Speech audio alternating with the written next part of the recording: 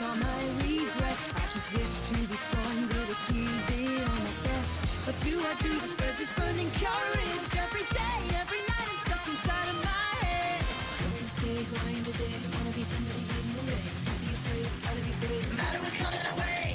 Strike it down and hype up the crowd. We can bring the energy they've never seen before. There's no doubt we're going all out. It's time we can shine the fighting dream inside. So don't back down, we have the power. I know nothing can stop us to get it that way. I can't stop now, the take the knockout. My friend, just believe and keep on shouting till the end. Go strike!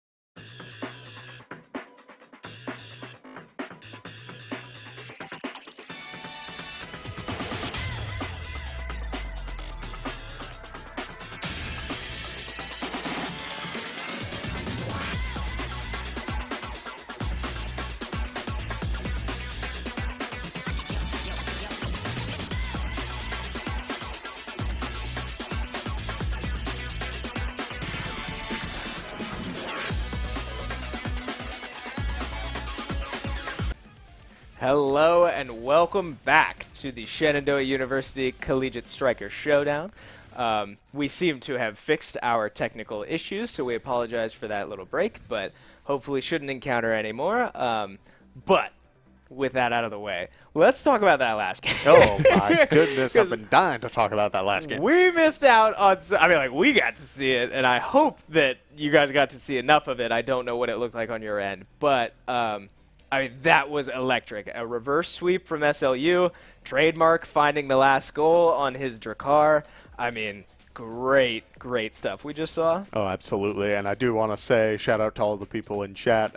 We see a lot of Coin supporters out there. I'm all for it. He played really well too. There were so many great plays from all the players. It just all stacked differently. Some players had a very good early game, and then due to some unfortunate maybe power-ups at the later end, it just kind of fell off. But even then, the playstyle adaptations were crazy. Yeah, that Rasmus matchup turned out to be everything that I wanted it to be between Witchings and Coin. Playing great around their ascensions that they got, and it's, we go back to talking about, how the game has changed more to, cater toward, different play styles every time you get into a game.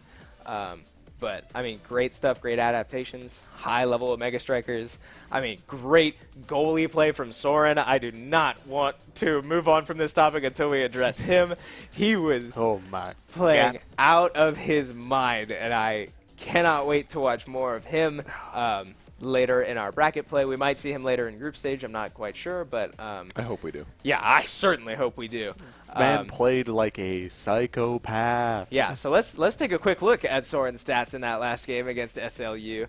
On the Kai, great goalie performance as we saw so many, I mean, pixel perfect saves. 154 saves. Good Lord. That's, Man.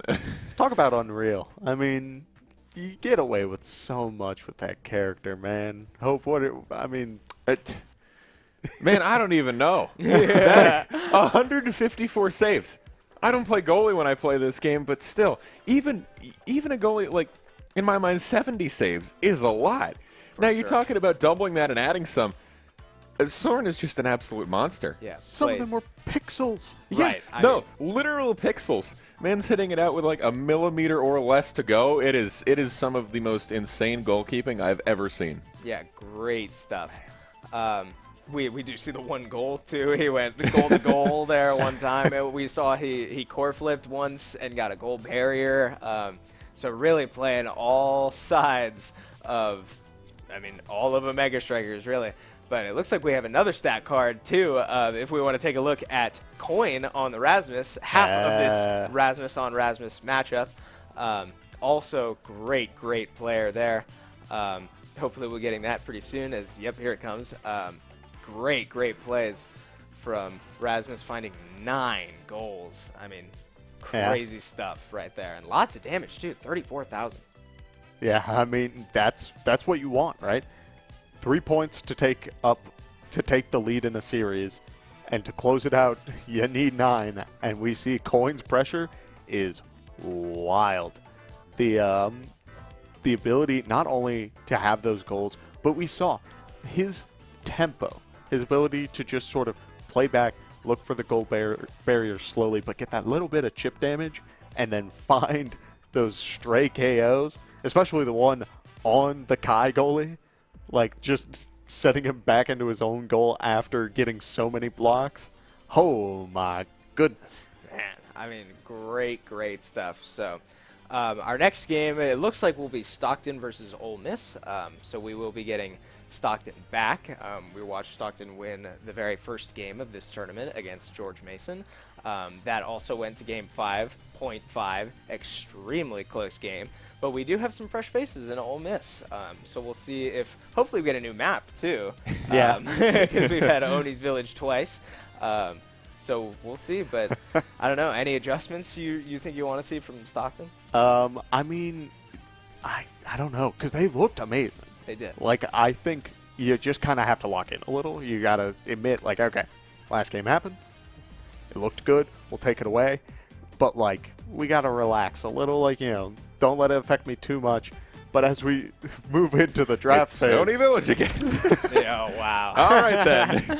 So, unfortunate for us as spectators that we're getting a lot of the same, but such is the way of random chance. Are we sure it's random at this point? Right. So, we saw Kai, and we saw our favorite Bewitching Mage. Oh. It was Era. I missed Yep. it, yeah. So, interesting bands. And that's something that I kind of wasn't expecting coming into today, how diverse these bands are, especially since we, as the broadcast, have seen the same map 3 times. So, you know, still no, like, you know, no standard, like, you know, bands, you know, changing depending on maybe players and all that.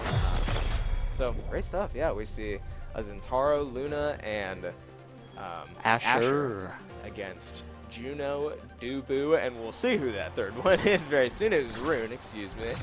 Yeah, exciting stuff. We got Stockton again on the right side in red, Ole Miss on the left, and yeah, coming out swinging already as Ole Miss is able to find a quick goal barrier. Yeah, one thing I want to say, we've seen Zentaro twice now. Even we were all talking at the beginning of the day, we didn't expect to see that much Zentaro, but we've now seen Rasmus 3 times. We've seen Zentaro twice. Some of these newer characters are really starting to seem really good and really solid. Yeah, that's a great observation. I did say before the show even started that I personally was not expecting to see much Rasmus, but Juno, Yachty on the Juno, able to find a good angle there to sneak past Asher goalie and put Ole Miss up 1-0 already. Yeah, and I like so far the play styles of these two teams are going to be pretty entertaining to watch because Yachty and Start are both fairly, like, you don't expect kills too often. Maybe more so on Rune, less on Juno.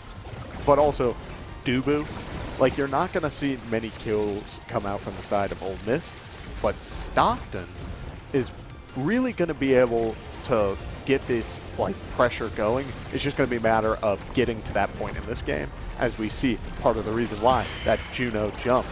But the core flip coming out from Asher and able to open up a goal barrier.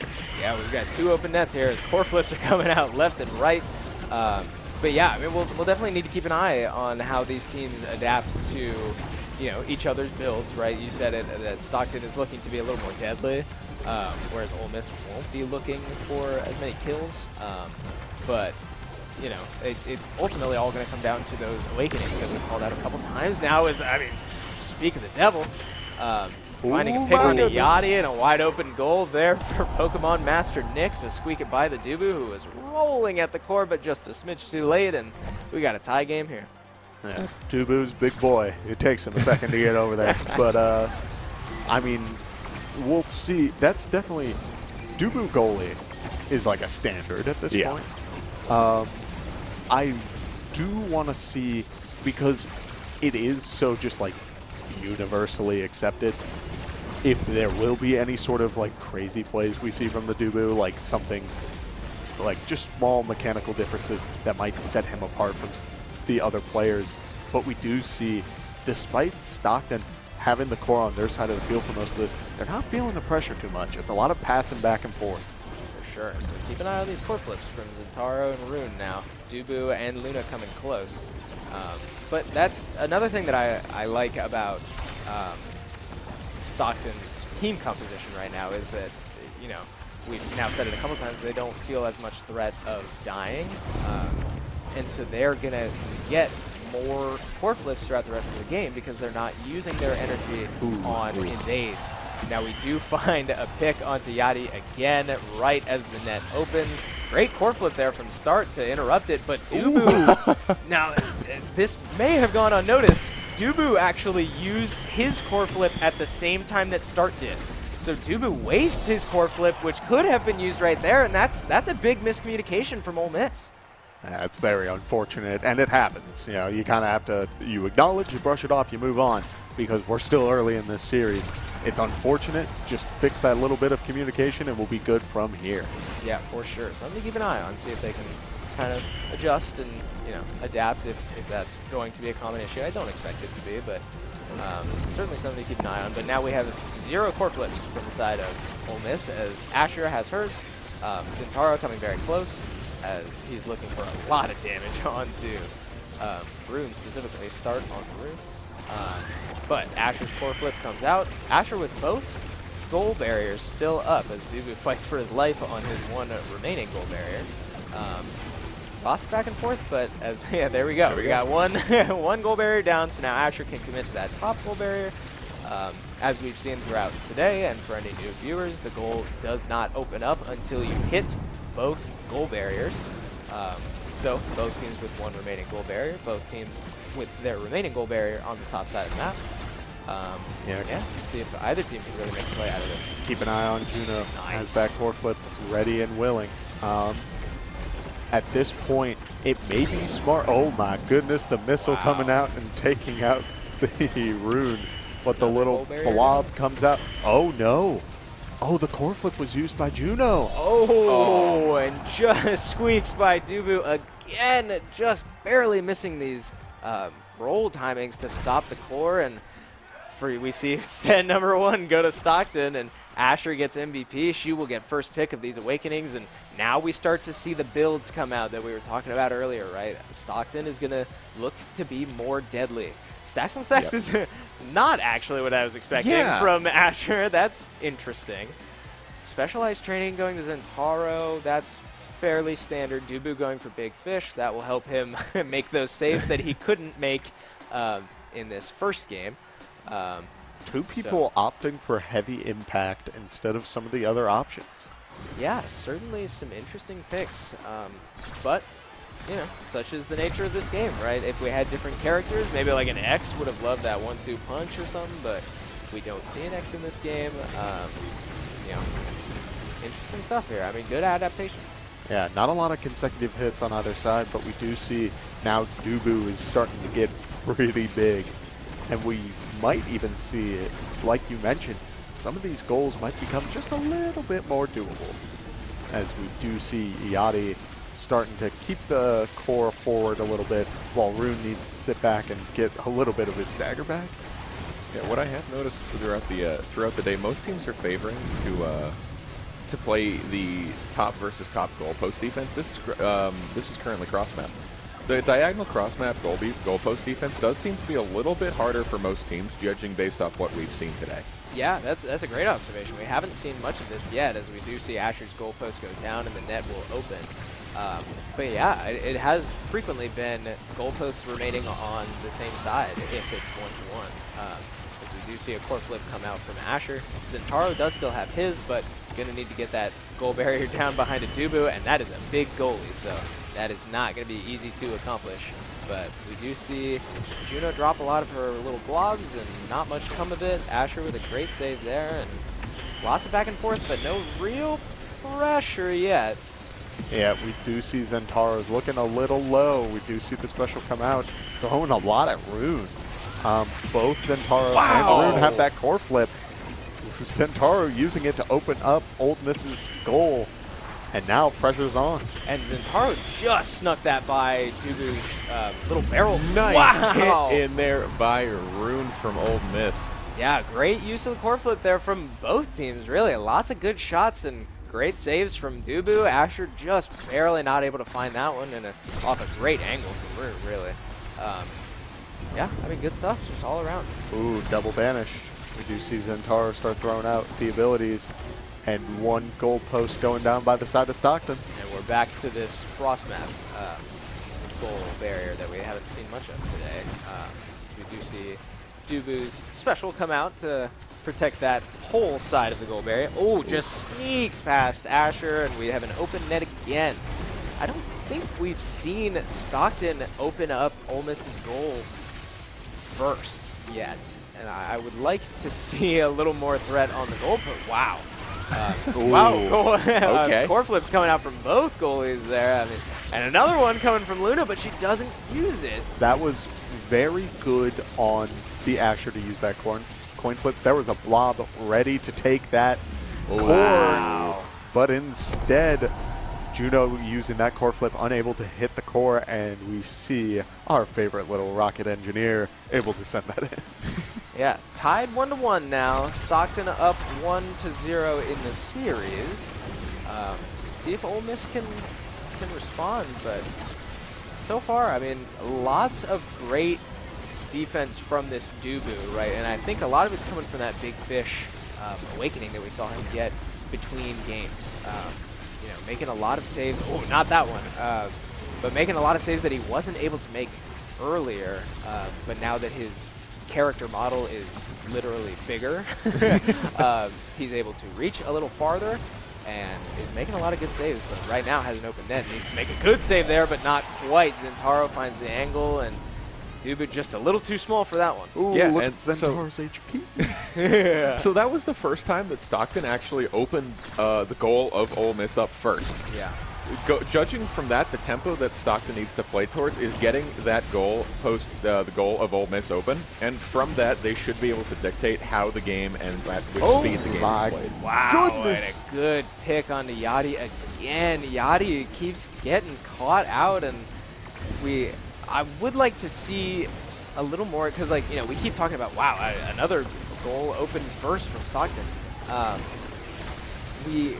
We have been seeing Ole Miss lock down their goal longer, but, I mean, quick work of this Dubu. And Stockton goes up a quick 2-0 in this series. Pokemon Master Nick is putting up a lot of pressure. We do see the MVP go to Asher again, Gar. Able to get priority on this again. I don't know what we're going to see first. Yeah, so we can already see Dubu hovering over built different, which is going to make him even bigger. I mean, that's exactly what we were just talking about last series, that, you know, in the first game, he couldn't make a couple of those saves because he was just a little too small. He got big fish, got a little bigger. But we saw that very last one just squeak through. Had he been a little bit bigger, could have made that save. Well, here he is. Jeez, now what that is a large goalie. Wow. That's a big hamster. That is a large hamster for sure. We do see Dubu use his special on the opposite side and does let up a goal post there, or a goal barrier, excuse me. But well defending on this top goal barrier. I would like to see Ole Miss spread out a little bit more. We've seen a lot of great team play today, and I think what's biting them is that they're kind of stacking up like this, and it's leading to Yachty getting caught out. It's leading to Dubu just kind of getting stuffed with nowhere to send the core, because if your teammates are all in one spot, like, the rest of the map is wide open for the rest of the team, or for the enemy team to control. So I'd like to see a little more spread out, but we do see Zentaro with a core flip ready. See if he's able to use it. A little bit of a spike there, but we'll let that slide. Core flip does come out from Asher, but well defended. Centauro has his. Ooh, well defended on the other end as special. well. Yeah, Dubu special comes out and protects that one, but see if Stark can put together a play here. Wow, taking it in his own hands. That was a great play from Rune. Yeah, starting off with the pass from Juno, ending up with Rune blinking from multiple points on the map and able to put up enough pressure on this Asher to get that goal. We're also seeing the level differential a little bit. It's not always normal to see the goalies in the level deficit. Usually those cores really, you're able to level up just a little bit faster than a lot of the other players. Not quite. Juno able to get it in there, but we're seeing Dubu just behind a little bit, and it might just be because he's had to keep up with so much pressure before, but now that he's getting a little bit of breathing room, maybe we'll see him return that level up. Yeah, and that is a great point. I'm not quite sure how, like, it's one thing to have a level discrepancy of like 1 or maybe 2 is like a bit of a rough day. But 4? 4? I mean, like, how? I'm not quite sure how we got here. But either way, I mean, it's working for Ole Miss because they're up 2-0 in this game, and I mean, okay, if the rest of today has been any indication, Stockton needs to be a little nervous because this game is not over at all. Absolutely. We do see Dubu does have the core flip, but opts not to use it. Using that body slam to just flop into the ground, save that goal barrier. Special coming out. Rune playing a little forward. Rune also having the core flip, but does blow the special. And now it's just a matter of seeing this diagonal sort of play style again. We have 3, almost 4 core flips up. Everybody is probably about to use them all at about the same time. Asher should be coming up very, very soon. Juno's not very close, but I'm waiting for it. Oh, Dubu does let the goal barrier drop, so now, okay, core flip number 1. Core flip number 2. Dubu used his. So that is 3 down. Zentaro holding his. Oh, just missed angle. The angle. Oh, but Dubu goes down. Wow, great play from Stockton there to stay alive in this game. Dubu getting caught in the back of his goal. You can't be doing that with such a large character model. Now, you brought up a good point. A lot of people just used it all at the same time.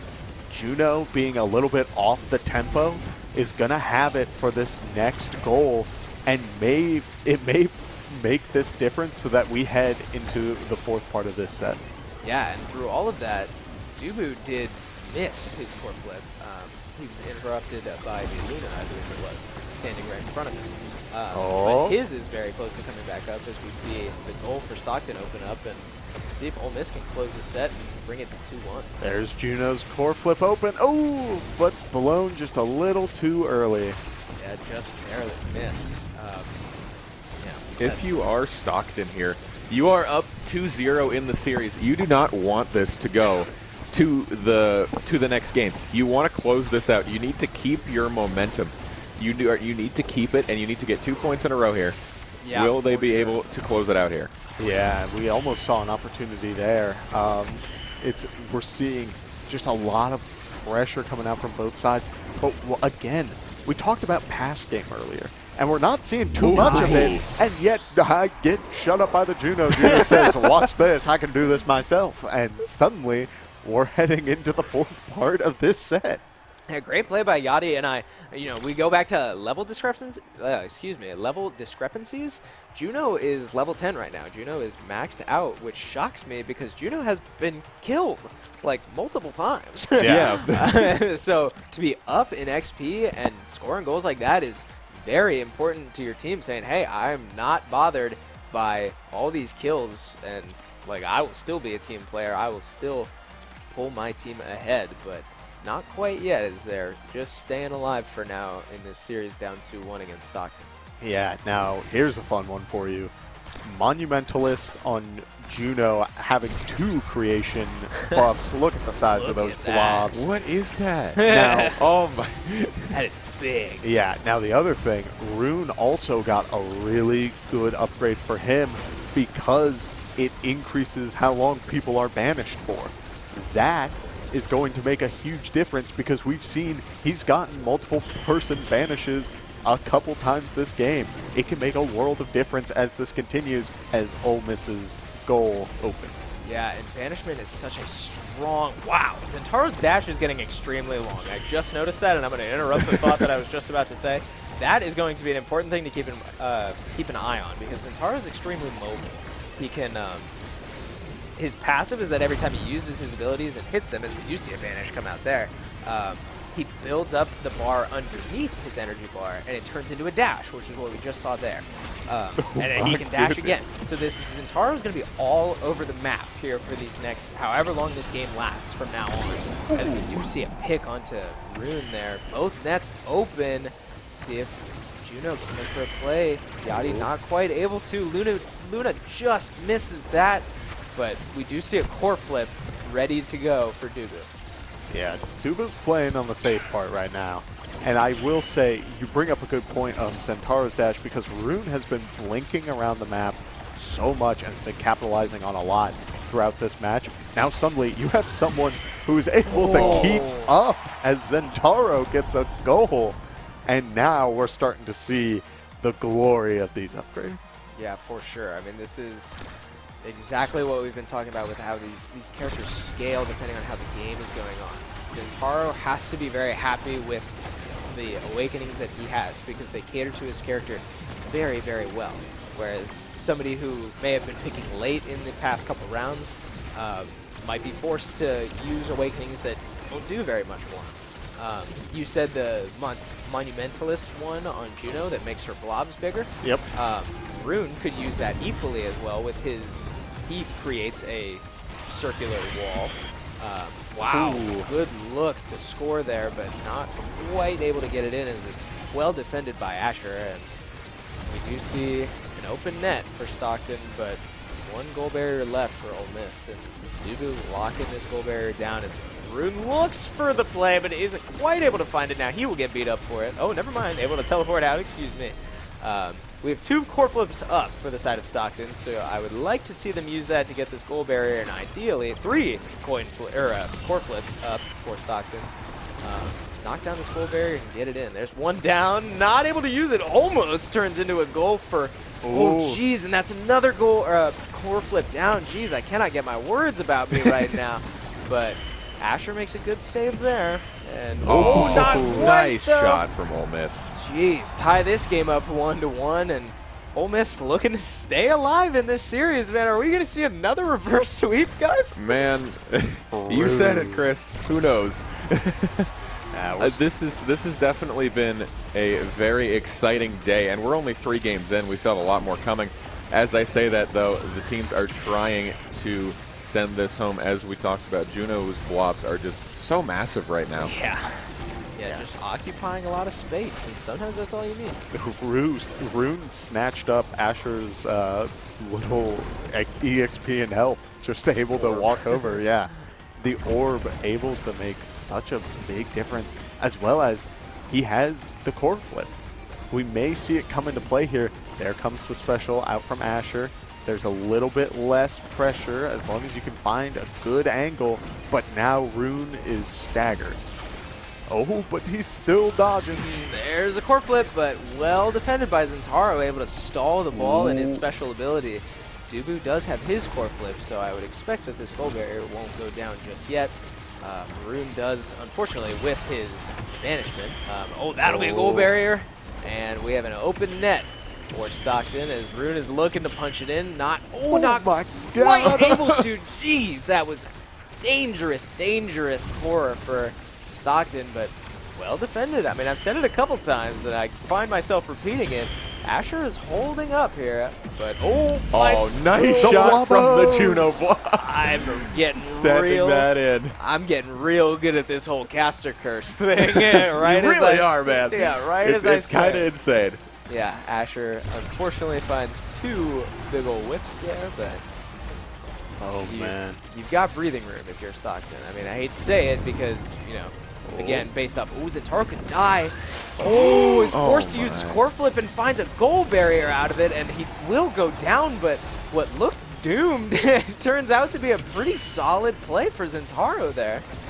Yeah, and I will say, good on him for using that core flip, because even if he went down and he didn't use it, that bar is gone. Like, you lose so much if you're taken out during these matches, so just getting that off before the little bit of chaos ensues was definitely the play. As we see just now, we're playing on the top side of the map for both goal barriers. It is able to get through, and now the projectile game, the ranged play, is starting to get a little chaotic. Ole Miss has a window to tie this series right now with an open net up 2-1, and there it is. We are going to Game 5 again. I am losing it in here. This is awesome, man. What better way to start the career of this game, right? I'm so excited for the future of this because we are hosting the first official Omega Strikers Collegiate LAN, and this is great, guys. Yeah, I mean, 3 rounds in, 3 Game 5s. Definitely one of the most exciting launches of a game. I'm feeling good, and I love, again, we're watching top-level players. People who understand this game to a whole different degree as we see these options come out, and suddenly this game, once again, is going to get a lot more chaotic. You don't get much stronger than this. For sure. This is where it all comes down to fundamentals and hoping that your upgrades have been good enough. Yeah, and I hope all of you watching at home got a good look at that Awakening shot. Yeah. Because everybody now has, what, 7 total, if my mental math is correct? Or 6? I don't know. 6. But a lot is the point. So lots of stat boosts, lots of effect boosts, lots of cooldowns reduced. Wow, Asher is locking down this goal barrier, but I mean, we're in Game 5, guys. This is wild. I mean, talk about the Awakenings, right? Dubu is the size of a mountain. Juno has slimes the size of a valley. The Rune has so much ability, but there's so much going on. Yeah, and I do want to talk about, wow, never mind. I was just about to say that Rune took Unstoppable, which gives you significant knockback reduction. And I was going to say it would help him stay alive against this team that has killed both him and Yachty quite a few times now. But again, my good old-fashioned caster curse. He gets killed right as I start talking about it. But the point still stands. This Rune is now significantly harder to kill while still killable. But both of these... Oh, Asher used her core flip because she wasn't sure if she was going to get out of the banishment in time and just misses. That's a wasted opportunity there, but still staying alive. I mean, both of these goal barriers up. Never mind. We have an open net for Stockton, and Asher's special wall goes wide, but staying alive. Yeah, I was very ready for Asher to, and it slips past the little bit of the primary, able to barely miss. And thank you to our observers here real quick. I do want to take a look at some of the stuff that these teams are building, right? Because Rune, we do see the Castellast and Unstoppable. Dubu, we've said it is huge. Juno's blobs are huge. So, I mean, great builds and stuff. Yeah, but looking at the other side, Stockton, Asher's abilities, she's got multiple of the primary. Not only that, wow. Just like that. Goodness. Ole Miss for up 2 on match point, on set point. Oh, this is, no, bro. Yeah, this is quickly getting out of control. Sweep is right there. Yeah, Ole Miss certainly scaling for late game right now. But, I mean, playing it well, as we do see Zentaro special come out. It takes down 1 goal barrier. We've seen the first goal barrier go down fairly easily for both teams throughout this entire series. Ooh, but an early open net for Ole Miss. We haven't seen this in a while, so we'll see if Luna with a possible court flip, Zentaro with just a lot of overwhelming attacks, and see if they're able to capitalize on this open net. But we do have a Rune with a court flip and Juno coming very close. Dubu also has his. There's 1 down, and then wow, well defended. I believe that core flip would have definitely taken out one of the goal barriers. That's one of the times where the little blobs got in the way a little bit and slowed down the core.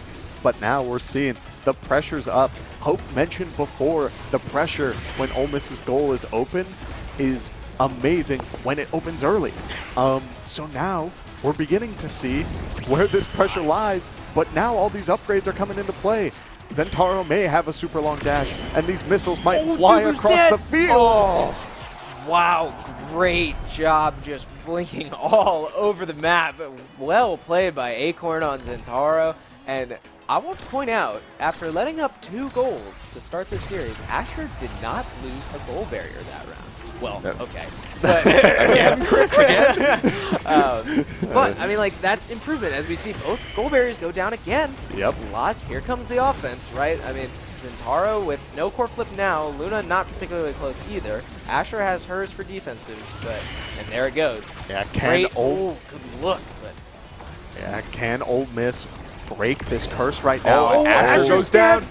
The blob hits the goal barrier. Can they get it in to close the game? Ole Miss trying here as Stockton tries valiantly to defend without their goalie. Asher coming back up here in just 3 seconds. She is back now. Wow. Great. Can they hold on? Great defense from Acorn on Zentaro to stall for long enough for the Asher to come back. But this is the blob! Oh, Juno blob closes the game for Ole Miss. The reverse sweep is complete. Oh, wow. Oh, no. What a way to close this game. That's another reverse sweep in a row, man. We talked about Juno's blobs just being massive, as we do see Juno getting the MVP there. I mean, so well played by both sides again. I mean, we're going to Game 5 every game today. Yeah. Game 5 reverse sweeps every game. What is going on? This is wild. And I'm loving every minute, but also, the little Juno blob. It comes in and it blindsides you every time, man. And can you blame them? I mean, they shout out, right? The save, Asher was down. It was supposed to end then and there, and yet they had an amazing save game. It just got a little out of hand at the end.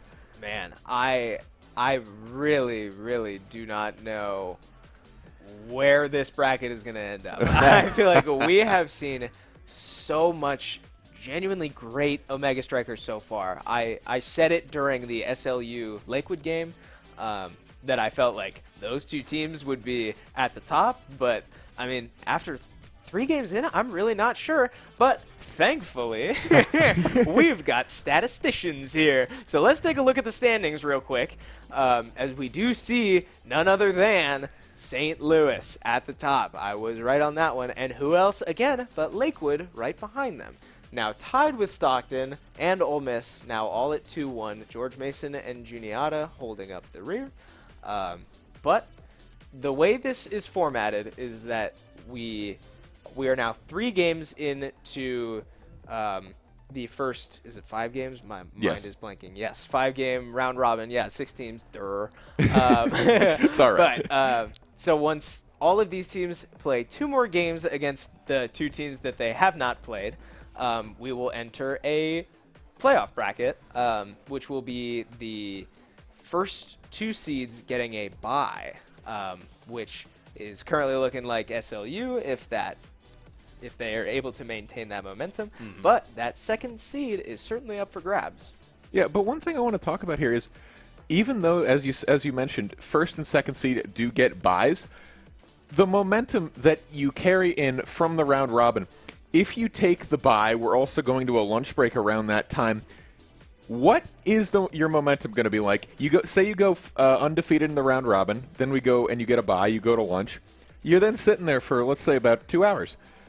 How does that affect your play style? How does that affect how you're going to hold up going into the first quarterfinal? That's a great question, and it's going to be on each of these teams to find out, right? I mean, to work through it, to stay hot while they have to sit and maybe, get a quick bite to eat.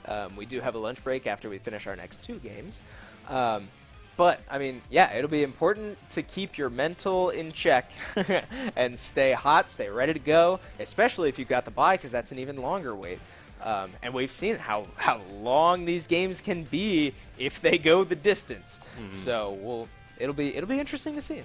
I also do want to point out that in terms of standings, there were a lot of teams that were very close. It was either 3-0, 2-1, or 0-3, which is pretty crazy when it comes to a bracket like this or this sort of format. You usually expect it to be at least a 1-2, but maybe we're starting to see who really has this pressure going into this bracket and who's going to make this world of difference. It's going to be crazy. And again, I think it's just such a testament to how good these teams are. I mean, we've got 1 team at 3-0 and 3 teams at 2-1. I mean, this and we've been saying this whole time how good, like, watching the teams. Every time I've said, man, I think that team is going to go real far. Well, turns out I'm right because they're all very closely, evenly matched, and it's going to be so exciting to see them go into the playoff bracket when we get there. But I'm getting a little ahead of myself because we do still have 2 games left, and frankly, the standings could change drastically. But before we get into our next game, let's take a quick look at Yachty from last game. So with 7 goals, I believe Yachty was actually playing Juno, but yes, the lots of damage still. I mean, like, point still stands. Good shots on goal, right? 24 is strong.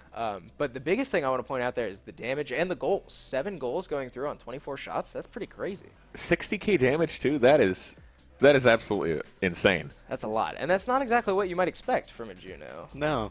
Junos play very, like, you throw the blob. If it hits someone, great. If they step on it, better. Beyond that, you're kind of just vibing. Your goal of the blob, the little slime dude, is to get it in the right position to shoot it, or shoot the core whenever it can. So it's a lot of just positioning, getting ready. But yeah, that Juno with the right awakenings was looking really good. Yeah, it was beaten on people. But we can also take a quick look. We have another stat card from a previous game. We have Sleep Deprived Wiz. Okay, excuse me, we are not ready yet on that, but I apologize. So our next game on stream will be Ole Miss versus Juniata. So yes. we did just see Ole Miss come back from a reverse sweep. So, I mean, do you think you take that momentum into Juniata, or I mean, are you shaken? I'm feeling pretty good at the moment. Like, if I'm Ole Miss and I won that game after how it started, I am feeling pumped. I am on fire. I am ready. It's time to absolutely just it's time. Ole Miss is going to just sweep it. Yeah. So we do have a stat card ready now. This is a Juniata player, Sleep Deprived Wiz on the IME, which was an off-stream game against Stockton, but a player that we are about to see play against Ole Miss. Also a very commanding game with 33 shots. Not as many goals as we just saw on Yadi, but lots of damage. Yeah, and I mean, talk about a presence, right? 2 goals on a character that sits back, but also is able to just blink in when they're feeling like it, and has crazy damage on top of that amazing special, taking so much of the map and just kind of denying it in a way, just the spacing. It can be wild. Yeah, it can be a very overwhelming ability. So hopefully we'll see an IME soon. We have not seen one on stage yet. But also hopefully we get a new map. That might be good. I'm really hoping to see some new goal barriers, some new characters, some new bands. I mean, the bands have been very unique, but we'll see if that continues.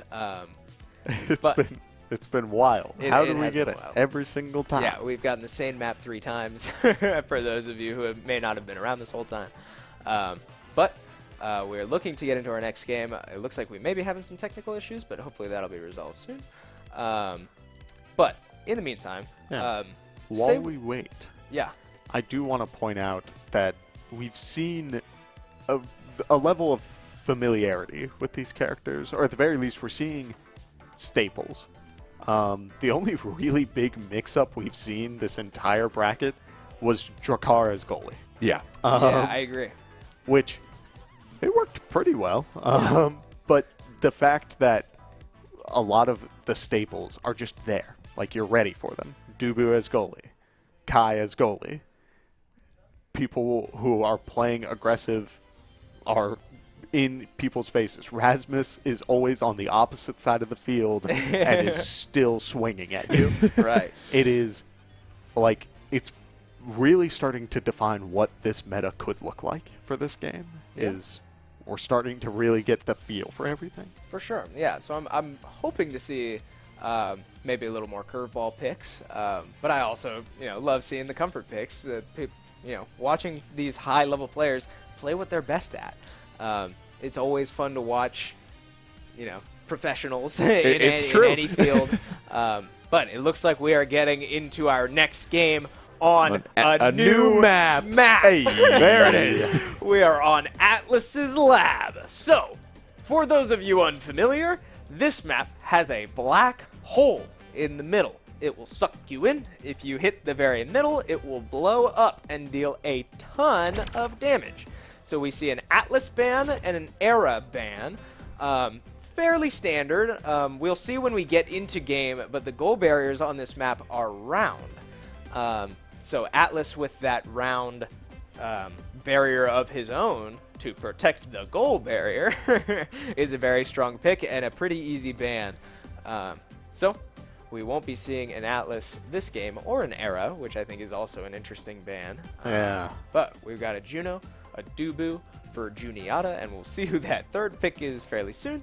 But we do see, looks like an Asher goalie again and a Kai forward, which is a bit of a mix-up. Yeah, Yeah. we do see. So, very similar team to what we saw last game when it comes to Dubu, Rune, and the Kai. But, my apologies, Dubu, Rune, and Juno.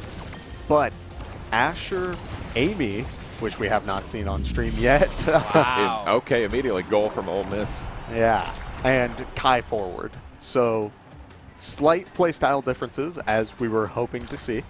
But already, the goal on the side of Ole Miss, and this pressure is starting to rack up already. Look at that. Goal barriers down. Yeah, I'm expecting this game to be a lot faster paced for both sides. So far, it has been Ole Miss really commanding the game so far, but these goal barriers are a lot more out in the open than we've seen on Oni Village. So hopefully we'll see goal barriers go down a little faster. Goodness. Yeah, dangerous black hole spawn there. It can spawn right on top of you and blow you up in one frame, but we do see that one go down as the core hit it first. We see a shot, not quite able to find the goal, but start with a great shot there, and let's see if Dubu can defend this goal barrier.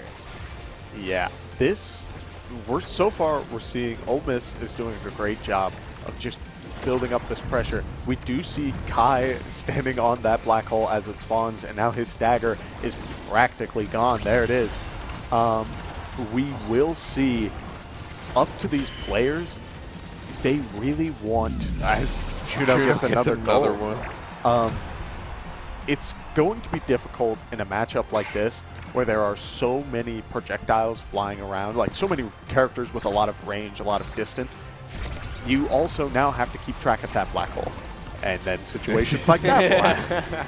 Yeah, Rune already finding himself at less than 50% HP, thanks to this brand new disaster in the middle of the map that we haven't seen yet today. This is very exciting for me. But we do see a core flip come out from Asher. Both forwards for the side of Juniata very close to their core flips. Rune looked for a pick there, but didn't quite get it, and Juno will just knock it in the old-fashioned way. Yeah, Ole Miss takes a quick 3-0 in the first set. Juno obviously scored all 3 goals. Yachty gets MVP. Gets the first pick here on Awakenings. Yeah, fairly simple math on that one. It's the most impactful player gets the first pick, and if one of your players scores 3 goals... I think you know who it is. Yeah, I don't think I have to think for very long on that one. So Juno takes Deadeye. Stronger ranged hits, and Asher takes stacks on stacks. We've seen that. We've seen Asher take stacks on stacks before. I don't quite remember how it went.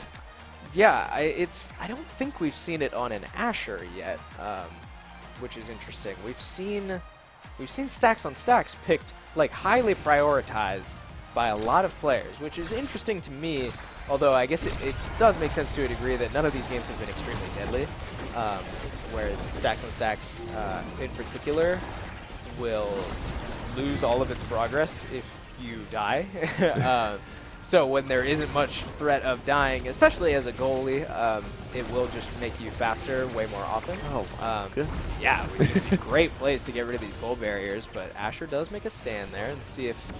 Heads up, Kai. Yep, does stand right in the black hole as it spawns. It can creep up on you a little bit. There's no like audio cue or visual cue other than that green circle filling up. So it can be easy to lose track of as Kai is standing in some dangerous turf. Every time Kai really likes to walk onto the black hole. There it is. Oh my god. and There he goes. Oh, no. Go for Ole Miss. Kai is having a day. Oh, that hurts. But it is such a... It's hard to keep track of the black hole in the middle of the map while maintaining your goal barriers, while trying to threaten the enemy team's goal barriers, while trying not to die to the enemy team's characters. Oh, no, he's banished. As we see, okay, yeah, a little dangerous there again, but this black hole is a very dangerous thing. Like, not much to it. It's pretty overwhelming, and we're seeing that already. Yeah, and I do like, we're seeing Ole Miss's pressure. Again, very similar team to what we saw last time, but now we're seeing it in full force. Juno's blobs are getting these goalposts so consistently that it's becoming almost just too overwhelming. And now with these stronger ranged hits, Amy's taking a lot of damage from the blob. Look out for the black hole.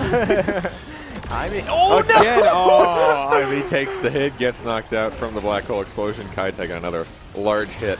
I was not actually expecting that to blast her back, but it did it. And now Kai's in trouble because Kai is staggered. So if Kai stays, never mind. Quick goal that makes it so that we don't have to worry about the black hole. But Ole Miss is swinging hard and swinging fast. Yeah. Yeah. For those of you at home who have not tried this game, or if you have tried this game, 1, definitely try it, but 2, if you haven't played on this map specifically, understand from a spectator's perspective, it's very easy to call out like, oh, heads up, like, oh, there it is. But again, when you're in those situations, that's not what you're focusing on. Right. Your eye is usually focused on the core or where you're about to send the core. Yeah. It's not looking at the middle of the map, looking at that countdown timer, as there it is once again. Yeah, it is easy to lose track of as we see Nugget walk right back into it again. Take a lot of damage there, but looks like Nugget will be okay. But, I mean, shots are raining down on that goal barrier, and Asher able to hold firm, and Dubu does let up the goal barrier of his own. Kai does get picked by the Dubu wall. Let's see if we see any cool black hole plays on this goal, but we'll see as core flip comes out from Imi. Both nets open. And Oh, Juno's in trouble. Juno will go Oh. down to the black hole again. And we see a core flip come out from Dubu. Rune has his own core flip, the only player left with a core flip, and you better believe Asher is going to keep the ball, or the core, excuse me, away from him. But won't quite get the opportunity. But Oh, no! Juniata How did that taking happen? it back. I do boot. Hey, the millimeters, man. I- He misses it by just a little bit. I blinked. I didn't even see what happened there, but yeah, Juniata is able to find, I believe, their first goal of the day so far, or of this the game. series. I mean, but yeah, I mean, quick work of those goal barriers from Ole Miss, and see if Juno can make a solo play. Jeez, Yachty is Popping having a off. field day right now. Yeah, I mean, you can tell just by looking at the level. Level 7 compared to level 5. You talked about 2 levels is just a little bit of a bad day, but it's starting to snowball a little bit as now Juno gets first priority and opting for the one that everyone can take, cast to last. Yeah, longer lasting creations for Juno, especially with those blobs going into this. If there is going to be another game after this, provided that Juniata wins, can we find another creation buffing awakening? Because if they do, that's going to be extremely pivotal for Ole Miss. Yeah, and that will be highly contested too. That's a great point. There's looks like 3 people went for it. right, and like creation buffs in general. I believe there's one character in this game that would not benefit from that, and it's Kai. All 5 other characters would benefit from having their creations buffed. So I'm that's a great point, Warren. If this game does end up going to a game 4, expect the creation buffs to be highly contested. But right now, we're seeing the goal for the side of Juniata is very, it's open. Like, it's been open a lot. These goalposts have been taken so fast. But now, it's interesting to see when the black hole is open, suddenly this game's tempo slows down a lot, and the pressure on the side for Asher is feeling just a little bit less intense. As the black hole does find a pick onto Rune. Juno had a couple scary shots there, almost go in, but Asher holding firm. Oh no! Juno. That is a disgusting bounce. What was that? That hit the corner and bounced straight into the goal. That's pretty frustrating if you're Juniata. That's Triple I'm not blob sure how you can. into the corner, into the goal. Right. What was that, man? Yeah, I'm not quite sure how you can prepare for that, but a quick kill onto Rune there for the side of Ole Miss. And we have a numbers advantage for Juniata. Yeah, and with that kill on Taruna, I mean, Juniata takes a goal, and oh my God, the black hole. Kai is just forever attracted to the black hole. Yeah, we saw Asher hit the core into the black hole while Kai was close enough.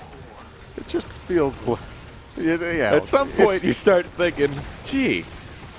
Yeah, you would never target your teammates, but We get a goal barrier break off the black hole. Oh, wow!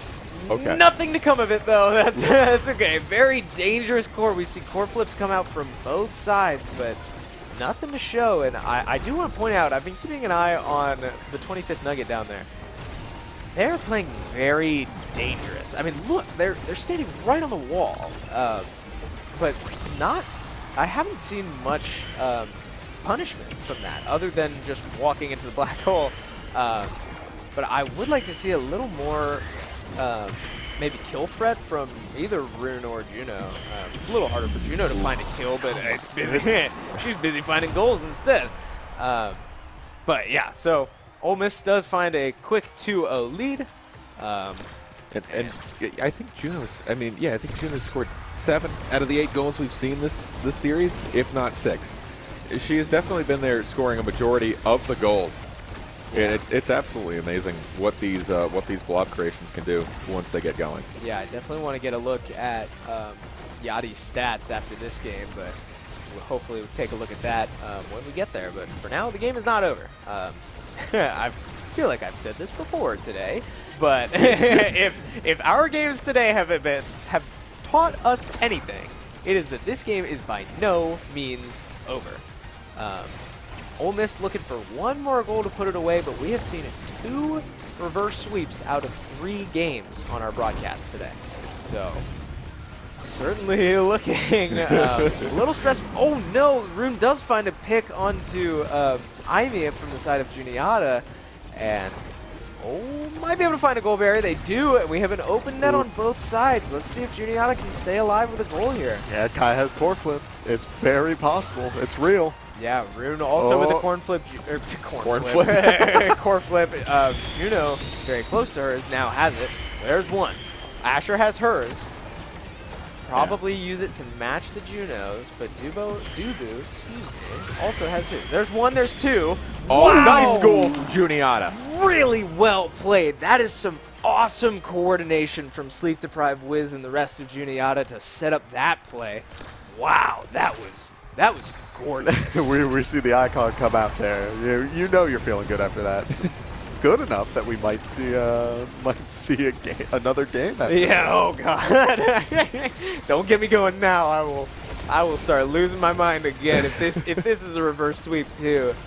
I mean, this today has been so much fun already, and we're not even halfway through it. So definitely looking forward to the rest of these games. But this game is not over by any means. So we'll see if Juniata can stay alive a little longer with 2 more goals. There's one, there's 2 goal barriers. No. Yeah, it looks like the Tofu Fortress from Dubu just kind of screwed himself over there. It did. He knocked it into one, knocked it into the other. It was just a really unfortunate timing on that. Yeah. All right, open nets for both sides. We've been here before. Dubu does have his core flip. Oh, no! Rune is able to just punch it in, and we have a relatively quick 3-0 from Ole Miss, and just clean gameplay from Ole Miss. Yeah. No MVP. Wow. Good stuff. Yeah. I mean, hard to complain about. We are definitely spoiled by those first 3 games going to Game 5. But, you know, such is the way of a Mega Striker, such is the way of any competitive game. You'll have some sweeps, you'll have some close ones, but I'm sure that won't be the end of Juniata. So, yeah, we'll see where they end up after that. I would love to get a look at Yachty's stats on Juno that game, if we can, start crafting that up, hopefully. But in the meantime, I mean, let's talk about that. We saw signs of life from Juniata, especially at the very end. That goal that they were able to score was gorgeous. Yeah, that felt like clip that, put that in your like save it case. forever. It felt good. It looked good. You heard us on the mic. We all were like jaw, floor, what? Yeah. It just the sign. You were right. The signs of life were there. Yeah, and I think a bit of a sleeper like pick in all of these games so far, or at least most of these games so far, has been Asher. Yeah. Asher has been, we've seen an Asher goalie a couple times in a row, and we may be able to take a look at Asher later too. But Asher has been locking down these goals, and we saw it a lot on Oni Village. I believe 2 of the 3 Oni Village games we saw, as we do take a look at Asher here. Usually a pretty overwhelming forward, at least in my experience. I mean, today has certainly proven me wrong so far. But, I mean, we see it there, right? She is extremely overwhelming. She has a lot of hitboxes, a lot of frames where she is hitting, so she's really hard to stuff. Similar to what we said about Kai earlier, where he just launches a lot of hitboxes, and you have to overcome all of them. Asher is very similar, but shorter ranged. So we're seeing her in goalie in that clip, too. Asher has been very important in these games so far. Yeah, and Asher, I believe we are spoiled a little bit. The Shenandoah side of things, we have an Asher player who is very, who enjoys playing Asher forward. But we do see Asher as a goalie is very consistent, and we've seen it today. The ability to dash, to cover your options, to call out your 50-50s, but also the blast is just so incredibly strong, especially when you get it in the middle, that it really sets up this whole different aspect of how you play the character. Yeah. So, our next game on broadcast will be St. Louis against Ole Miss. So this should be a very, very close game again. St. Louis has been dominant so far, and we can take a look at one of their superstar players, none other than Trademark on his Trademark Direct Car. These are overall stats over the course of the day. He's got 10 goals, 17 assists, 51 saves, 156 shots on goal, and a lot of damage there. So, I mean, great stuff there from Trademark. Great stuff from SLU so far to stay at the top of the leaderboard. Yeah, and this is the Drakkar that we did see at the beginning of the day shift into goalie when that needed to happen, which, I mean, it turned the tide. Yeah. So Ole Miss now making a repeat appearance on our broadcast, but we will be taking a look at their stats very soon before we pit these teams against each other. Yeah. But I do think we've seen so much success from Ole Miss now recently. We saw SLU come back from a 2-0 deficit and reverse sweep Lakeland all the way back. That was now feels like forever ago. I know, right? But, was that yesterday or today? Right? I can't remember. Back at game 2. So we've seen a lot of dominant performances from both of these teams, and I really don't know who to take in this game. Yeah, I mean, we do see, just taking a look at standings real quick, we do see that St. Louis is starting to pull away. They're sitting at 4-0. We do have the second and third seeds, Lakeland and Ole Miss, at 3-1. We were talking about it before. This is going to be the point where the teams start to pull away and really secure their seeding. This is the last round. This is the last chance they have to lock in their seed or lose it. SLU, pretty confident. They're making top 2 for sure. Pretty confident they can hold first. Yeah, and it will, if we have tying records, we do have tie breakers. I don't know those off the top of my head, but we will get them if we need them. But if Ole Miss is able to dethrone SLU here, then they can threaten Lakeland for that 2 seed, like you said. But before we get into this game, let's take a look at Yachty's stats from that last game against Udiata. 7 out of 9 goals. 7 out of 9 goals is right. I mean, dominant performance there from Yachty. I mean, again, talking about characters that we haven't seen on the broadcast today, I was expecting to see more. Like, it's becoming interesting. Again, this meta starting to develop. Yeah. I mean, we're seeing picks that I was not expecting coming into today, and we didn't really talk about what I was expecting. We talked about it before the show, but I haven't talked about it much on camera. I am shocked at the amount of Juno we've seen, although it's worked great. Like, clearly I was just wrong, but that's worked out great. A lot of Asher goalie. I said that caught me off guard, but that's worked out great. We did see the Drakkar goalie earlier today. So the 3 Rasmuses at the beginning too. Right, yeah. We haven't seen Rasmus in a while now. So, but looks like we are getting into our last game, and none other We're home, than boys. we are back home on Oni Village with SLU, St. Louis University, against Ole Miss. I think Odyssey is having a little bit of fun with us. I don't know. I think they are. I think you're absolutely right. Yeah. So we will see an Atlas ban and a Rune ban. I mean, fairly standard. Atlas, just strong goalie all around. And Rune, we've seen have, large impacts on the last 2 games. And I think that's good to, well, I guess, was it?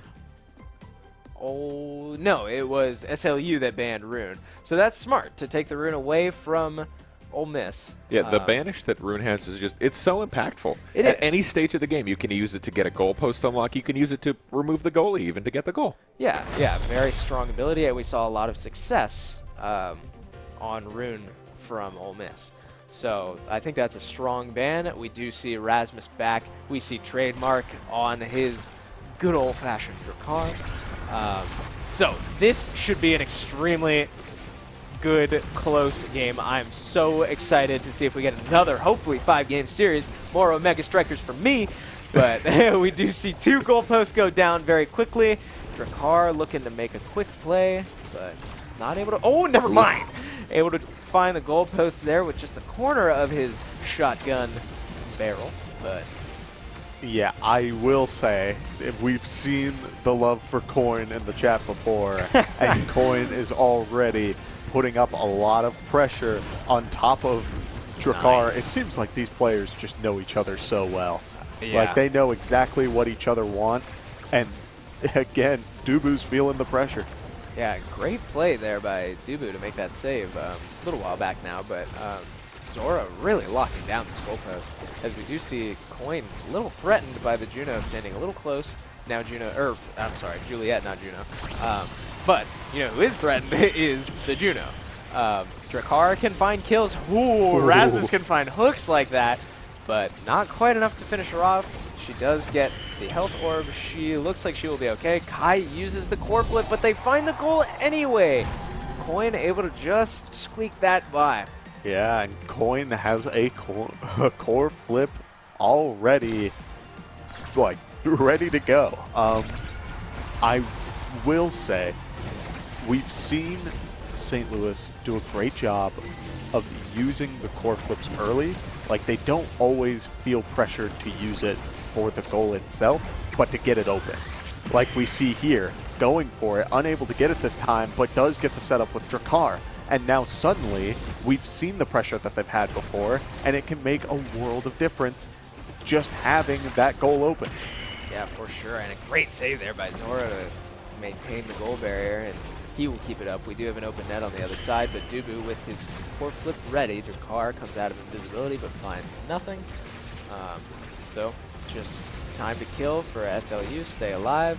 Wow, it makes a save there. That was somehow not a goal barrier, but Zora locking it down right now, planting his feet in the ground. Yeah, and I mean, Fluffy Waffles in the back is doing a good job, just kind of chilling. We see the special come out. We're heading into overtime, but even then, it's just been slow until Drakkar shows up. Great teamwork there to send the ball up from Coin.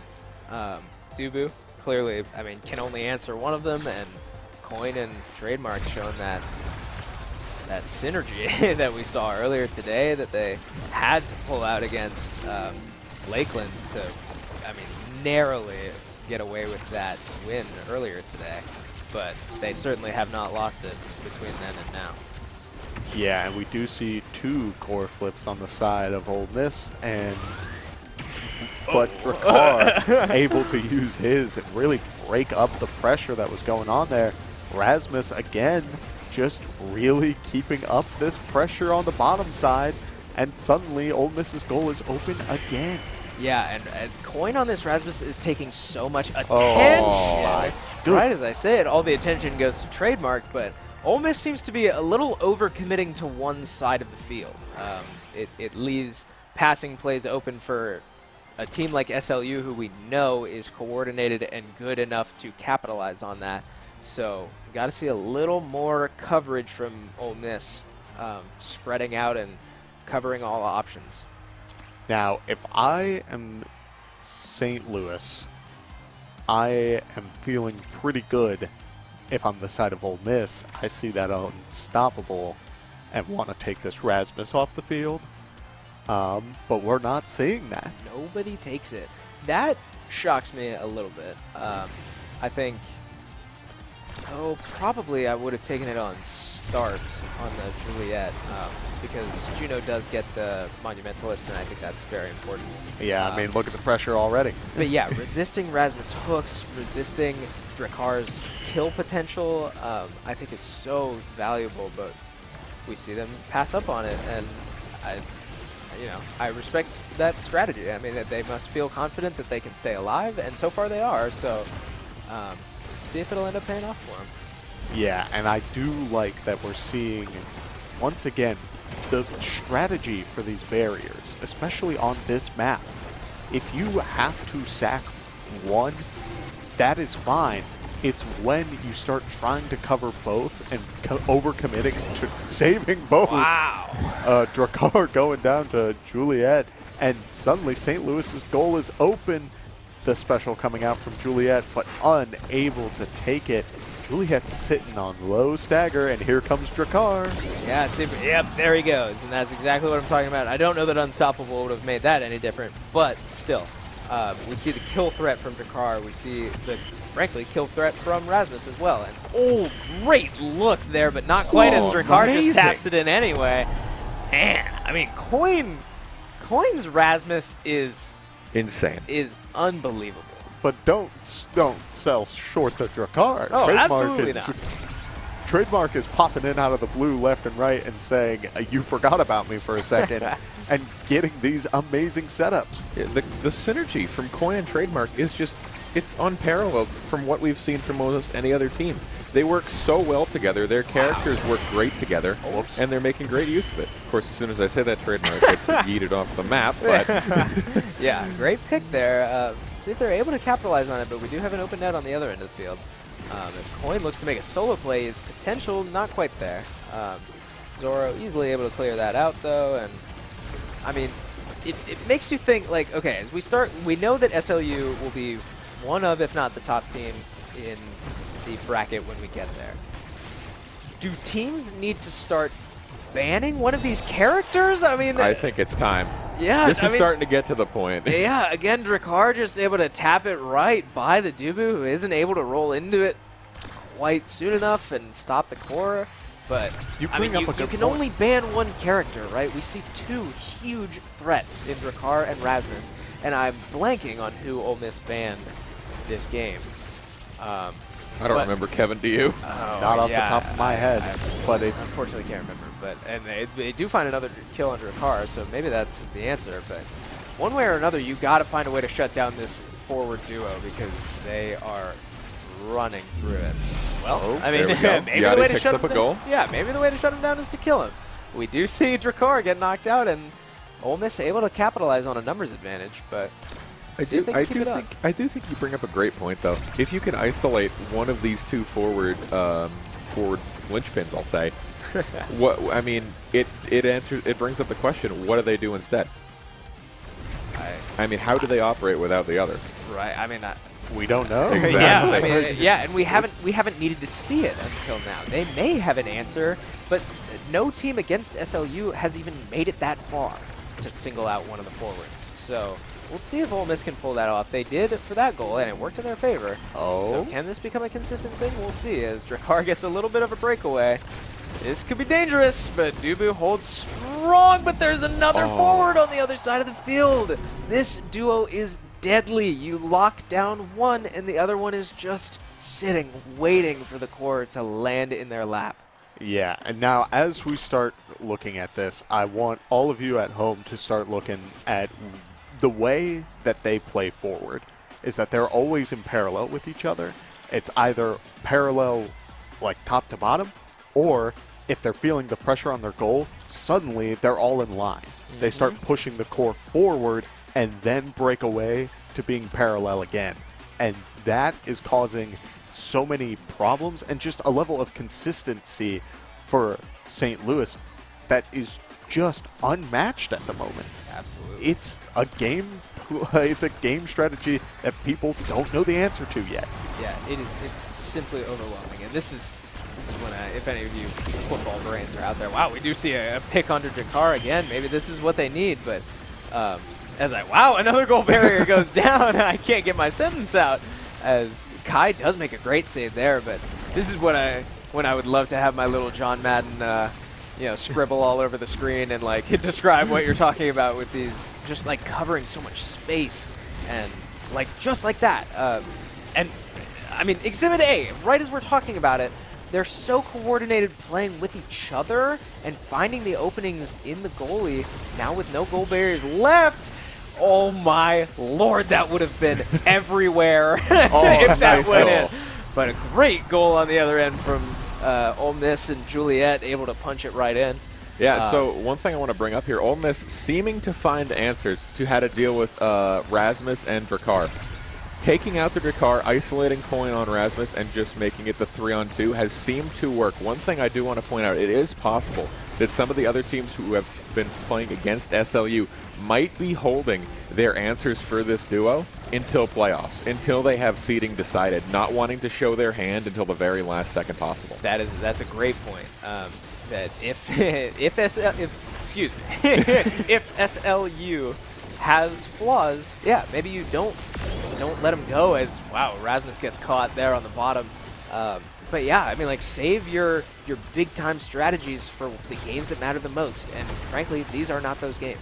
Yeah, and we're seeing, I think we found the answer, is a lot of people are playing this matchup right now where Coin and Trademark are playing opposite each other parallel, and yet, because of that, they're spreading out just a little too far, and Juliet is carrying them into the blast zone. Yeah.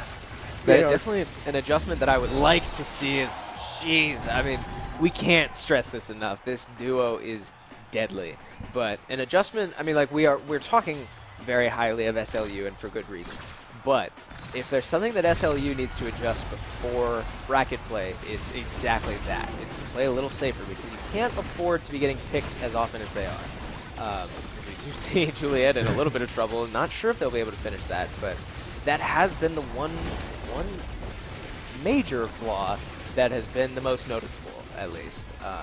So we'll see if they can adjust as we go to lunch after this game, and maybe watch some film and break down what needs to change. But great save there by Dubu to protect both goal barriers. Yeah, I am loving this playstyle adaptation where suddenly now they punished the Juliet. They got the Juliet off the map, but Dubu is doing a great job of absorbing this pressure. And yet, suddenly, the caster curse comes through. But I'm glad it's not just me, Kevin. It's everyone. It's everyone It runs today. in our family, I guess. But Oh, nice! wow! It just slips right through everyone, and like that, Coin gets another goal for SLU on match point, up on set point. SLU is sitting ready. Again, I blinked, and the core went from all the way from the goal barrier in the top right into the goal in the bottom left. That is such a huge difference maker that we're just not seeing on any other team. Coin's Rasmus is disgusting. yeah, and I will acknowledge, we've talked about the strategy on this map, which appears to be happening a lot, where a lot of the goalies will sack one of the goalposts and stand by the other. But we're seeing Coin and Trademark seem to have a game plan for it. We know that it's a good strategy, but then there are situations like that where it just gets a little too close if one of those abilities wasn't up, as we see if the core begin to move forward again. Oh my goodness. Coin gets picked. So now Dubu has time to get those abilities back up. That was a great point, that had that core been a little more forward, Dubu would have been in a lot of trouble. But now we do see a goal barrier go down for Kai. This is an opportunity for Ole Miss to stay in this game. If St. Louis finds one more goal, this is over. Ole Miss needs to 3-2 score, now. and Start gets picked. And all of a sudden, this is very scary with Coin and Trademark in your face. Dubu locking down. Start is now back alive. That was some great defense so far. But there goes the goal barrier. It's down to go eventually. Bound to go eventually. Oh, they make it weak They by tie it Zoro. up. Ole Miss barely get it in, tying it up 2-2. So showing some signs of life here, trying to bring this to the next game. Wow.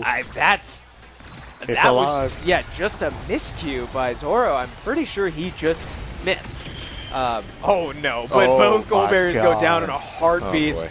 This is scary. Now one goal barrier down, Ole Miss not out of it yet, but not the start you want, that's for sure. Okay. We get a breakaway. Oh, great defense by Dubu using all of his abilities. He doesn't have his core flip yet. He's not very close, but Ole Miss able to turn that into an offensive possession, but find nothing from it. We have a core flip. Oh, and he missed. Oh no. An opportunity to put the game away, and he missed his core flip, but Dricard, the good old-fashioned trademark Dricard. We saw it so many times through this game. We saw it earlier today, just stuffing, tapping it into the goal right in Dubu's face. Oh my goodness, it's so close every time, man. that did not feel like a 3-0 toward the end. No, it didn't. They figured something out. There's a strategy that's evolving, and I think some people should be looking back at this game going into the bracket. This is the game you have to take your lessons from. You need to find ways to neutralize the double forward Drakkar Rasmus. Excuse me, I'm starting to call Rasmus is just coin. My apologies. You need to find a way to deal with that. We've seen some fight back from Ole Miss, eliminating either one or the other. We have to find ways to deal with that. Going now into bracket play with SLU sitting at 5-0, I think there are ways. Yeah. You either need to ban one of them or you need to have dedicated answers to deal with them. Right, and how strange is it that the game that we learned the most about SLU was in a 3-0 that they won? Yeah. I like that. If that speaks to how close that game really was, even if the numbers weren't all there, I definitely think the door is cracked.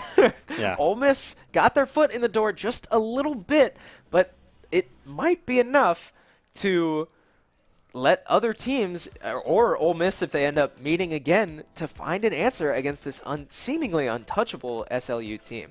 But with that said, group play is over. We have our final standings, and we're going to take a quick look at that, and sure enough, we have one team sitting alone at the top. SLU 5-0 domination through 5 games round robin. Lakeland does sit at the 2nd seed, so they were able to win their last game, their one loss coming to SLU. So Ole Miss, Stockton, George Mason, and Juniata will be forced to play the quarterfinals round. So we'll take a look at the bracket now as SLU and Lakeland sit and await their opponent from quarterfinals. We will be taking a lunch break after this, but we will be coming back for quarters. I believe, well, no, excuse me, but should be some great matchups. I'm excited to see if any teams can dethrone SLU. I think we saw glimpses of that with Lakeland. We definitely saw glimpses just now with Ole Miss. So Ole Miss with an opportunity, if they're able to beat Juniata again, they will have a second shot at St. Louis. On the other side of the bracket, we'll see if GMU and Stockton can, I don't know, beat on each other a little bit. And then the winner of that goes to Lakeland. I'm very excited. I think this bracket formed just about how it should be. I don't think we have any like major surprises here. I think the best teams are at the top. So I'm excited. Oh, so am I. I think this is going to be one crazy bracket. It's going to be close from just about every match on there. And also, I believe we're going to be seeing, I mean, just about all of it. From third place match to finals to some of semis, some of quarter. You're going to want to stick around is what I'm getting at. For sure. Yeah, so I'm hoping that maybe we obviously won't see him in quarterfinals because SLU is has that first round bye. But if we could take a look at Drakkar specifically, I would love to break down exactly what it is that Trademark is doing so well on this character. So here's the breakdown that Omega Strikers gives us, right? This character, simply put, is a lizard with a gun. Don't get much more straightforward than that. Right. So Drakkar can be very deadly with this lock and load ability that we're seeing on screen right now. You can look for kills with that, but you can also stuff the goalie, which is a lot of what we saw. You can use your normal strike and pair it with your burst ability, but on top of all of that, he can go invisible.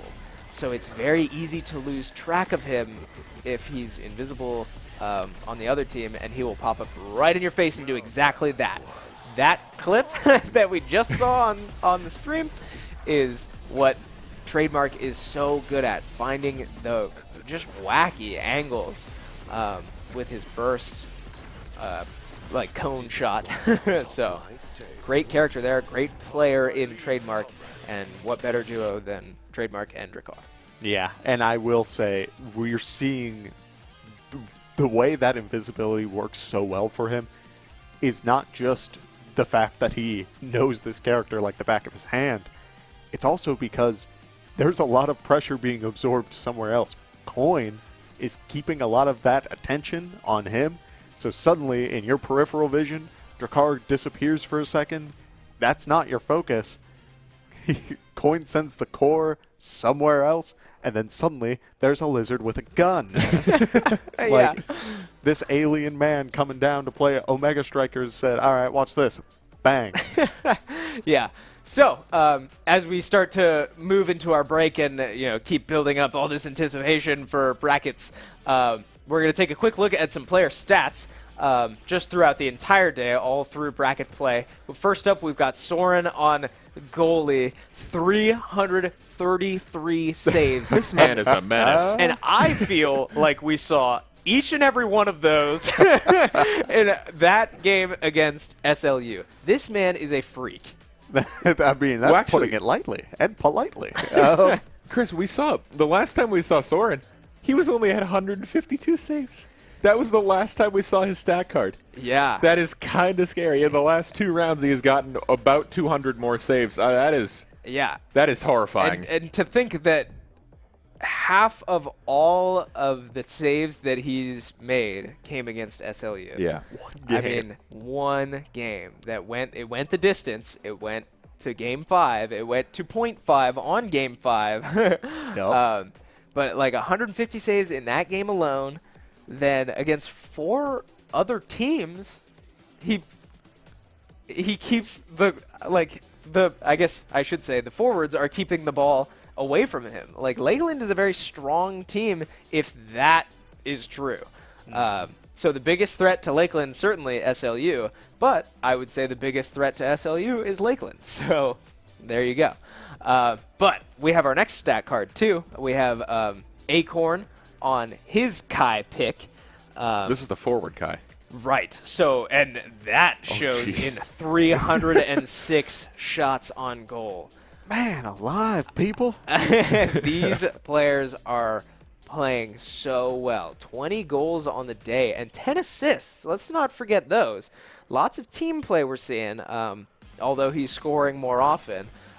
Clearly, Acorn and the rest of his team are very coordinated and able to play together and make deadly plays if they've found their way to 4th in the bracket. Yeah, I mean, it's interesting to see the difference between the two Kai playstyles. Kai is a good character.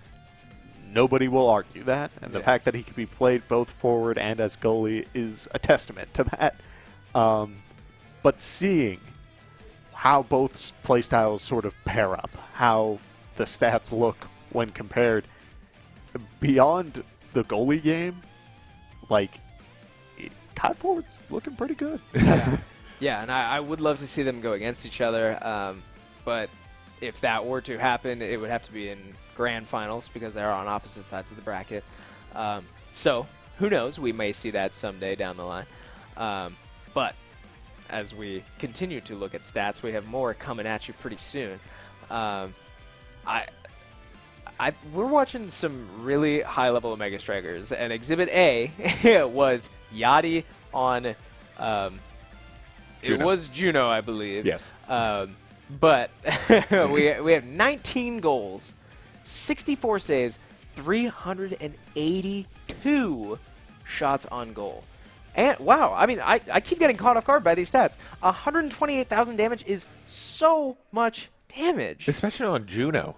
Right. It doesn't feel like she ever does that much damage. Yeah, that is shocking to me, but it's a testament to his playstyle and a testament to his team's playstyle to be able to play around that damage as well as the permanent threat of scoring.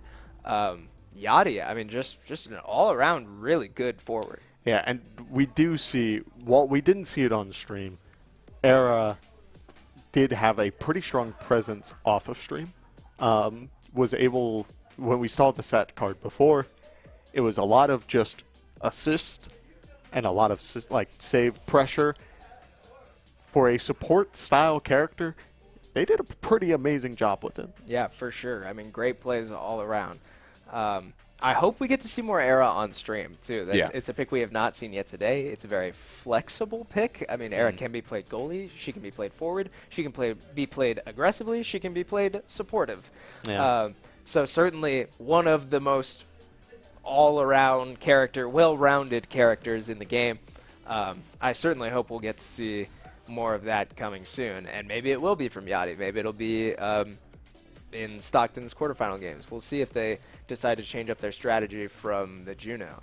But we've got more stats coming at you quick, as none other than our favorite superhero birthday boy coin on this Rasmus. And we simply cannot convey the presence that this man carries 30. with statistics alone. Like, this does not do him justice to his playstyle, and these statistics are still unbelievable. 32 goals off of this just today alone, and all of it. I would love one day to get a stat of how much time he spends on one side of the field for the other, because I guarantee you he was on the opponent's side for 90% of those games, and if he wasn't, he was doing that linear thing I was talking about before, where you're either parallel this way or you're in a line on the top, and immediately once the core is saved on his side, immediately back over and is putting pressure on the goal. It is craziness. Yeah, and this duo is, I mean, if we could, I don't think we can, but if we could show statistics for two players at the same time, I mean, trademark should not be slept on either. But as we move from team to team, we have to move from Rasmus to Rasmus as well. Vega on his Rasmus, not too far behind, to be fair. 19 goals, 12 KOs. That's alarming. A little scary. Rasmus. A little scary. But I would not be shocked if some of these off-stream games have been on different maps. Maybe he got an IME's app Can you and got imagine? his most comfortable Rasmus pick and led to some kills. We will not know. But ultimately, finding kills for his team, getting numbers advantages, scoring goals, dealing damage. I mean, a heavy impact player here for GMU. I mean, can you imagine a match where it was St. Louis versus GMU, and it's two Rasmus on Amy, and just like one after the other, just bringing them down. Yeah, that would be chaos, and it would be really funny. But who knows? Who knows if we will get that? Yeah. But I'm praying to the Odyssey gods. And I really hope that if we get an IME's app with two teams that play Rasmus, please don't ban it. We all want to see that.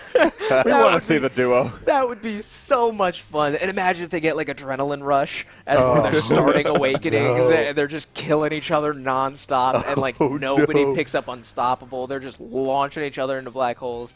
Oh, my heart. Oh, how badly I would love to see that. But we have our final stat card for our final team here as Unknown Route on Atlas.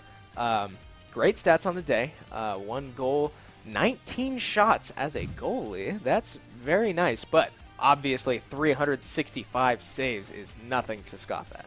I believe that Atlas has a scaling presence in this game, where earlier on, if you can get past the earlier rounds, suddenly when you have these upgrades or these awakenings where your character, like your abilities, are huge. His are already a pretty good size, but we saw it on the Oni Village where the goalposts are large, some of the biggest on the maps, and they're still covering the entire thing. Completely encapsulated by some of Atlas's barriers. So definitely some great play. I'm so excited to get started with bracket play in the very first official Collegiate Omega Strikers LAN ever here in Winchester, Virginia, Shenandoah University, an event put on by our amazing students here. I want to give another quick shout out to our broadcast, which is made up of completely students, and the event management crew. also made up completely of students. This has been electric. This has not disappointed at all. So don't go anywhere. We're going to take a lunch break and watch some replays. But when we come back, we've got quarterfinals coming at you. Stay tuned. Game, as you mentioned, is taking a nice wide open shot, finding Kai on the wrong side of goal. Got his normal strike and then a little cone of bullets. Ooh, great with it. Like when you're taking any kind of damage, you get thrown around. Nice pull from Luna there. Miles, see if there we go. Now that's that coordination we're talking. Oh, Wow, there we go. The that's second the goal unlocks, Lakeland just throws it right. got it.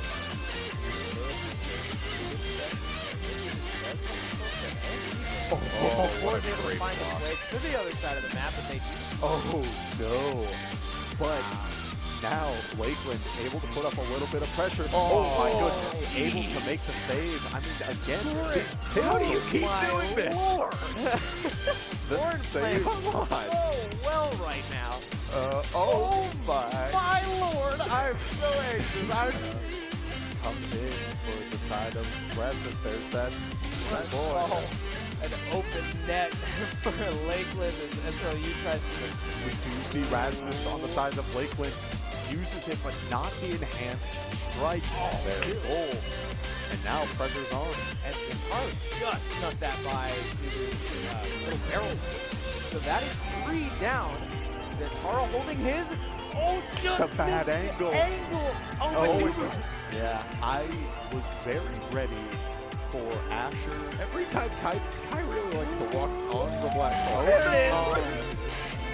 Also has his. There's one, there's two. Oh, Wow. nice goal from Juniata. Really? Here before. Lulu does have his forklift. Oh, but even then, it's just been slow. Great Until from Rasmus as well. Oh, great look there, but not Lord, that would have been everywhere if that went in. But it's down to go eventually. Bound to go eventually. Oh, they make it weak they by tie it up. Zoro. Opportunity to put the game away, and he missed his core flip, but Ricard. Guess the final score of the Commanders game will win a $50 gift card from Paisanos. We have the Esports Arena right here on campus in Winchester, Virginia, and this facility acts as the hub for all esports activity at Shenandoah University. Students are able to use this space not just for competition and practices, but also as a living learning community and a sandbox for them to come and explore and practice and try out things related to and through esports in the gaming industry so that they're getting that hands-on learning and the skills necessary to help them find a career by the time they graduate. We also have the professional level broadcast production booth where we do all of our broadcasting and production from casting of our games that we play right here on campus to working with outside entities to record footage for them as well. We have professional level equipment and software that our students are able to use and utilize. In addition to the space that we have here in the esports arena is the esports war room. Our students get to use that space for studying, but also outside projects. So our students get to use this space for professional development and the academic side of our esports program, which is such a critical component to go with that competitive element that we have. So we combine all of our facilities at Shenandoah University with competition, community, and career preparation. Beyond the academic opportunities that we have and the community building opportunities we have, beyond the competition that takes place in this space, we have over 250 days of programming, and there's something for everybody, and we want you to be part of it.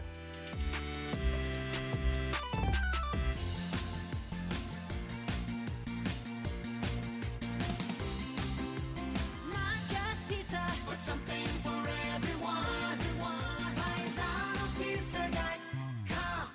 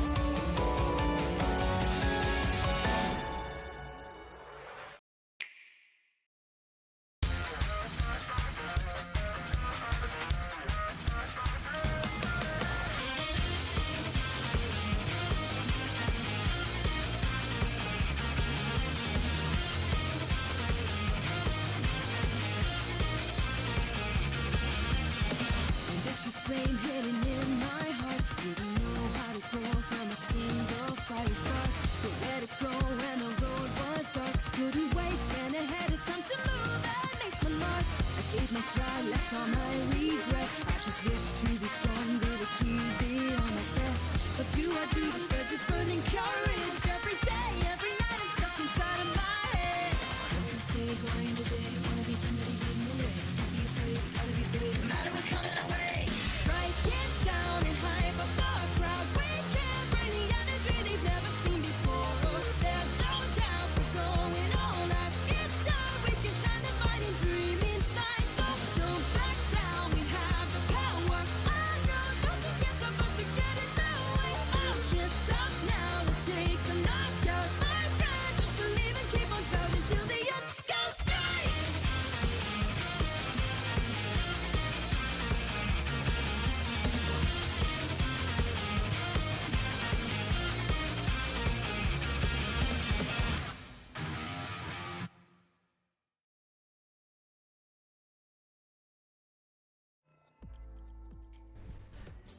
And we are back. That's right, folks. We've already had half already go so far, and we have gone through so much. Game 5s, 2-2s, overtime. I reverse sweep. Anything else you could have asked for? Because personally, I couldn't. But what have we done? We still have our single on the line. These teams have fought hard to get to this place, and we do have our seedings, which our casters will go over later after this, but I'm only out here for 2 reasons. 1, to look pretty, and 2, to hype up the crowd. So, Twitch chat, please. I know you're there, I know you're hyped, so get your hype emotes ready. Make sure we have to turn slow mode on. And everyone here in the arena, I need you to get hyped. I need you to get loud.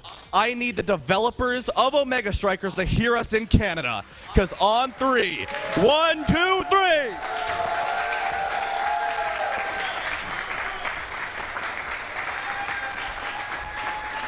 Thank you, everybody. And we're only going to get louder and more intense as your grand finals will be coming up very later on in the day.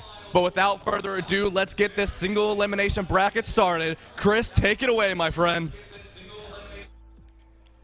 Thank you very much, Ryan, and thank you to the crowd for being so alive. We are back with the first ever official Omega Strikers Collegiate LAN. My name is, of course, Chris Clayton. I'm joined again by my brother Kevin on my left and Warren Arnold on my right. Guys, that was electric. Yeah. I don't think I could quite describe some of the emotions, some of the passion, I mean, some of the gameplay that we saw in some of our earlier games today. So if you missed those, you'll definitely want to go back and watch them later. Don't go now because it's a little late and we got more games coming at you, so you don't have time. But we saw some amazing Omega Strikers already. Yeah. And we've got, I mean, it's do or die time now for these teams. We are in a single elimination bracket. So let's take a look at that bracket real quick. As we see, Ole Miss will be matched up against Juniata, and on the other side we have Stockton against George Mason. This is the 3rd seed and the 6th seed against each other on the top side, excuse me, and then the 4th and 5th seed down there on the bottom. So, by the sounds of things, we're going to be watching GMU's game, which means skill-wise, they're close. Mm-hmm. And we've seen a lot of games go to Game 5 already, but also we've seen both of those teams do a very good job of adapting. When it comes to play styles, this game is still fresh. This game is still new. Their ability to walk in and understand, okay, let's break this game down to a fundamental level. Just because some of these players have been playing these characters since the game was in that beta doesn't mean that we can't break this game down to its core and really dig into everything. To its core. Yeah, no, for sure. We're all learning this game together. This game came out 72 hours ago, but we have been kind of walking through. Us three had the pleasure of playing during the open beta a few months ago. for those of you who also got to play in that, you know that this game is drastically different now. But we will see plenty of gameplay, and we will dive deep when we get there. But for now, let's take a look at some stats on the day. Last time Stockton, played George Mason, Pokemon Master Nick dropped 6 goals. That is massive, right? You only need 9 goals to win a game, theoretically, at minimum. But, I mean, great stuff from a Luna player. Obviously, very overwhelming presence.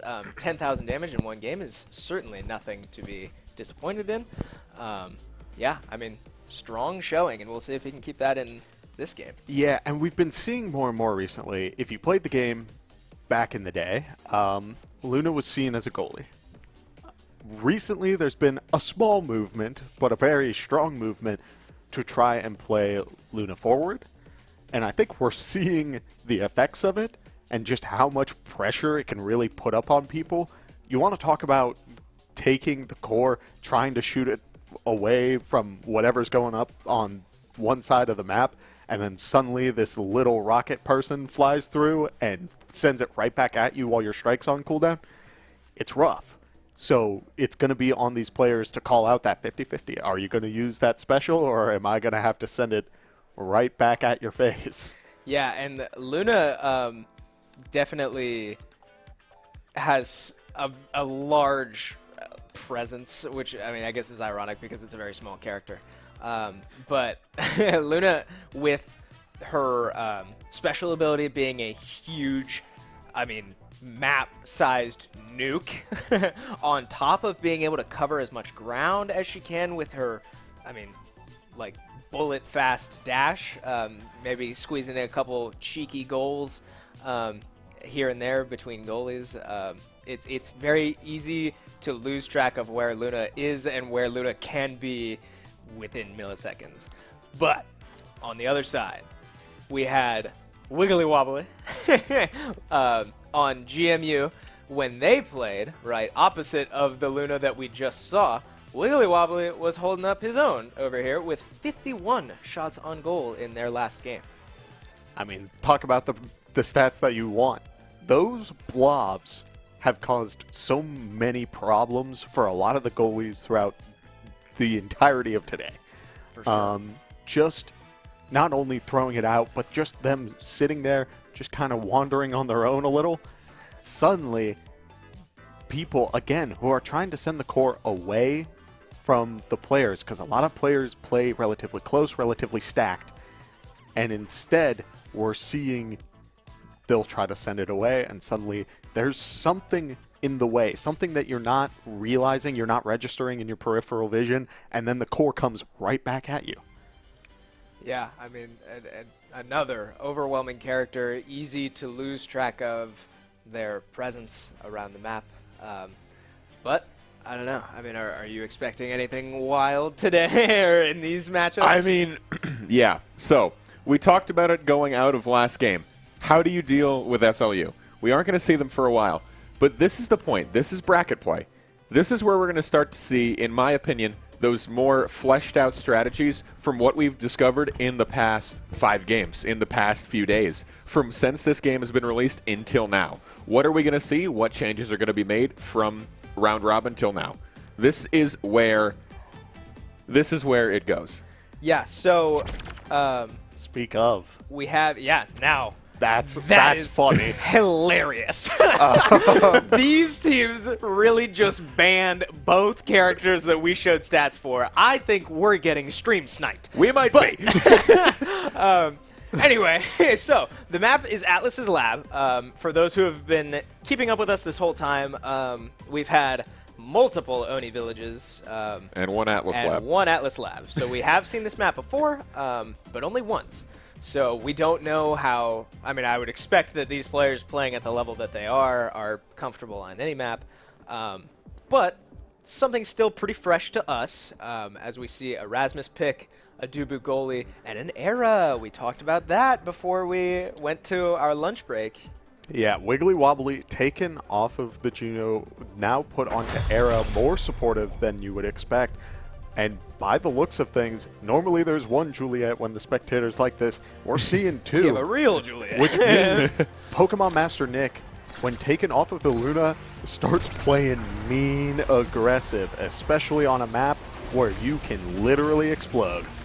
Yeah. We'll have to see what sort of chaos ensues. Yeah, so we'll see if Rasmus can maybe hook some people into this black hole. Not quite the Amy Zap one that we were dying to see, although we still have time to get There's that still a chance. dream matchup. But we'll see. Not today, at least not yet. As we wow, my okay, goodness. that was easy to miss. Juliet looking for a play onto Wiggly Wobbly, but barely.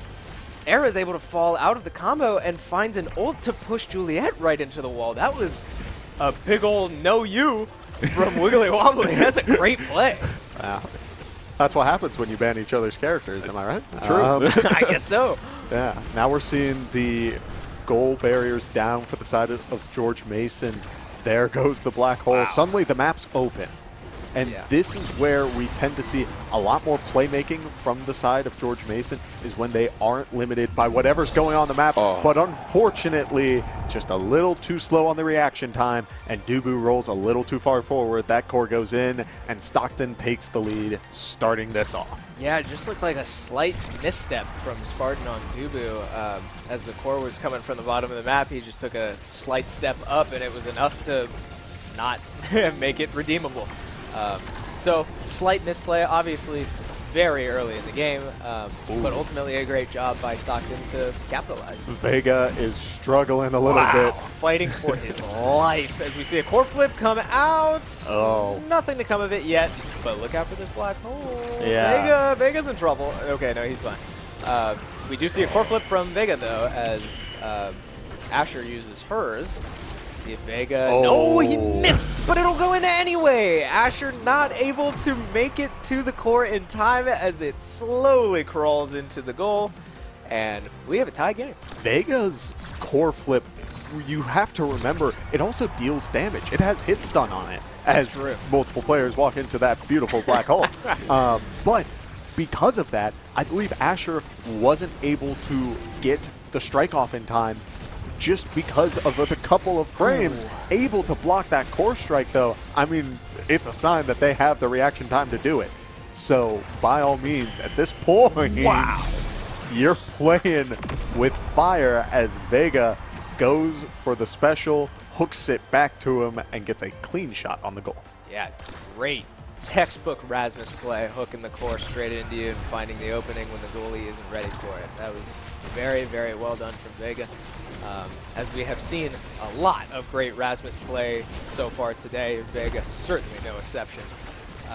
But we'll see if George Mason can keep up this overwhelming offensive pressure as it's just shot after shot on these goal barriers. Wow, just squeezed that one the black hole. Oh my, George my Mason Lord. continues to just keep throwing it into the goal posts of Stockton, unlocks the goal, and another 3-1 as George Mason's going to take the first game. And it goes to Era for the MVP. That's starting things off. That's shocking to me, Yeah. honestly. Yeah, we got those pretty kills early. That's I guess that's fair. We got the kill and we got 2 goals. That's what it is. Right, yeah. Pride time. Okay. Yeah, but, I mean, Vega on this Rasmus really just taking it in his own hands and is taking Unstoppable. Oh, boy. I like that, honestly. Against a Juliet that is looking to kill you, as well as having knockback of your own that you don't want the enemy team to get. I think that's a smart pick. We see Chrono Boost Dubu. What? That's What going. does that do? I don't imagine. know. So I don't know what all it affects. I imagine the roll is going to be longer, which is maybe. going to be an interesting play style. I wonder if we're going to see Dubu yeah. play a little bit more forward because of it, and just start rolling either forward to stuff or back to defend. You got that opportunity, but now, I mean, Wiggly Wobbly's keeping up the pressure despite Vega being down for a little bit. Man, I'm back with my noises again. Wow. Okay, Great GMU. play. Another. This has been a common theme today. These team plays, right? Even if that wasn't even didn't even look like a pass. I mean, it looked like a shot to the corner. But Era able to Redirect. Redirect it and catch Asher off guard. Wow, that black hole was catastrophic. Oh, for Okay, George Mason. there's Stockton picking it right back up. Amazing. One thing I do want to note is every time the core gets up against the goalposts around that area of Stockton, Asher has a very difficult time.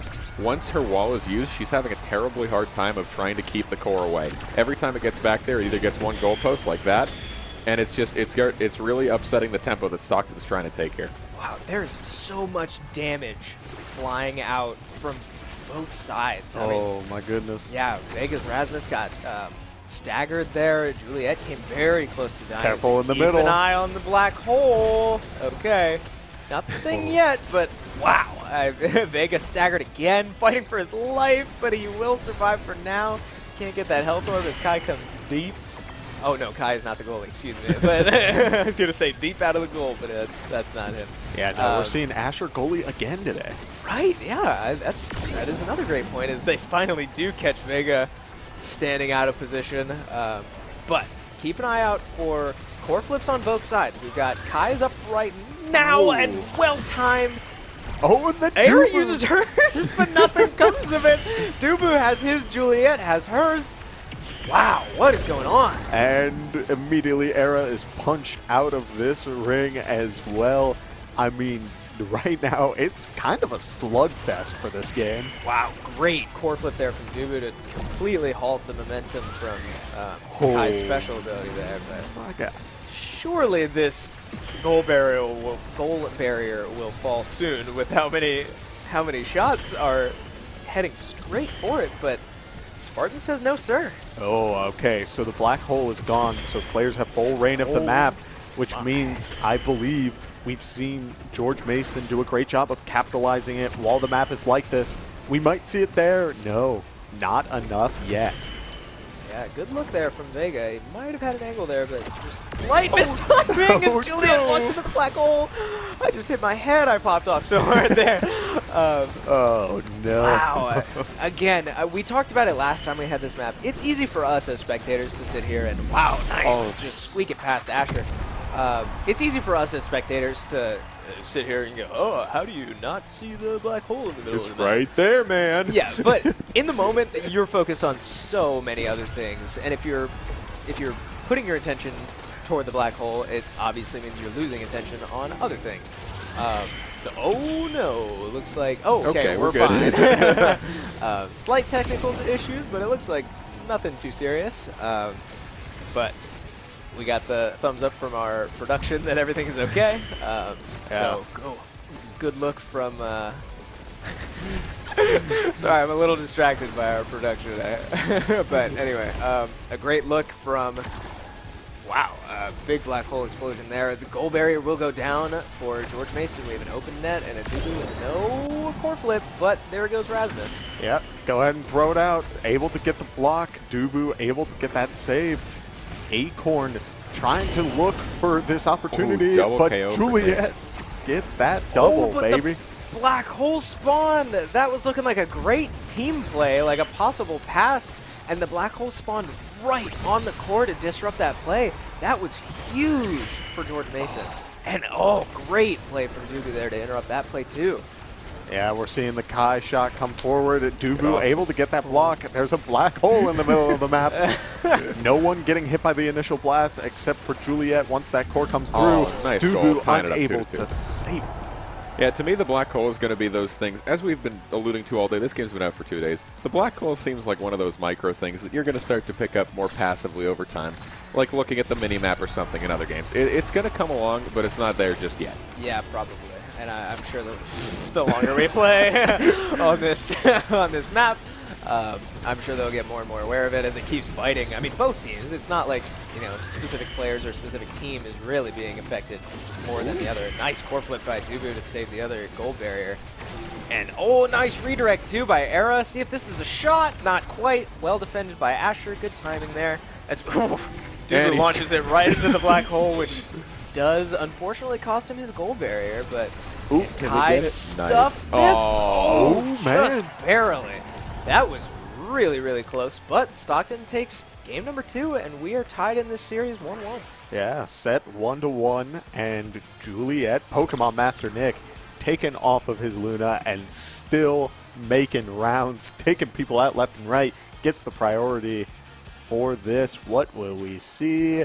Extra special, baby. Aerials for Era, and I'm assuming that Kai is going to take... He doesn't take Deadeye, he takes Super Surge instead. Yeah, that's surprising to me too. I guess that makes more sense. I'm used to seeing Kai goalies. Yeah. So you're launching projectiles from your goal to influence the rest of the map, but as Kai forward, he does have his secondary ability, which speeds him up, and that can be more overwhelming as a forward. So I guess that does make sense, but certainly interesting to see these options come out from these players. Yeah, as we do see Vega beginning to take a good amount of damage, able to get a little bit of health back. Now we're seeing, again, the map's open, and Stockton seems to have a very good grasp of the game once the map is open.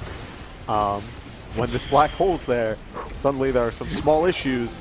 There, for example, Rasmus now looking real low. Juliet looking to capitalize. Dubu blocking the core on the goal. Juliet punches it back in, and suddenly, for this match, Stockton's going up a point. Yeah, that was tough for Spartan. He made a great clear when he was one-on-one with the Kai to send it down, but unfortunately there is Juliet standing there, and dude was pretty big, not exactly fast, so can't quite make it down to make another save. Sure nice knockout. 4 KO streak for Pokemon Master Nick. Oh, Dubu goes on a journey to the middle of the map. I'm telling you, it's that chrono It break, you might know? be, actually. That's very interesting to me. Wow, great. Just cross it by Kai to take Stockton up 2-0. Yeah. I mean, ripped Dubu's ankles straight off of him. They're still sitting out on the field right now. He's going to have to go pick those up. But, so, Stockton up 2-0. Pretty soundly. Heads up in the middle. Commanding. Yep, look out for this black hole. Juliet's in danger. Rasmus is in an awkward situation, but Rasmus has his core flip. Kai has his core flip. Asher has hers. Juliet is very close, but Juliet is close to death as well. I think Juliet's going to be okay. Yep, because the pressure otherwise. Okay, 2-2. Yeah, I guess you trade there. Okay. Haven't seen much of that today. That's interesting. But we have 2 core flips up for the side of Stockton, with only needing to score 1 more to put this game away rather smoothly and quickly. There's 1 core flip that will result in another core flip from Dubu. Good answer. Kai is in a little bit of danger. He might get forced to use his core flip. Well, that's not bad. Yeah, just use it when you can at that point. If you're going to go down, you got to spend what you have. It's not worth taking that loss. Yeah, exactly. Whoa, Vega extremely close to dying. Will just end up dying anyway. But lots of pressure coming from Stockton. Dubu defense from GMU. Locking Dubu's it down. just too big to get around right now. That's amazing. My man. He planted his feet there. That was amazing goalie play there from Spartan. First goal unlocks. It is on Stockton's goal. GMU now trying to score a point, not letting Stockton take the lead. 2-1. Nice goal there from GMU, bringing it back almost. What is up with the hamster and being a giant wall? People can't get around him. Yeah, I mean, the Dubu play, especially in this game, but like on the day, has been very good. Yeah. Some strong. Whoa. That was a big black hole explosion. Lots of damage onto everyone. I do want to point out on the last goal, we may see a replay later. It's obviously not going to be right now mid-game, but it was a great hook from Vega on the Rasmus to pull Kai away from Era and the core to make it a one-on-one situation. Oh, that's which so I don't unfortunate. think, Stockton was ready for. But Era will go down 2. This is a 3-on-1 situation. Rasmus does come back up. Goalberry will go down for George Mason, but great save. My goodness. By Garbanzo. Asher mechanics, baby. Very well done. Rasmus just eats the black hole again. Oh, look at that. Okay. Good look there, though, as Garbanzo makes another great save. And This is anyone's map right now. Look how empty this map is right now with no black hole, no goal barriers. Juliet misses the combo. Yeah, you have as much time as you want. Able to get the core up. Goes for the core core strike. flip. Ooh, nothing to come of it. Yeah, and right now it's just a dance. Yeah, like lots of back and forth. Oh, Get it off your side. Rasmus gets caught. Forced to Core use a flip. core flip. Oh, That it almost went in. almost gets the goal. That would have been a miracle from Spartan to tie this game, and oh, just barely short. A great save by Spartan again.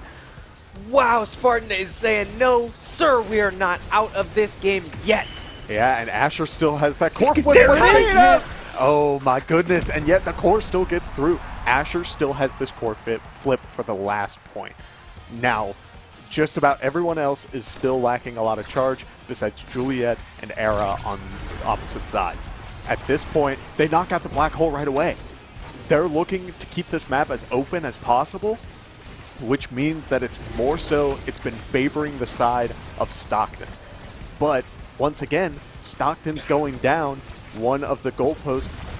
It's going to be anyone's game at this point. Man, and I love the play to just honestly keep the black hole off the map. I'm not sure if it might be part of their strategy now to just be eating it intentionally. To keep the middle of the map open, keep George Mason on their heels, no. but we see a pick onto the Asher and an open goal now. Juliet forced to use her core flip and does find a goal barrier. Asher's up. Suddenly, this game is looking very even. We're probably going to go into overtime. Oh my lord. Next team to score a goal wins this game. We Anyone's are game right now. Black hole coming up. Immediately hits. The goal for George Mason takes them up in the series 2-1. Wow, no. right between the defenders. That was a great shot from Vega on Rasmus. Well deserving of this MVP. He gets first pick on this next wave of Awakenings. I wouldn't be surprised if we see him go either perfect form or quick strike. I mean, frankly, there are a lot of great options for him right now. Tempo swing, we saw that earlier. The comfort on tempo swing, and he's been taken out multiple times during this match. It makes a lot of sense to have that level of safety where you're getting your stagger back. Asher getting bigger, the bigger shield. Era, more cooldown. Same thing with Juliet. Dubu's primary is reduced. Kai's the one with quick strike. That's interesting and could pay off incredibly well if this series goes into the Game 5. Wow, early goal barrier for George Mason, taking a quick one down. I definitely think it is becoming part of the strategy for maybe both teams now to just keep this black hole off the map. And Spartan, again, locked down defense. But every time the black hole comes up, it is quickly removed. Except, I guess, now. But so we'll see. I mean, maybe. Yeah, there it goes. There it goes. But a goal barrier will drop on the side of George Mason. We have an open net. See if George Mason can respond, and they do with potential. Rasmus looking a little scary getting that close. Oh, nice wow. Great find up by Vega on the Rasmus. That was exactly what you've talked about a couple times now, Kevin, with the sort of horizontal stack. Yeah, I mean, you want to stay. It's hard to answer players when they are horizontal because suddenly there's multiple people who are going to be able to strike this back at you. You need to call one of your other players to help you. Core strike coming out. Gets both of the goals, but is taken out by Juliet. Has great value on that core strike, but A nice goal immediately in response right after the KO and the goalpost unlock. wow, just squeaks it in literally as the goal was opening. Not much Dubu could do on that one. That timing was near perfect. Yeah, and I love this approach right now. Again, the black hole's gone. I think you're onto it. People don't want to deal with it on the map. And having this great open space, there are no other limitation. Rasmus goes down to the Juliet. Oh, the Era is getting pincered in that Asher wall. Dubu still able to defend that goal. Yeah, something I'm seeing a little too much is Vega dying with his core flip up. Vega has been playing great, but that is something that is it's a massive resource that's being wasted. As wow, that was great timing to counter Asher's core flip. Wow, I don't know what that was, but almost a kill on both sides as Vega looks to finish the Juliet, but is not quite able to. Be careful of that black hole. Oh, you are I'm dangerous. That was dangerous by both players. Both of them wanted the other one gone. That was beautiful. Oh, great core flip right there. But he does get the goal barrier. I thought Dubu saved that, but not quite. A great play by Kai. Good clear there by Dubu, but an open net nonetheless. You'll take that if you're Stockton. Yeah, the core flips are beginning to rack up for the side of GMU. It's looking like the pressure is going to be on Asher in the next coming moments. We're in overtime for this point, which means the speed of this core is going crazy, but it does knock down Stockton's last goal barrier, as now it's anyone's game. Yeah, we got an open map again with a black hole in the middle. I wouldn't be surprised to see that disappear fairly soon. But no, they're keeping it open. That GMU angle was pixel perfect, squeaking just by the Asher. And this is only 2-1 in this series. That round took forever. These teams are extremely evenly matched. Yeah, and I will say, I like GMU's approach to not worry about the black hole in that situation. Oh. Okay. Didn't do immediately. A miscue, potentially. Yeah. By Spartan on the Dubu goalie. I'm not even sure if he hit that or not. Yeah. But just a either little way, unfortunate. You yeah. shake that one off as we keep going. For sure. Yeah. Again, black hole off the map, and when that is the case, we see Stockton take more points, which means that if it's off, it's looking like Stockton's game. There we go. Wow.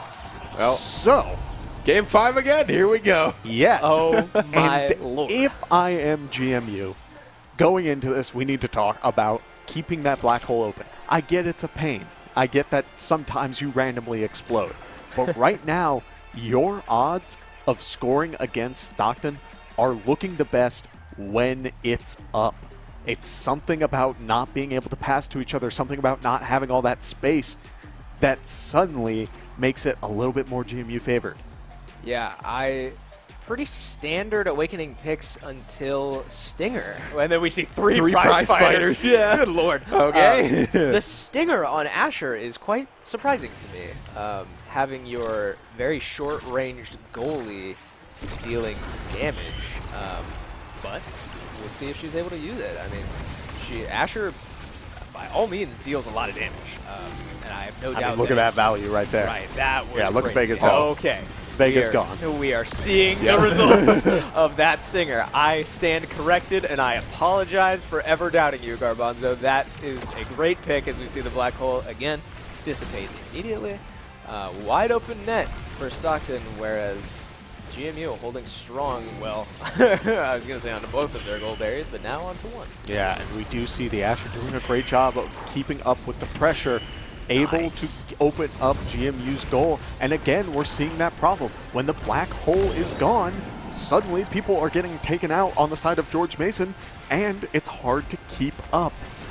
Vega dies again. Yeah, Vega's been trying to trade himself out for a lot of pressure. They got it with the 2 goal post unlocks, but at this point, still getting traded out is not the move you want to go for here. If we could Nice. see great play from both sides, I do believe Rasmus took Unstoppable pretty early on. So the fact did. that he's getting taken out so often It's very bad. is shocking. That's a great point. That is something that I had not considered. So, I mean, interesting how that's played out, that Stockton just has the damage to stagger him normally, and then his knockback becomes normal. Yeah, I mean, there it is. We see the Unstoppable of not knocking Vega back at all in that Juliet hold.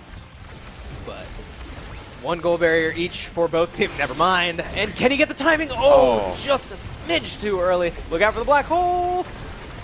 Okay, we're okay. Yeah, Juliet will eat the black hole. We do see Dubu walking a little bit away from the goal barrier. just trying to stop that Juliet from getting too much pressure. Asher coming in for the block, and Juliet is keeping up that pressure again. I spoke too soon. I thought that was a goal. I said too. nice. Yeah, I was like, oh, great shot. Great shot, yeah. But that was a great save by Garbanzo back then to make the dash and make a long distance play just like that. But we can't do it one more time, though. That dash is still on cooldown. A great shot there by Vega to find the wide angle. And now this is do or die time for Stockton. Vega has been playing so far up for GMU, taking those trades, getting knocked out even with the unstoppable, trying to be the hero for GMU right now, trying to get them through this quarterfinal. I do like we're seeing the adaptation from GMU because for most of this game, while the black hole is off, it's been working to the favor of Stockton, but now GMU's beginning to capitalize on it, where now they just need to find a little bit more onto Wiggly Wobbly. Does not get taken out there. We do see the storm, but nothing come of it, as Juliet goes for the core strike to open up the goal. This is the time where you just kind of have to use it. It's do or die at this point. Yeah, if Stockton gets scored on, oh my lord. Missed. Oh, great saves from Dubu there. Yeah, very saving well at played. GMU. But if Stockton gets scored on now with an open net, this will send them home. They cannot afford to let the core go into the goal now. You need 3 straight. And with Spartan playing on this Dubu, that is going to be extremely difficult. Yeah, But we as do see. great save again by Garbanzo. He does not want to go home yet. Yeah, and I mean, talk about absorbing the pressure. Can they get Juliet hitting the Rasmus, still unstoppable, by the way. And Unstoppable, by the way. he is, there he goes. Suddenly, now they have the advantage. Do we want to take out that black hole? Dubu's There core he goes. strike is beginning to rack up again. We do see it use. Juliet just needs a little bit more as well. The pressure was not enough while Rasmus was down. Vega's back with a vengeance, but Wiggly Wobbly goes down as well. Rise. Oh my goodness, no. Asher knew what she wanted. The black hole's back. Good core strike because Rasmus's special would have taken it. Now the flip. Vega hits it in. 3-0 victory. GMU takes it. Oh, I could not breathe during all of that. That was so close and so heartbreaking for Stockton to go out in that way.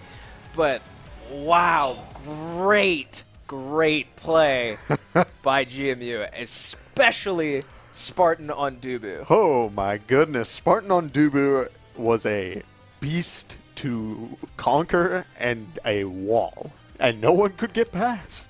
Yeah, I mean, I can't think of a better analogy than lockdown defense, stone wall, mountain-sized Dubu in your face. I mean, Turns out it's really good. right, I guess so, and we are seeing that. But unfortunately, with the structure of this tournament, quarterfinals are a best of 1. So, as I said during the game, that is the end of Stockton's run here at Shenandoah University, here in our Collegiate Striker Showdown. But on the other side of the bracket, let's take a look at that. We do have a result from the game that we were not able to watch, as Ole Miss takes care of business against Juniata. And that was expected, yes? Yeah. Yeah, I would think so. Yeah. Juniata did come in as the lowest seed, so an expected win for Ole Miss. But Yeah, and I will say Ole Miss against St. Louis was a good matchup when we saw it last. But also, George Mason seems to have figured something out. So seeing them against Lakeland, the number 2 seed going into this, could really cause a whole shakeup of this bracket. Again, I know I was talking about double Rasmus earlier, but if anything is going to bring us to that point, that might be it. yeah, so it looks like for our next game, which will be in a minute, we're not getting in yet, but our next game will be Lakeland against Ole Miss. We last saw Lakeland really give SLU a run for their money, and they've really been the only team to do it. We saw Ole Miss find holes in SLU's seemingly impenetrable gameplay, but Lakeland did go up 2-0 on SLU. No team has even come near that, and SLU was, unfortunately for Lakeland, able to complete a full reverse sweep.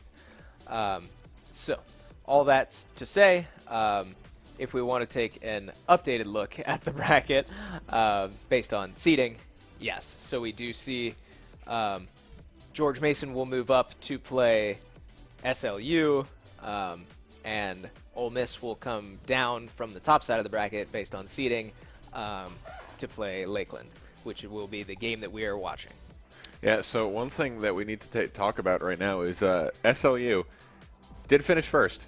This is where what I was talking about earlier comes in. What happens when you go to lunch, when you have that bye? What does that do to your momentum? What can GMU figure out? What have they learned from watching you on stream? And what did they learn in that last game? Because that did not look like the team that got 5th place right there. That does not look like a 5th place team. That looks like a team that knows what they're doing. They had a plan, and they're executing it right. Yeah. By all means. Yeah, I mean, this is definitely a mental aspect of competition. You get breaks, but you got to stay hot. We touched on it earlier today. Is SLU sliding in all of this time off? Hopefully not, for our sake and for your sake and the competitors' sake. Yeah. For their sake, yeah. But we're going to take a quick highlight of last game. We've got some stats from none other than Vega on Rasmus. This man was dominant with 84 shots on goal. Oh my goodness. Talk about an amazing pressure game. And I mean, we see it, right? When you play Rasmus, the control of I was going to say the board, the control of the field is so intense where you really need to be thinking more outside of where the core is and where Rasmus is. Because suddenly there is a flicking hook and it's going straight in the opposite direction of where you are. We've seen Asher's been doing a great job of answering it for the most part, but there might be something else that needs to be the answer for stopping this sort of aggressive, all-powerful, just like control of the field. Yeah. I mean, is the answer banning it? We don't really know. Yeah. But as we fair go point. between games, I would like to take a moment to acknowledge Dubu. We have seen Dubu, some yes. really successful Dubu play thus far in this tournament. And we can take a quick look for those of you less familiar with the game or who maybe didn't get to play in the betas or whatever, are still 72 hours fresh in this game like most of the world. Dubu is a very large, very bulky goalie, and it's the whole brand. It's the whole plan is to just occupy space. He has projectiles, he has walls that he can set up to block certain areas of the field, but he has this somersault that you're seeing on screen that completely stops all momentum of the core, and that's probably the most important ability we see on Dubu, probably right next to that special that you're seeing on screen now. Yeah, and I mean, frankly, it not only does it stop the core as you see interactions like the special there, but also it allows for people to get knocked away. Dubu practically has full control of the core if he connects that body slam. Yeah, very controlling goalie, and we've seen all of it, right? I mean, it's all we've seen from Dubu's in this tournament so far is pure domination at their goal, thanks to a kit like that can just lock down a core and set it up for the rest of the team however you need it to. Yeah, I mean, literally, when you're playing Dubu, you stack your size, whether it's as Dubu, which helps with that body slam, or your projectiles. I've seen it where Dubu's special takes up half the field because they just keep increasing the size of those bowls, and it can get ridiculous to get past. The team play required to get past it is so incredibly important. What do you do? What do boo do? There you go. All right, so we're going to start preparing for our next match, which is the semifinals with Ole Miss and Lakeland. We're going to take a quick look at some stats from the last time these teams played each other, specifically Witchings on his patented Rasmus pick as well. The last time these teams played each other, he clearly had just as overwhelming of a presence as we just saw Vega have against Stockton. It's crazy to see. Again, I think we've learned Rasmus controls. It's been a reoccurring theme throughout all of this. Yeah, Erasmus has just come up since this morning when we were first talking about it. You know, we might see it, we might not see it, we weren't really sure. It has been such an influential pick in every game that it has shown up in. For sure, yeah, such a pivotal pick. So, I mean, we'll see if either of these teams look to ban it. I'm sure a lot of it will depend on the map. But nonetheless, as we prepare to hop in our game, we will shortly be taking a look at Ole Miss's stats, excuse me, the last time they played Lakeland, as we have Fluffy Waffles. Fluffy Waffles, who I believe is the goalie. So this is a Kai goalie, which can be confusing because We have both. you're right, Kai can play just about anywhere. But nonetheless, 63 saves in one game is a lot, and he was dealing damage too. Yeah, I mean, talk about commanding presence again. When you play Kai is able to really stuff out what a lot of people want to do.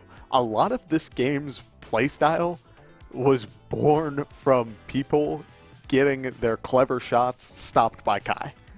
It's really evolved from throwing multiple shots straight, like, oh, if I'm playing Juno or Asher, you strike it, and then you use your ability right after if they swing it back at you.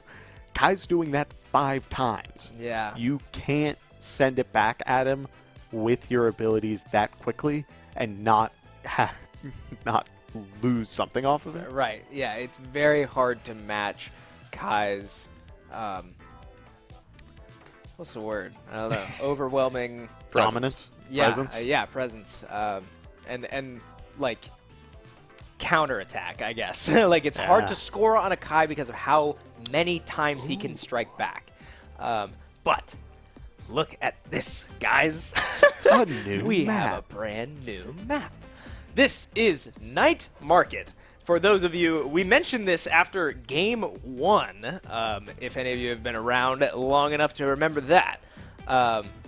But this map in particular has 2 walls, and there goes Rasmus. I'm going to cut myself off. Yeah, we do see a Rasmus ban from the side of Ole Miss, and a Rune, Kai, and Era is the look for Night Market. Yeah, this is the first time we're going to see Yadi on Era instead of Juno. All the games that we've seen them, they've been playing. Right. They've been playing Juno. I mean, and the Juno has been absolutely pivotal in Ole Miss's success. But seeing Yadi on Era, especially listed as that person's favorite character, it's gonna be interesting to see. Yeah, we'll see if playstyle needs to change or not, because as Juno, Yadi was by far the more present scoring threat. That might change on a character like Era, who's kind of inherently more sporty, especially with a Rune standing next to Era. But I don't mean to sound like Era can't score on her own. But let's talk about this new map. We have not seen this on stream yet. So, just like any other map, there are 2 goal barriers. These times structured slightly different. They're no longer in the corners, but they're in line with the goal, which sets up for some interesting plays. But more importantly, I want to talk about those walls in the middle, because those can really disrupt some of the great passing team plays that we've seen really work for teams so far. Yeah, we're doubling down with 2 Kais on both sides, and also a lot of ranged game, which means the longer this goes, as Era is taken down by Asher, the longer this series goes and the larger some of these ranged options become, fighting in these, oh my goodness, one after another, fighting in these tight corridors is going to be rough. Goal going through Witchings, my apologies. Yeah. Witchings. This is also the first time we've seen Witchings on something that's not Rasmus, because of the Rasmus ban. Correct. Picking up Juno and immediately getting a point, so. Yeah, I mean, a great play all around, and we saw the effects of, oh, whoops, Soren. Oops. But the effects of overtime on the core, right? We saw that core, I mean, bullet through those Juno blocks, and that was because we were in overtime. So the core moves, what is it, 3 times as fast or something crazy like that? So, a violent Juno play, but able to kind of get an early strike in for Lakeland. Yeah, and a lot of these rounds are definitely building up to go to overtime for the most part. A lot of these are playing a lot slower, and then the moment I say that, we get a goal on the side of Ole Miss. Yeah, I mean, just caught Soren using his projectiles just a little too loosely, and it leaves the other side of Kai's goal wide open. The beauty of Kai is that he can cover the goal from anywhere with his projectiles, but he launched his projectiles at Start instead of holding on to them to save the goal. So Start just launches the core to the other side of the goal, and there's nothing Soren can do about it. Yeah. Now, as we see Asher losing a lot of stagger and Era in that staggered state, we do see the pressure is really landing on Lakeland at the moment. Despite how much pressure we saw at the beginning from Ole Miss, Lakeland's not able to get the core too close, and even when they are, their stagger's really hurting from it. Yeah, I mean, Lakeland, obviously this is extremely early in this full series, but Lakeland coming into this is the theoretical favorite because they got the first round bye. They are the 2 seed under SLU with their one and only loss being to SLU. So these teams have already played and Lakeland won. But so far, I mean, now we have open nets for both sides and a tie game 1-1. But Ole Miss has felt pretty in control thus far. Although, that was a little scary, but great clear there by Fluffy Waffles to get out of that situation. Yeah, as we now, Juno banished. We do see Rune putting up a little bit of pressure. Era again staggered, using the elusive to save herself from the Asher wall. Just that little blast. Whoa. Or Flip from Soren. Wow! Saves it and knocks it into the goal of Ole Miss. Lakeland goes up 2-1. And I guarantee that was extremely intentional. Yeah. That was fully planned out. That's a great call by Soren to say, hey, I can launch the ball around the rim of this map. And Asher was ready to just catch it and tap it in. I mean, a great, great team play. And I cannot stress it enough, man. These teams are so good. And this event, this tournament, has been amazing. It's nice to see the level of just awareness both sides have. That, even from the spectator's perspective, seemed like an awkward core flip. But then once it all comes together, it makes so much sense. It's genius all of a sudden. Yeah, I mean, just great stuff from Lakeland. Great coordination all around. As you see a core flip come out from the opposing Kai. Just clearing the ball, nothing too crazy there. But keep an eye on Juno, as her core flip will be up very soon along with Kai's. Asher seems to be missing hers, and I'm not sure she must have missed used it, but slightly missed. Interesting. Oh, Juno. Ooh. Wow. I don't know if you wanted to core flip. I was just thinking the same thing. That feels, wow, like a little bit of a misplay, but they do end up catching the arrow on the other side. They stuff the goal, but Fluffy Waffle survives. but see if they can keep it up. Yep, start there to make the save. That's a yeah, there great it is. Lakeland takes move. the first series. Great job from Soren. They're coming out of the goal as soon as they have the 3-2 advantage, and just showing that Lakeland knows exactly what to do And when that's they're in something. that lead.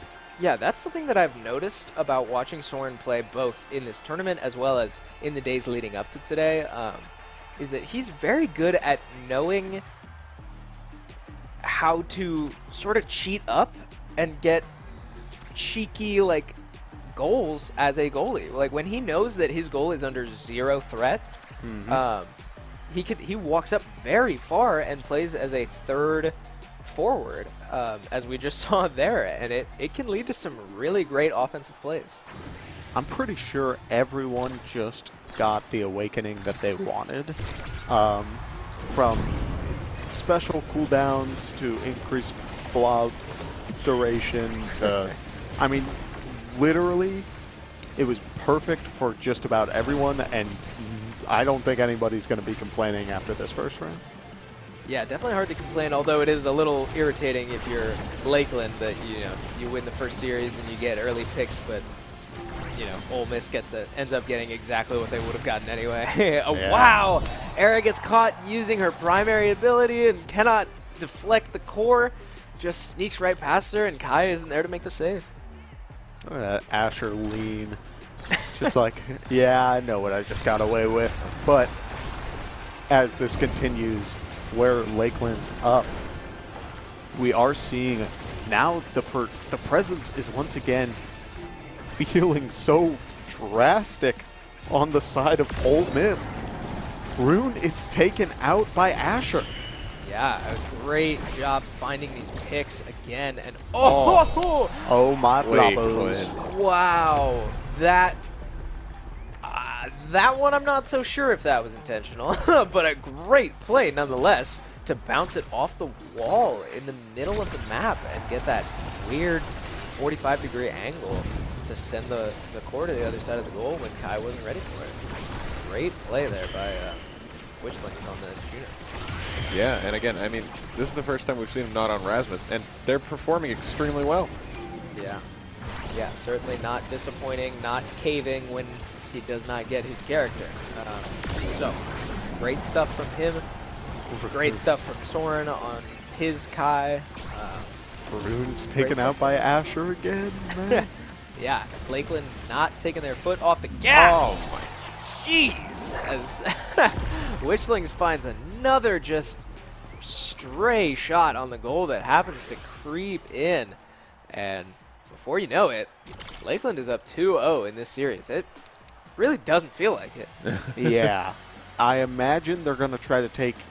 One team is going to try to take aerials as fast as they can, because Aerials Juno is kind of notorious. Asher or Kai with Quick Strike is kind of notorious. I think we just saw from both sides the handshake agreement of neither of us are going to get what we want. We got what we wanted last round. Have a good time. Yeah, I think you're right. And that's all part of the strategy of this game, right? It's equally as important to get what you want as it is to make sure the enemy is getting what they want. So, yeah, both sides kind of just handshaking those, saying, nope, nobody's going to benefit from today. Slight misclick from Soren aiming for the corner, but does end up hitting his own goal barrier. We'll see if that comes back to bite him, but for now it's not looking like it, as Asher is commanding the core right in Fluffy Waffle's face.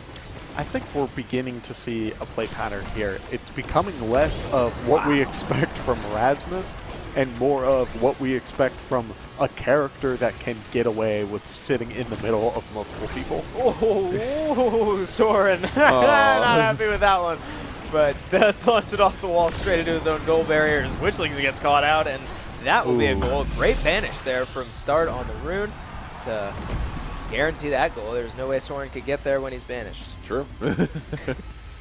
Yeah, great play from all these players using their abilities of their characters, getting everything at the best possible moment they can. Yeah, for sure. You see start on Rune taking so much damage, and Was that a core flip? Yeah, Looking I for think a kill? so, yeah. Yeah, I think it that was. was what you were talking about earlier. The core flip does have a knockback feature on it, so you can look for some cheeky kills like that. Unfortunately, that one goes just wide, but we do see a goal barrier go down, but Fluffy Waffle's there to save the other one. See, core flip forced out. Lots of just back and forth right now. Pretty stalled in the middle of the map. Yeah, it's becoming a lot slower. The game's pace is kind of spreading out a little bit because, again, we're looking at a big map. But these Juno slimes, these blobs are just becoming such a commanding force that that's really what you got to look out for. 4 seconds till overtime. This is where the core starts going real And fast. look at Soren. Look at Soren walking up when his goal is under no threat. He plays it like a forward. And wow, That's speaking of the blobs. Oh, okay. there it is. Yep. man, and that's exactly what I was just talking about. Like Soren is so good at understanding the situation of the round. And knowing that, oh my lord, how in the world Soren finds a wild kill onto Rune, and now though Ole Miss is threatening these goal barriers with a numbers disadvantage, but a bit of a wasted opportunity there from Lakeland with finding the early kill and having to reel from it. There's that strike, unable to find the goal. But man, This poor Rune. Old Miss Why would you let anyone play the game anymore? That's what I'm saying. Yeah. They ain't- like, what do you do? There's the elusive burn. Now Asher's going to look for the shield blast. Yeah, there it is. I mean, talk about a snowball effect. Yeah. Right now, Old Miss is healing it. Yeah. Oh, jeez. Yeah. This Juno is overwhelming. Disgusting. And it's so interesting to see too, because we do associate Witchings as a Rasmus player. We talked about it before the game, and we acknowledged when Rasmus got banned. But clearly, completely unfazed, showing his flexibility on other characters and not slacking it in the slightest as both goal barriers drop before you can even say the word goal barrier. Yeah, and I mean, right now, we're seeing Soren does have the core flip. There's still a chance for this series to be brought back because suddenly Asher's goal is open, which brings up another point. Wow! Kai was walking Soren. forward with the core strike despite being the goalie. And that's so smart. And this is what we talk about with this team. They're so coordinated in saying, hey, I'm the goalie, but I got my core flip. And we have another character on our team in Asher that can lock down the goal for just a moment. So Soren is able to walk up, use his core flip, and sure enough, it works beautifully. Perfect So well done. rotations. Yeah, exactly. Yeah, I mean, that's perfect. something that I'm wanting to see more of from not just Lakeland, but all teams. If you're going to pick this, what we'll call double goalie comp, because I mean Kai and Asher, as we've been saying, can both defend the goal. You have to take advantage of it, like Lakeland just did. That might be the key, going back to what we saw in round 5 of the round robin, to beating SLU and their Rasmus Drakkar comp. Yeah, I mean, it is little advantages like that of having the extra core flip that you wouldn't otherwise have on your forwards. Little things like that matter. And if you don't believe me, like, look back at the game we just watched. It was a perfect example of utilizing your resources when you can and where you can, and knowing your role in the team and knowing where your role can be shifted to. Just great stuff all around from Lakeland. I think we've been sleeping on Asher just a little bit. I think so too. Maybe a little. I think we've seen Asher in the goalie, and we were really hyping up Asher as the goalie, but then we see it forward, and suddenly you can't get past that thing. Yeah. We talked about Dubu being a wall. This is a wall that moves. Yeah, It it's a wall in your lunges. face. A wall in the face of the goalie. It is much more the Asher that I'm used to, and that's why I was so kind of stunned by all of the Asher goalies, which certainly proved me wrong. But this is who Asher is. Asher is all up in your face, stuffing it right through you. seemingly with ease. Yeah. So, yeah, I mean, great stuff all around. But Lakeland will advance to our grand finals. Yeah. How exciting is that? Yeah, I mean, we're at that point. Right now, it's grand finals, but third place match will also be played on stream. Yes. So we can take a look at our bracket real quick here as we see that none other than SLU does take the win over George Mason, and we will have a grand finals of probably a repeat of probably the most intense game we got to watch today. But before we get there, we're going to play this third place match on stream. So, Ole Miss and George Mason coming up next. But, yeah, before we get to that, we're going to kind of break down the stats of these last couple of days. We do have stats from Ethan on the Asher against Ole Miss with 6 KOs on Asher as Asher forward. But 4 goals, 2 assists. I mean, very, very strong performance. Yeah. I mean, it felt almost a little like bullying. It was just so powerful seeing the Asher Blast come out. Rune, there were multiple times where Rune would spawn, get like 2 strikes off, and immediately get 100-0 stagger-wise by Asher. Yeah, which is the Asher forward. It was one of the most bullying things I've seen today. It was insane. As I said, why would you let your opponent play the game when you can just knock him off the map and have him dead for most of the game? I couldn't say it better myself. What better way to lock down your opponent than to kill them? So we are going to take a quick break before we play this third place match, excuse me. But we're going to take a quick look at some replays before we do, and we will see you on the other side. Don't go anywhere. Great value on that quick strike. But nice goal immediately in the middle. I wouldn't be surprised to see that disappear fairly soon. But they're keeping it open. I like Jimmy's approach. Not worry about the black hole. That situation it out is not the move you want to go for here. If we could nice. Distance play just like that. But we can't do it one more time. Four strike because Rasmus is special would have taken it. Now the wall. Just that little blast. But see if they can keep it up. Yep, start there to make it safe. That's a great job finding the kick. And cool. Into his own goal barriers. Witchlings gets caught out, and that will be a goal. Great vanish there from. And wow.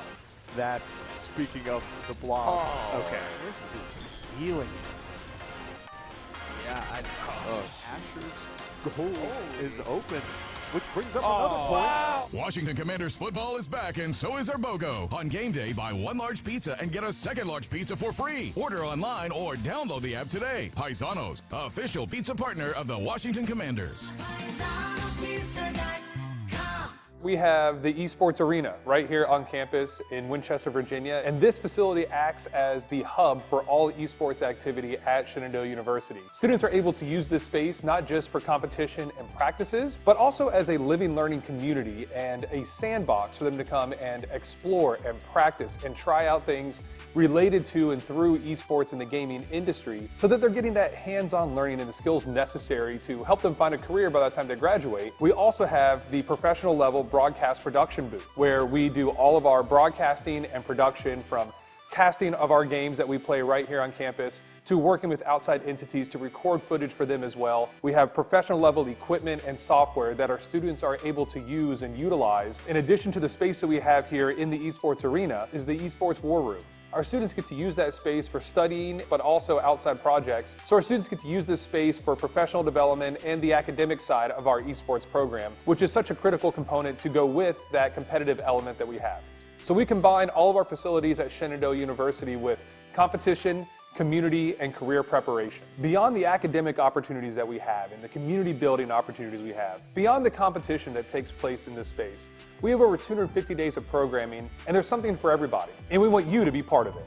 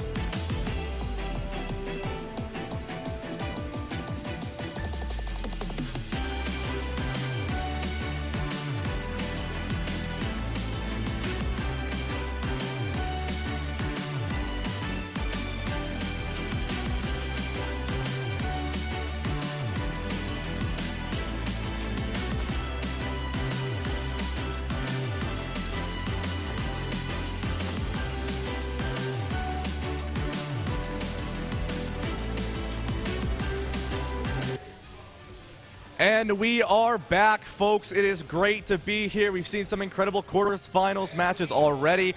So now we are going to be coming in to our third place match. I've got the wonderful Yachty over here for Ole Miss. We have Vega on my right here for GMU. And we're going to talk to them a little bit before they go and compete for some money. So first off, Vega.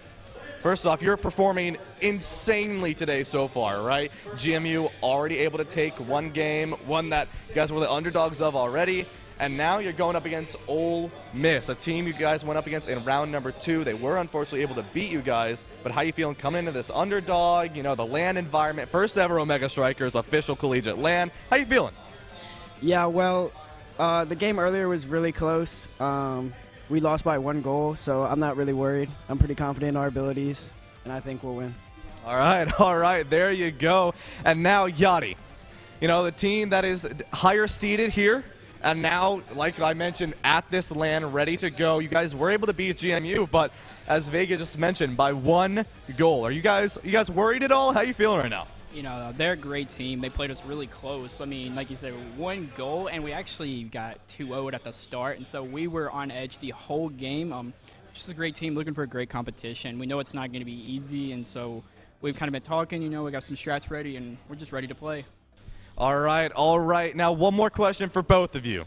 You have anything to say to good old Yachty over here, Vega? Good luck, because we're coming. All right, Yachty, how about you, my friend? How you feeling? Just best of luck to y'all. Looking for a great game. We love the sportsmanship. Yes, indeed. Shake the hands. Here we go, folks. Third place match, $100 on the line. Chris, take it away. Thank you, Ryan. I love to see the camaraderie with these teams. I mean, we touched on it earlier. I mean, these teams are all friends, and it's been so much fun to be a part of, like, in the past couple days leading up to this event.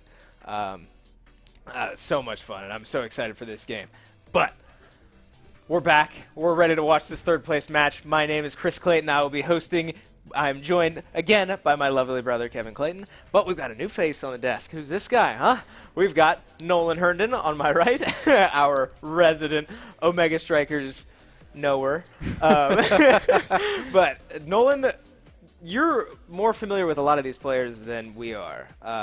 Just by nature of, like, being part of a lot of the beta testing and all that, and, you know, probably getting to meet these people before we did a couple days ago, Yeah. right? So what's that like, seeing them all play against each other? Honestly, it's kind of surreal because I've been playing since, like, pre-alpha, like, 2 years ago, and just being able to host a LAN like this after all that and see the accumulation of effort from, like, Odyssey just on this game and just see everyone at a collegiate level event for this is just incredible. And I could not say it better myself. That it's so awesome, and I want to add that Nolan is one of the people in our event management class that helped put this whole thing together. So big shout out to you. Thank you for everything you've done leading up to today. Shout out to Nolan, baby. Yeah. So we do have stats from some of the players that you just saw on camera. We have Vega coming up first on his notorious Rasmus. Last time this team played Ole Miss, he scored 6 goals and had 42 shots with 12,000 damage. What do you think about that? This character's been wild. Like, throughout this entire tournament, every single time we see Rasmus has been one of the biggest playmakers in the game. So seeing him with 42 shots and multiple goals, it all makes sense. It's all beginning to click that you need to respect this character.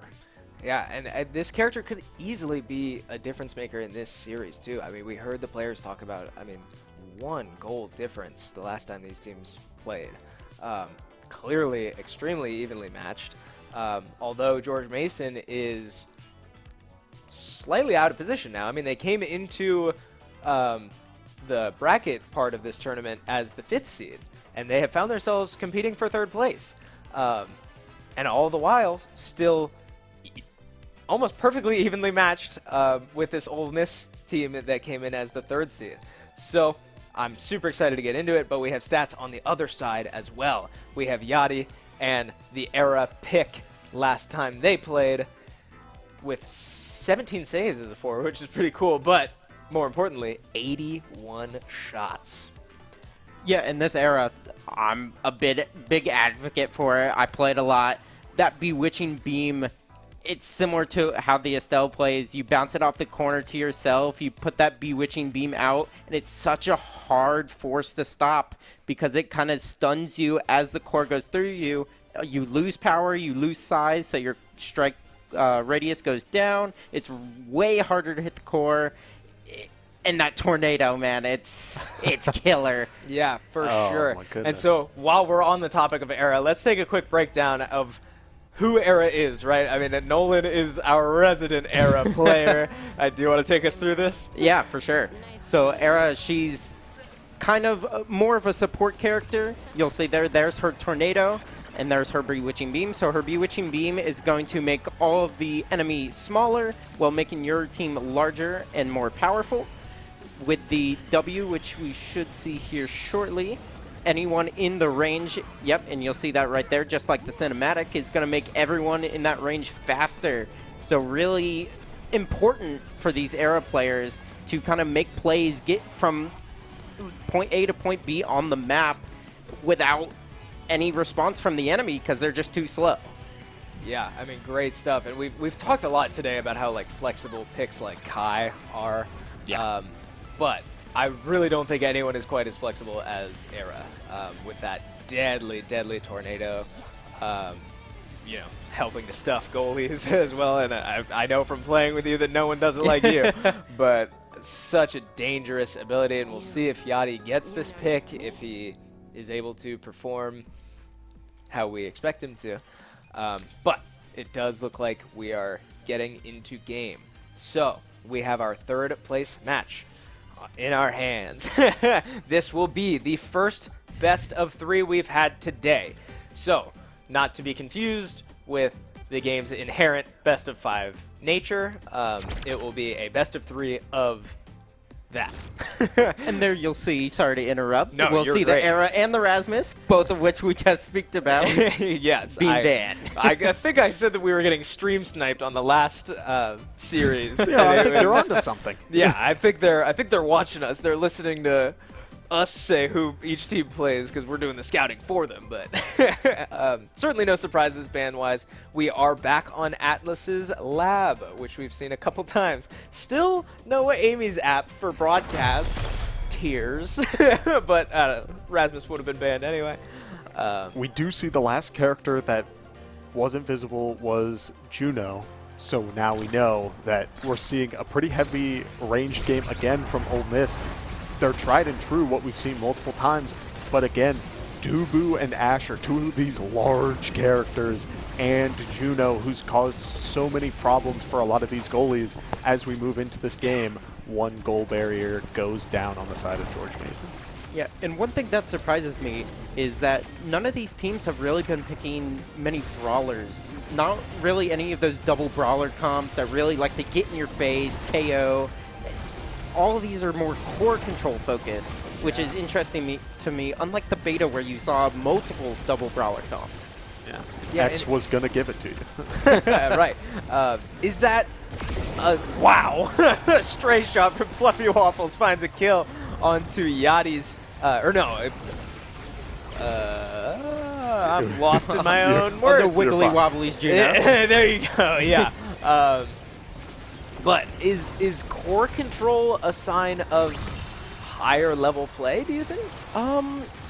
Well, it's difficult to answer that. I think it's just a different play style. Sure. Because even on those double brawler comps, you're going to see passing, you're going to see the same things. It's just the tools are different for how they want to play as the rune sinks it in of past Spartan's Dubu.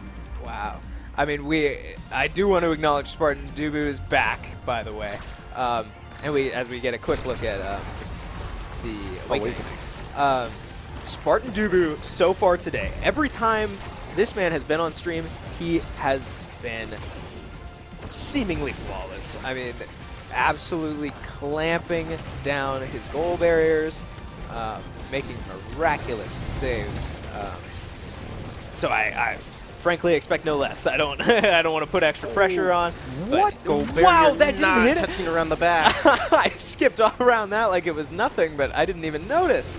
As there it goes. The top one will fall, but one goal barrier each for these teams. Yeah, and while we're talking about the goalies, you can't sleep on the Fluffy Waffles. I mean, we've been seeing Fluffy Waffles, just Kai in general has had such a great presence, but now we're going to see how does Fluffy Waffles respond to this sort of pressure from Asher and Juno, who have this sort of mixed hybrid in-your-face and blob gameplay. Yeah, and I want to make sure it was pretty easy to miss, but Dubu did use his core flip there in anticipation of a shot that was blocked before it got to him. So, good angle though, good look from Wiggly Wobbly, but nothing to show for it. Yeah, and you'll see those goal gates not quite open just enough for that shot to go in, as we see the Dubu trying to hold on from this pressure as they now put it downfield. Kai stuck into Asher ult. Yeah, that could have been extremely dangerous, but meanwhile, on the other side of the map, the dangerous ball, too, or dangerous core, excuse me, almost going in for Spartan, but again, I mean, just locking down, not letting anything past him. Who said that? Not me. As Start is able to squeak one by on Rune and just launches it right through him before he was ready. Yeah, and this Rune is so difficult to play against because these pillars, they just pop up from seemingly nowhere, and you have to really think about where you're clearing it, because if you clear it, a pillar pops up, then what are you going to do? Right, and it comes out like frame one. It can be so sudden when it happens. But we'll see if George Mason can find a goal off of this early open net, or decide to. Spartan's been doing a really good job of holding his abilities. We've seen a couple of times where just holding on just a little bit with that body slam, being able to stop that core, has made a world of difference. He's very aware, even when the core is right in his face, even when it's clipping into the goal, he saves the ability. He knows what he wants and what situations work best for him. Yeah, and you'll see in a higher level of play, patience is key to winning these strike cores. If you're even a millisecond off, you lose that strike core, you lose control. It's so important to be patient. Yeah, and I have noticed that with these players today, too. I mean, which is just another testament to how good these players are, as Yachty finds the widest angle possible to score from across midfield, and Ole Miss will take an early 1-0 lead with little to no response from George Mason. And MVP goes to Fluffy Waffles. And now we should see the perfect form from the Kai. That's what I'm kind of expecting. Or the missile prop. Missile prop is also very good. And we'll see the Dubu take the perfect form. The missile prop very good for extending the range of that goalie past what seemingly midfield. It really helps the forwards kind of get more pressure onto their side of the field, keep that pressure. Yeah, I will say, on top of now we're heading into this next round, we haven't touched too much on the black hole this time around, and I think it's just becoming more prevalent. Players are getting used to it at this point. When it erupts, it's because the core's hitting it, and not a lot of people are taking the damage, or, well, psych. Hey, listen, it's called the caster curse for a reason, baby. We've had plenty today. Yeah, but now look at this pressure from George Mason. Wow. George Mason finds a stray, just squeaking past Fluffy Waffles Kai, and George Mason responds for the first time this game. Yeah, and I want to touch back on that black hole. It's almost like if you played the beta, a stage called Center Stage, where it had this big, just diamond right in the middle. It interrupts play so hard, and especially when that black hole's up, the gravity kind of pulling it to the side, it can interrupt a lot of passes. It can mess up because it'll stun you. It'll mess up a lot of just things that you want to do. Right. Yeah, I mean, we're seeing it in full effect there. That core going into the black hole, bouncing at an awkward angle where Dubu was unable to respond, and now the pressure is beginning to rack up on Ole Miss's side, but I don't think this is going to be enough on this push forward. as right now core flips are beginning to rack up. Yeah, keep an eye out for Asher in that core flip. We talked about it earlier where, you know, we haven't seen many Asher forwards today, but the one that we saw was extremely commanding as we see the black hole disrupting plays. That's exactly what you were talking about. That was very clearly meant to be a pass to Vega that got skewed ever so slightly by the black hole. Asher now forced to use her core flip and does pull out Kai's, which forces Dubu's. But nobody with a core flip anymore, but Rune noticeably close, but it won't matter if you're finding angles like that. Very well done by Vega. Asher's special coming in clutch and is sending it at that angle where Fluffy Waffles was unable to respond. I believe that his projectile game was already used before that interaction, and it just led to that unfortunate score. Yeah, and you'll see this Kai, he also has strike shot. So not only does he have the barrage, he has his Giga Blast, he has the strike shot, he has so much range potential, especially with this projectile missile prop, thank you.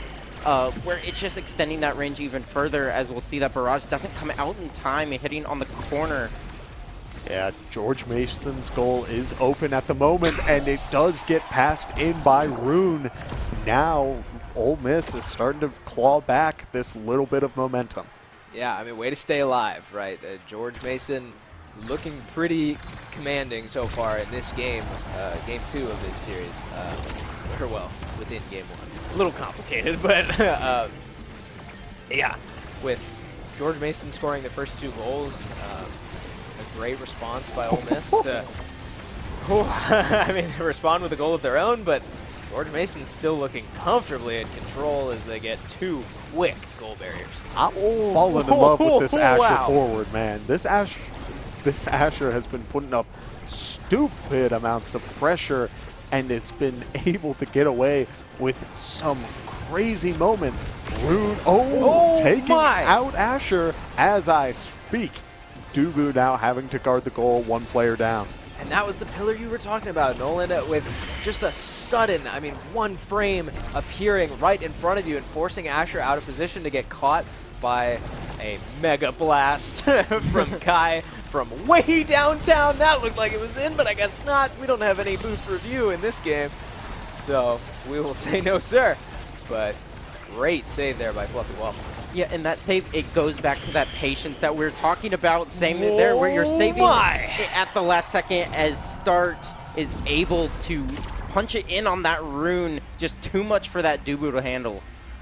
I mean, Ole Miss is showing why they want this 3rd place finish, why they want this cash prize and the Odyssey points.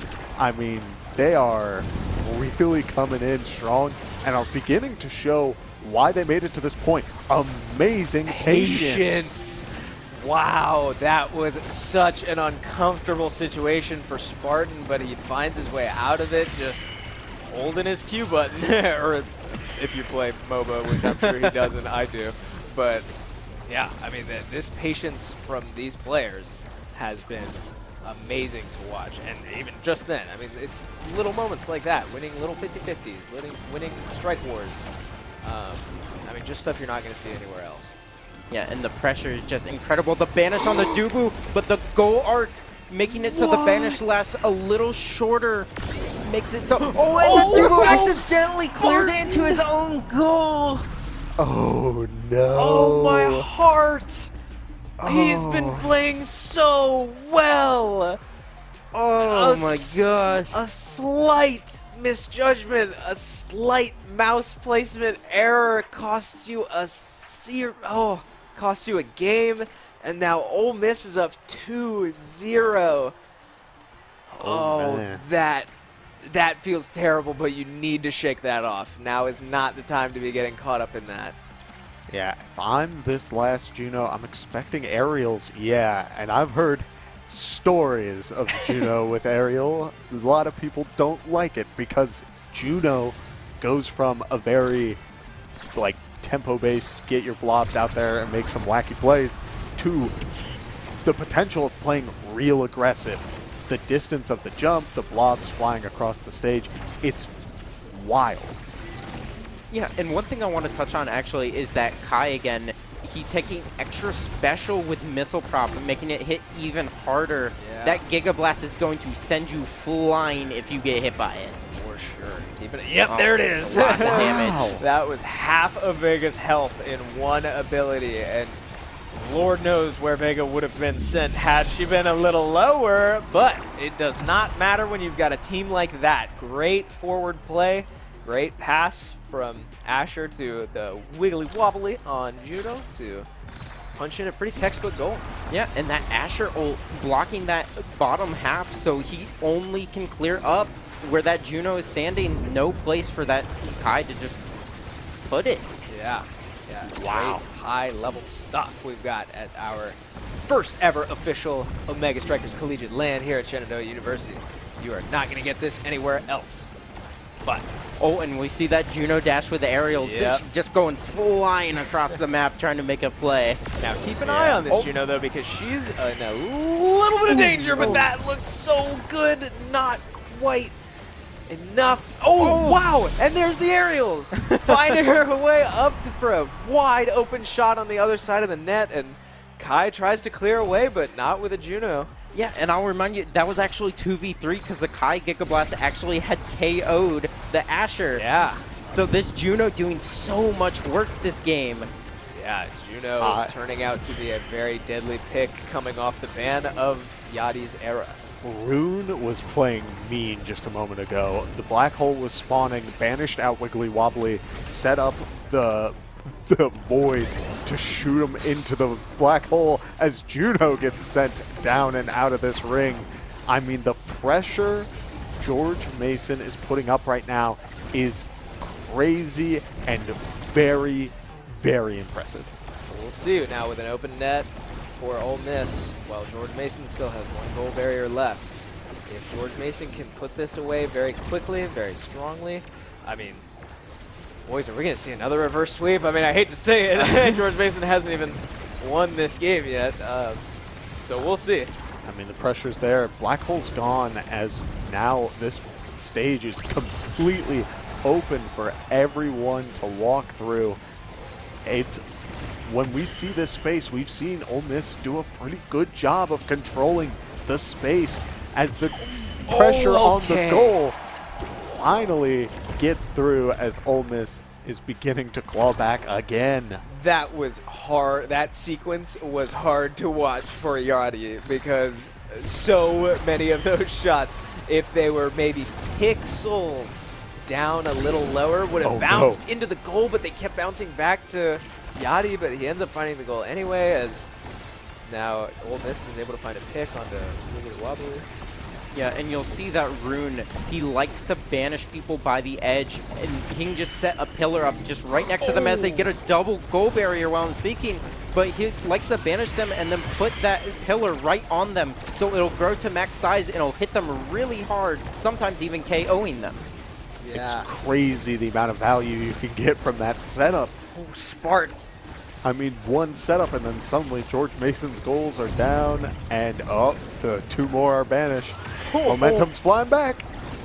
Jeez. But now we're seeing Ole Miss keeping up the pressure. But Spartan's Dubu, we've been talking about it all day. Spartan's Dubu is a beast. It's a wall. He's dead. It's a wall that just got knocked into the blast zone is what it is. Wow. Oh, are we going to see Ole Miss climb all the way back and put this away 3-0? This is still a best of 3. This game does not determine a third place winner, so you can't panic yet if you're George Mason. This is not do or die yet. But, I mean, you cannot let Ole Miss walk over you 3-0 in game 1 of this series. This is a big, big point coming up here. Yeah, and I mean, look, now both sides at one of the goal barriers just waiting. Oh, and then it goes. Dubu feeling the pressure. No. And Ole Miss goes up 1-0 so far for the battle for third. And that Slime and Rune combo just too much. There's just so many projectiles on the screen. You got to clear past the pillar. You got to clear past the slime. What are you to do? I'm so overwhelming and so well played from Ole Miss to not be shaken by GMU's. I think they went up 2-0 2 times. Yeah. So not folding, not even really bending. So, I mean, very well done. But now comes the fun part, in my opinion. We haven't been able to talk about between-game adjustments until now. This is our first series, multiple-game series of the day. So, if you're GMU, what do you change? I think you need to ban the rune. If you're going to play, because they were also playing the Juno, so I'm not sure if they want to really ban that. But I personally know Start. He plays so much rune. You need to ban the rune. Yeah, and he's been playing it all day, and he looks great on it. But we did especially see the impact of those pillars you were talking about and his multi-man banishes. Yeah, I mean, is that a ban? I think that's a safe bet, which means that at that point, I forget who banned what. I know one side banned Rasmus, and the other side banned Era. They banned each other's pocket picks from the interview. So at that point, you're leaving up, like if you're changing the bans, you're leaving up those characters. Are you comfortable leaving those up? Is that enough of an impact to really shake things? I think Rasmus needs to stay gone, no matter what. But probably, yeah, I think, especially if we get Imi Zap, which we unfortunately haven't been able to see yet. Rasmus is a monster on that map, being able to hook people into that well in the middle. So we'll have to see what map we get, because that might shift the adjustments that each team has to make. Yeah, for sure. Well, before we get into the next game, we do have an MVP from the last game, and of course, it's Yachty, who was playing Juno in this game, but with 5 goals and 52 shots and a lot of damage for a 3-0. I mean, strong performance. Yeah, absolutely.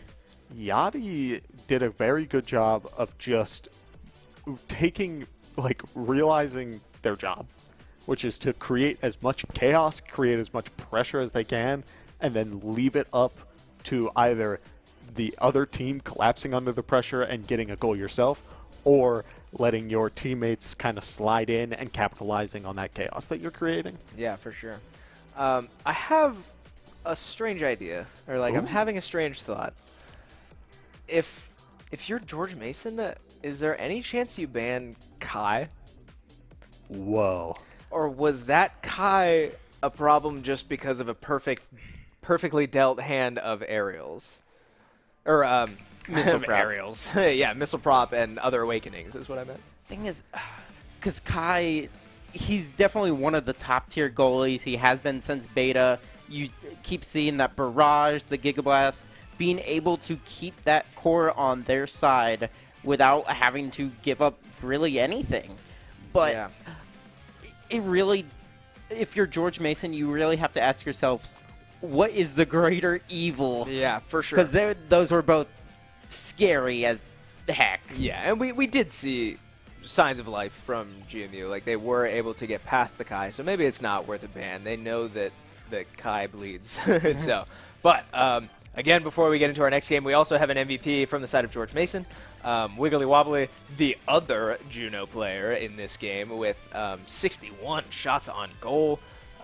Only 3 going in, though, and that's the story of that series. I like Wiggly Wobbly's name, but also I want to point out that Wiggly Wobbly did a really good job of just sitting back and relaxing. When you play Juno, you do have that little bit of blob control where you can take the time to absorb everything, and it really creates this good, like, slower tempo game until the timer hits 0 when you're in overtime, when the core's flying like crazy, because then your blobs are sending that core stupid fast. Yeah, for sure.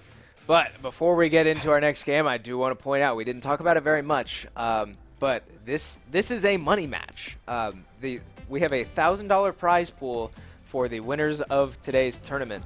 And it is $600 goes to the winning team, $300 goes to the second place team, and $100 goes to the winner of this series that we're watching. So this is by no means just a, bragging rights type matchup. But we are back on Oni Village. We see a Rasmus ban and an Era ban again. Yeah, so no adjustments there. We'll see how they adjust. It looks like they might not even adjust. Maybe it's just the salty map. run back? Maybe. A lot of insta picks. I'm thinking it's that salty run back. Wow. I mean, I don't hate it. GMU was right there multiple times. I mean, they went up 2-0. Clearly, they are able to score on the Kai. Oh, wait a minute. No. The Juliet is the spectator once again. No way I just fell for that this far into our show. Yeah, so the same comps we're seeing here. But we're in Oni Village. Yeah, the speed up on the side panels really changes things, really speeds up the gameplay. Yeah. Makes the map kind of feel a bit smaller, and then you have your corner kind of goal barriers that you sort of give one up, and then the other one is so hard to get. Yeah, for sure. And you mentioned, the map feeling smaller, but with how far out these corner goal barriers go, I mean, it does make the map smaller, and especially with those speed ups.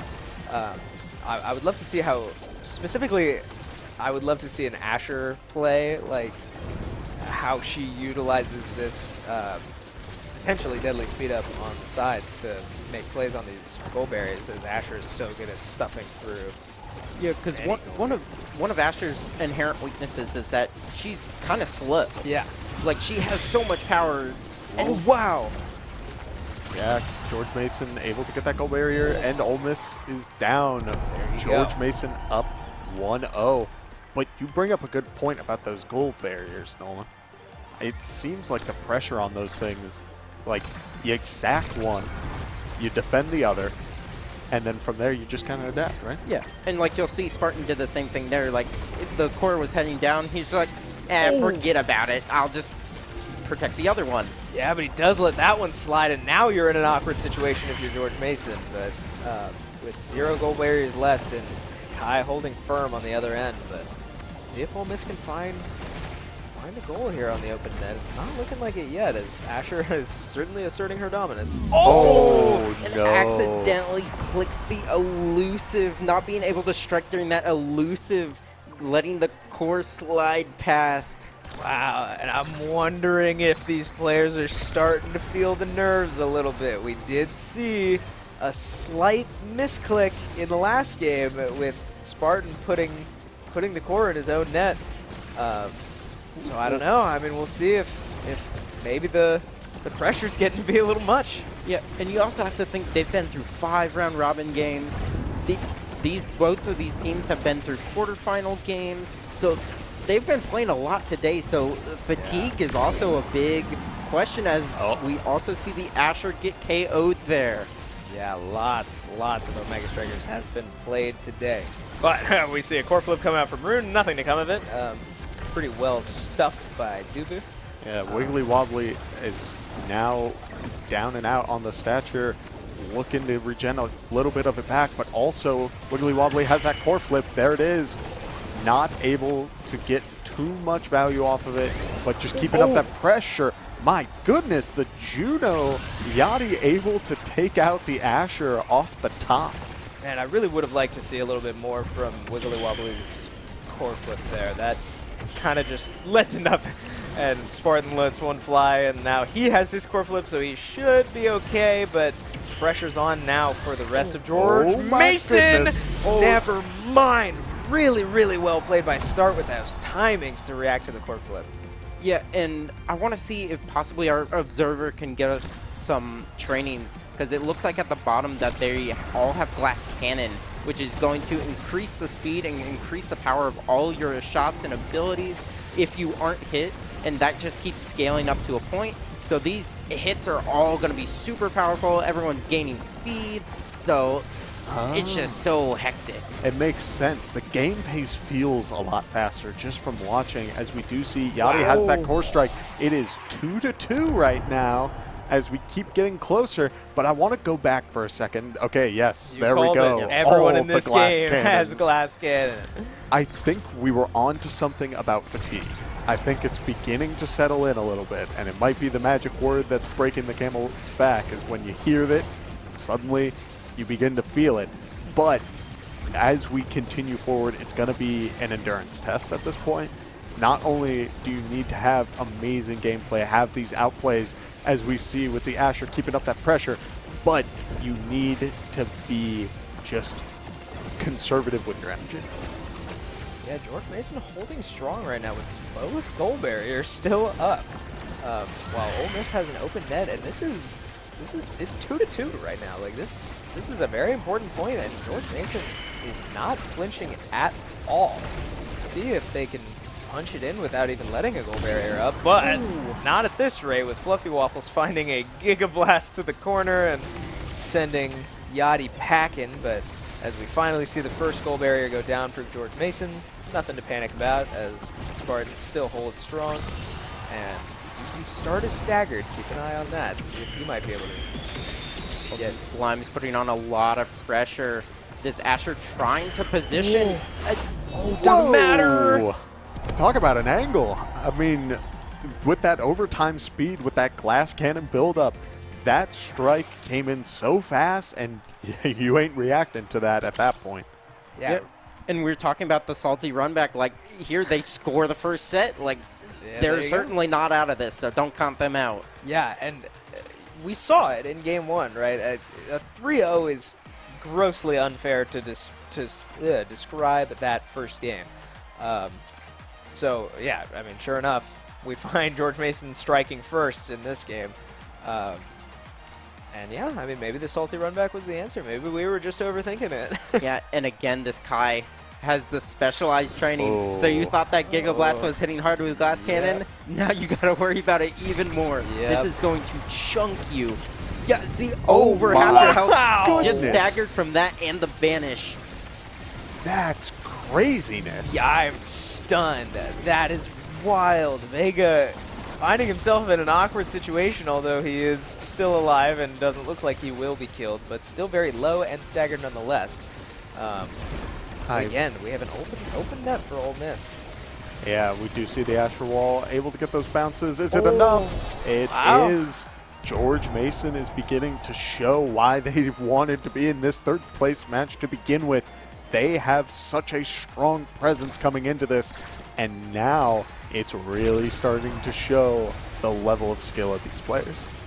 Yeah, and I'm curious. I don't remember myself, and I'm curious if you guys do. Was there anyone before Kai that could have taken specialized training away from him? No. No. Okay.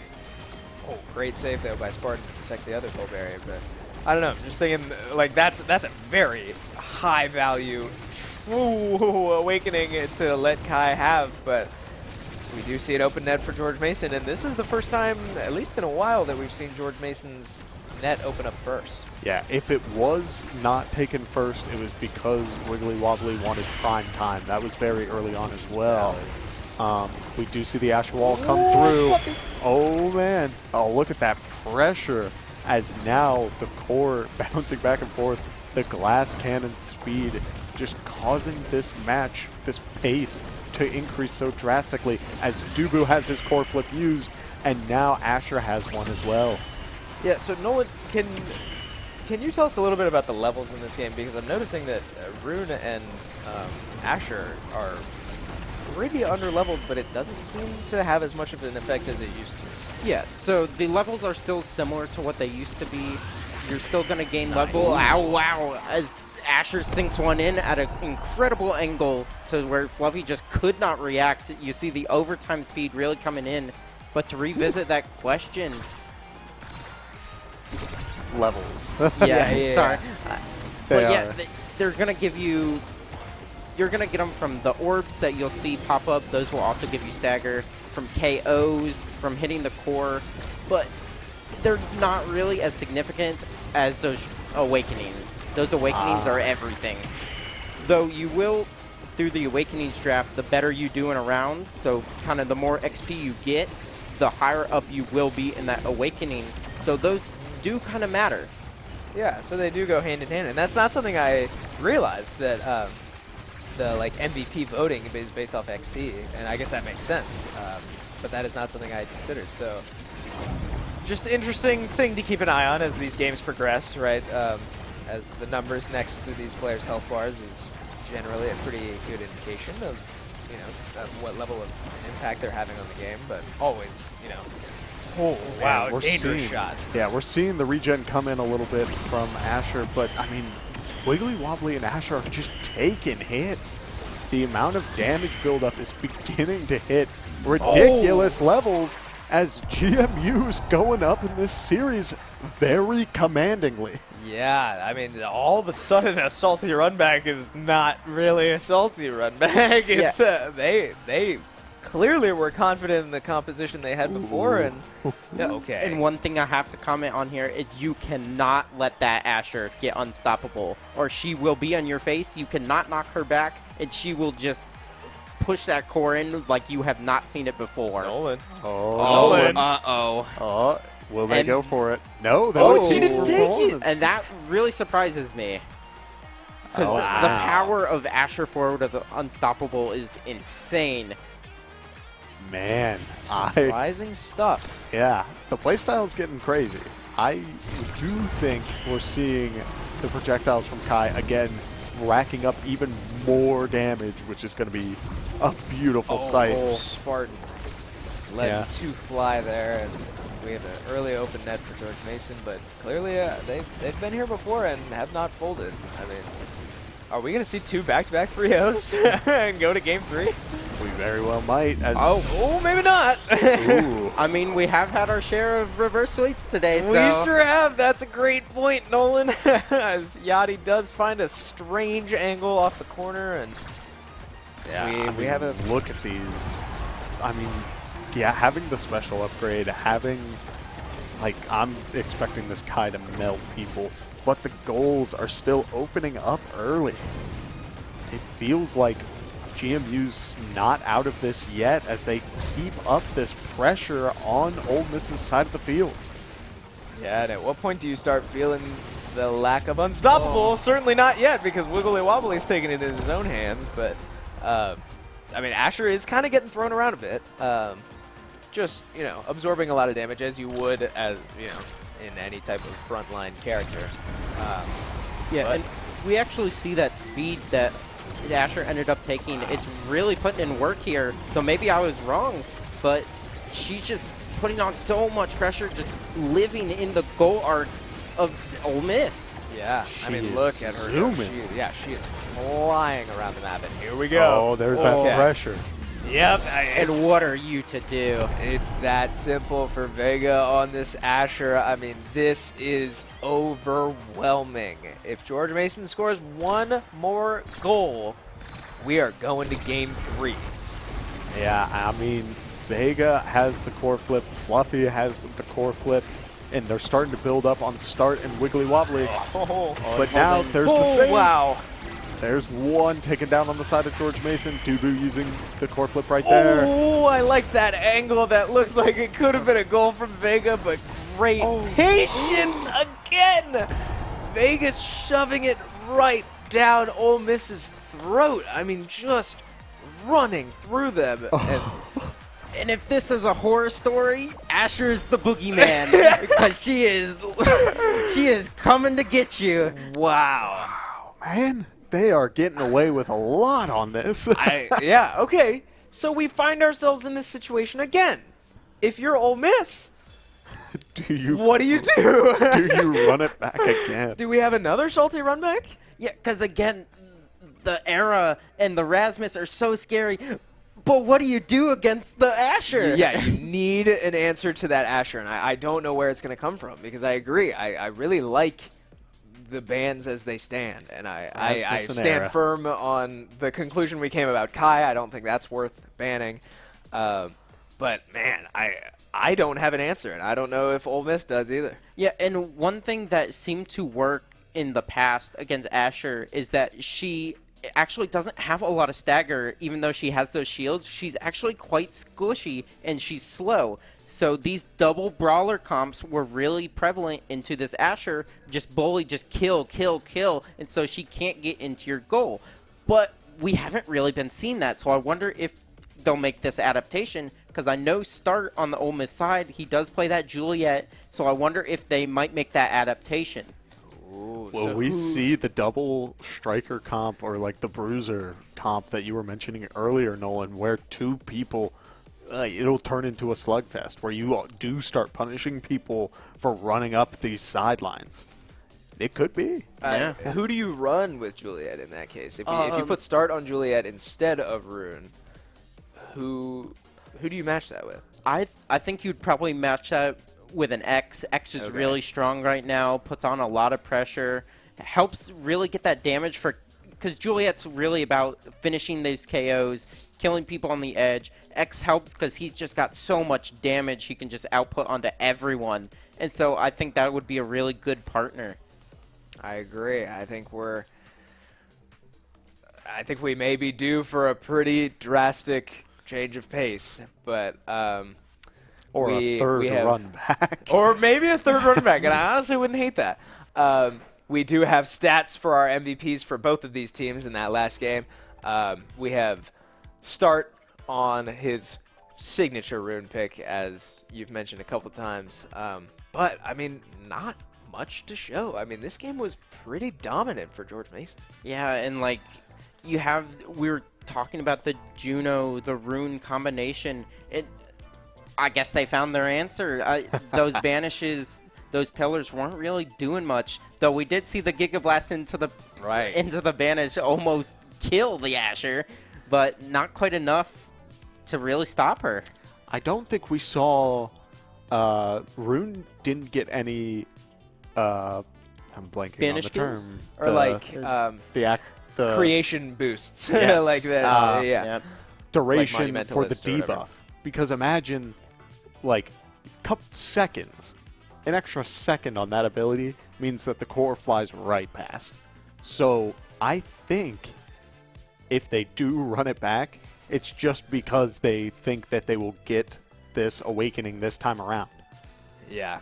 Well, we have also an MVP that I think probably all 200 people watching this event could have guessed from a mile away. 8 goals out of 9. Oh my Vega. Come on, Vega. This is disturbing. Yeah, and that's 8 goals and 37 shots. Like, not that much damage, but who cares? Right. When you're scoring, you don't need to KO them. And I don't know the math on that one, but that is an insane goal-to-shot ratio that I don't think we've seen yet today. Let's say almost 25%. Yeah. Right. 1 in every 4 shots. And when you're swinging it back and forth between the goalie and yourself, that adds up. Right. I mean, stunning stuff from Vega. But we'll see. Does George Mason need to switch anything up? Probably not. Does Ole Miss need to switch anything up? We'll see. But we are looking into getting into our last game fairly soon. I don't know. I mean, what map do you think would... Oh, if this is where I'm we get really Amy's, hoping to see Amy's You think app. so? Is that Yeah. enough to really change, like massive... Is that enough to deal with Asher? How about we start with that? I'm not sure. Okay. Because the Rasmus will definitely have to come out if we see Amy's app. But you kind of have to play the mind games. Are you going to ban it? Am I going to ban it? Are we going to hand... Oh, and we get it! Oh, we have Amy's app! Okay, now you hit right on it. These bans are extremely important. Looks like Ole Miss is not hovering Erasmus yet. And I don't want to say it yet in case our voices are coming out in the arena. But we will see what the answer is. No, same bans. Okay. Oh, man. Will we see it Is it one assault to more run time? back? I mean, it looks might like it. just be... We can see Ole Miss's characters. It looks like we're going salty run back. Yeah, and funny enough, I actually do like Ole Miss's comp just a little better on Imy's app because that middle well, much like I was talking about before, the center stage interrupts a lot of play. And so those lanes, you can stuff those lanes with those rune pillars, those Juno slimes. They can become really hard to pass. And like the Asher, sometimes you can't even get up there towards the goal. Right, and we saw it firsthand. George Mason struggled to deal with that level the of run disruption. back again. I love this. But we have a 3-0 one way, we have a 3-0 the other way. This is game 3 at the first official Omega Strikers Collegiate LAN here at Shenandoah University. Collegiate Striker Showdown. Money match, third place. Winner walks away with $100 for their team. Okay, thing I need to point out right away. Aerials was offered to these players because Juno just jumped across the map, specifically Wiggly Wobbly. So that is already wow, yeah, look at that. Huge. Yeah. But also, we have not seen this map on the broadcast, and we talk about 2 of these goal, I was about to call them posts, but there's only 1 on this map. The goals open quickly. There's just a well in the middle. Right. Yeah, and that's something I want to mention. Don't be deceived by the 3 hearts on the thing. There's only 1 goal barrier on this map, and it is honestly kind of easy compared to the others, in my opinion.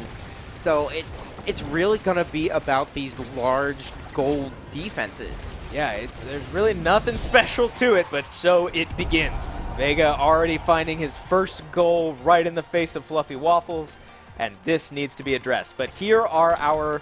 Oh, it's not aerial. So there's multiple that increase the dash, blink, and haste. So it's going to be Super Surge, Chrono Boost, and Aerials. Those will all increase about the same. They just have different secondary effects. Interesting. Well, sure enough, Same we're effect. seeing the value as the core flip comes out from Kai and lands on nothing.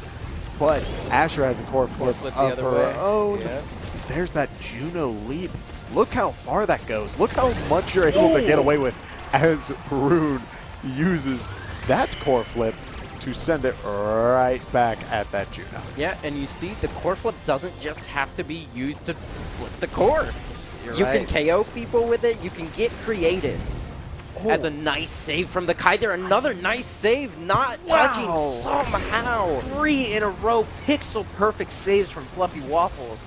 But yeah, I mean, you said it like with these specific goal barriers, I mean, smack in the middle of your goal, there's only 1. I mean, there's not much to it. Although, I mean, we're seeing heroic saves from Kai as another one sneaks past. He's going to send it the whole way back. What a goal in overtime to tie this game 1 in this money match. I thought that was going to be a goal barrier, much less a goal on the other side. Yeah, Wow. I would have lost a bet. Oh, and again, just sneaking past behind the back of the the goal wall. barrier, and that one breaks finally What a nice save by Fluffy Waffles, barely from the clutches of the Asher and the Juno. Yeah, now we're seeing Vega, when they have this pressure, is doing so much. But when they're in this middle ground by the well, we've seen them knocked out a couple of times in this round already. There goes there goes Wiggly Wobbly in the middle of the map. The Juno leap going across the well and gets a score the other way. And we're seeing that Super Surge increasing that dash range so he can get there from seemingly across the map, just suddenly being able to punch that in on the corner. Oh my goodness, from a passive playstyle to an active playstyle where you are in your opponent's face. I mean, look at the pressure from both sides. These goal barriers aren't lasting long. Yeah, and the map just feels so wide open when these goal barriers fall, and it's deceptive. That black hole in the middle plays a massive part in every part of this game, but I mean, it's so easy to knock down these goal barriers and knock open the goal, and it really does make it anyone's game. God, look at that Juno leap, able to just cover so much ground, and when you're playing the goalie and you think your option is safe, suddenly it's feeling a little bit more rough. Yeah, and this is sort of what I was talking about earlier, that once it the core gets on the other side of the field, the Juno and the Rune are just able to seal it off so much as Wiggly Wobbly puts one in, putting the pressure back on. Yeah, Wiggly Wobbly making Kai's ankles wiggly wobble because that was disgusting. I mean, he crossed him up bad after a gorgeous pass from Vega to send all that up. Great play from Wiggly Wobbly. Yeah, I mean, look at this pressure on Asher off the top. Oh my goodness. Really nice slime to put that in. They were too focused on the Asher on the top side where Wiggly Wobbly just puts one in. Wow, no surprise here. MVP goes to Wiggly Wobbly, and now we need to, we need to think. Oh, man. If Rune isn't going for Castellas, no, there are good options here. Juno has a couple good options, and she goes for Stinger. That's surprising to me. So the other Juno now has options between Castellas and Timeless Creator. Opts for Castellas. We do see Big Fish fall to Dubu. That makes sense. Asher opts for Stagger Swagger. Now, one thing I'm curious about is why the Dubu didn't actually let the Asher have Big Fish, though they're good on both. I'm not sure about the Stagger Swagger. That's a good point. Fair. We'll have to see how much it impacts it later. This Asher already losing most of their health and gone off the top again. Yeah, and she's just dead. Like the Swagger Stagger is not going to do anything if you're dead. Yeah. I mean, we're seeing it in full force right now. Right now, this Asher, we know they have an aggressive playstyle. We know that they want to play in people's face, but they also now don't have much HP while these other players are beginning to scale. But this Juno, Wiggly Wobbly, still putting in points left, right, and center. And it's hard for me to keep track, but is Fluffy Waffles using his projectiles a little recklessly? Is that why he keeps getting caught letting in goals on the far side of his goal? Yeah, and I'm not sure because he also had a Juno Slime right next to him from his own teammate, so I wasn't sure if he thought he was fine. Thought he was fine where he was and was able to save it and just slips right through. Yeah. Yeah, well, we are seeing it is a little bit early. We see it there. Oh, nice patience. Man. Yeah, using the core flip to get the core away from Old Miss's goal. We do see Kai with a core flip here. And dangerous. Could come out now, but he's not going to use it. He will die for it, lose his core flip, and let up a goal that is catastrophic for Ole Miss. Oh, man. GMU is starting to look pretty. Yeah, there's a rumble. There's a storm brewing, and its name is Asher, because this has been overwhelming. I mean, this game, it has been a lot of wiggly wobbly, and I don't want to downplay the Juno play right now. From both sides, really. But overall, I mean, Ole Miss has not had the answer that we were expecting them to have, and it's starting to get out of control fast. I think part of it is the fact that we see Ole Miss is playing very clumped. Two characters with so much range, and yet they're not utilizing the fact that they can cover so much space. Oh my God, that's mean. That's just mean. Yeah, and the Kai not able to get there because he's just stunned by the Asher E, the Asher ult. Like, what is he to do? He can't get there. And a nicely placed shot by Wiggly Wobbly, though. And such great coordination, such great communication from the side of George Mason to say, hey, I can lock this guy down if you just launch a Hail Mary at the other side of the goal. He will not be able to answer it.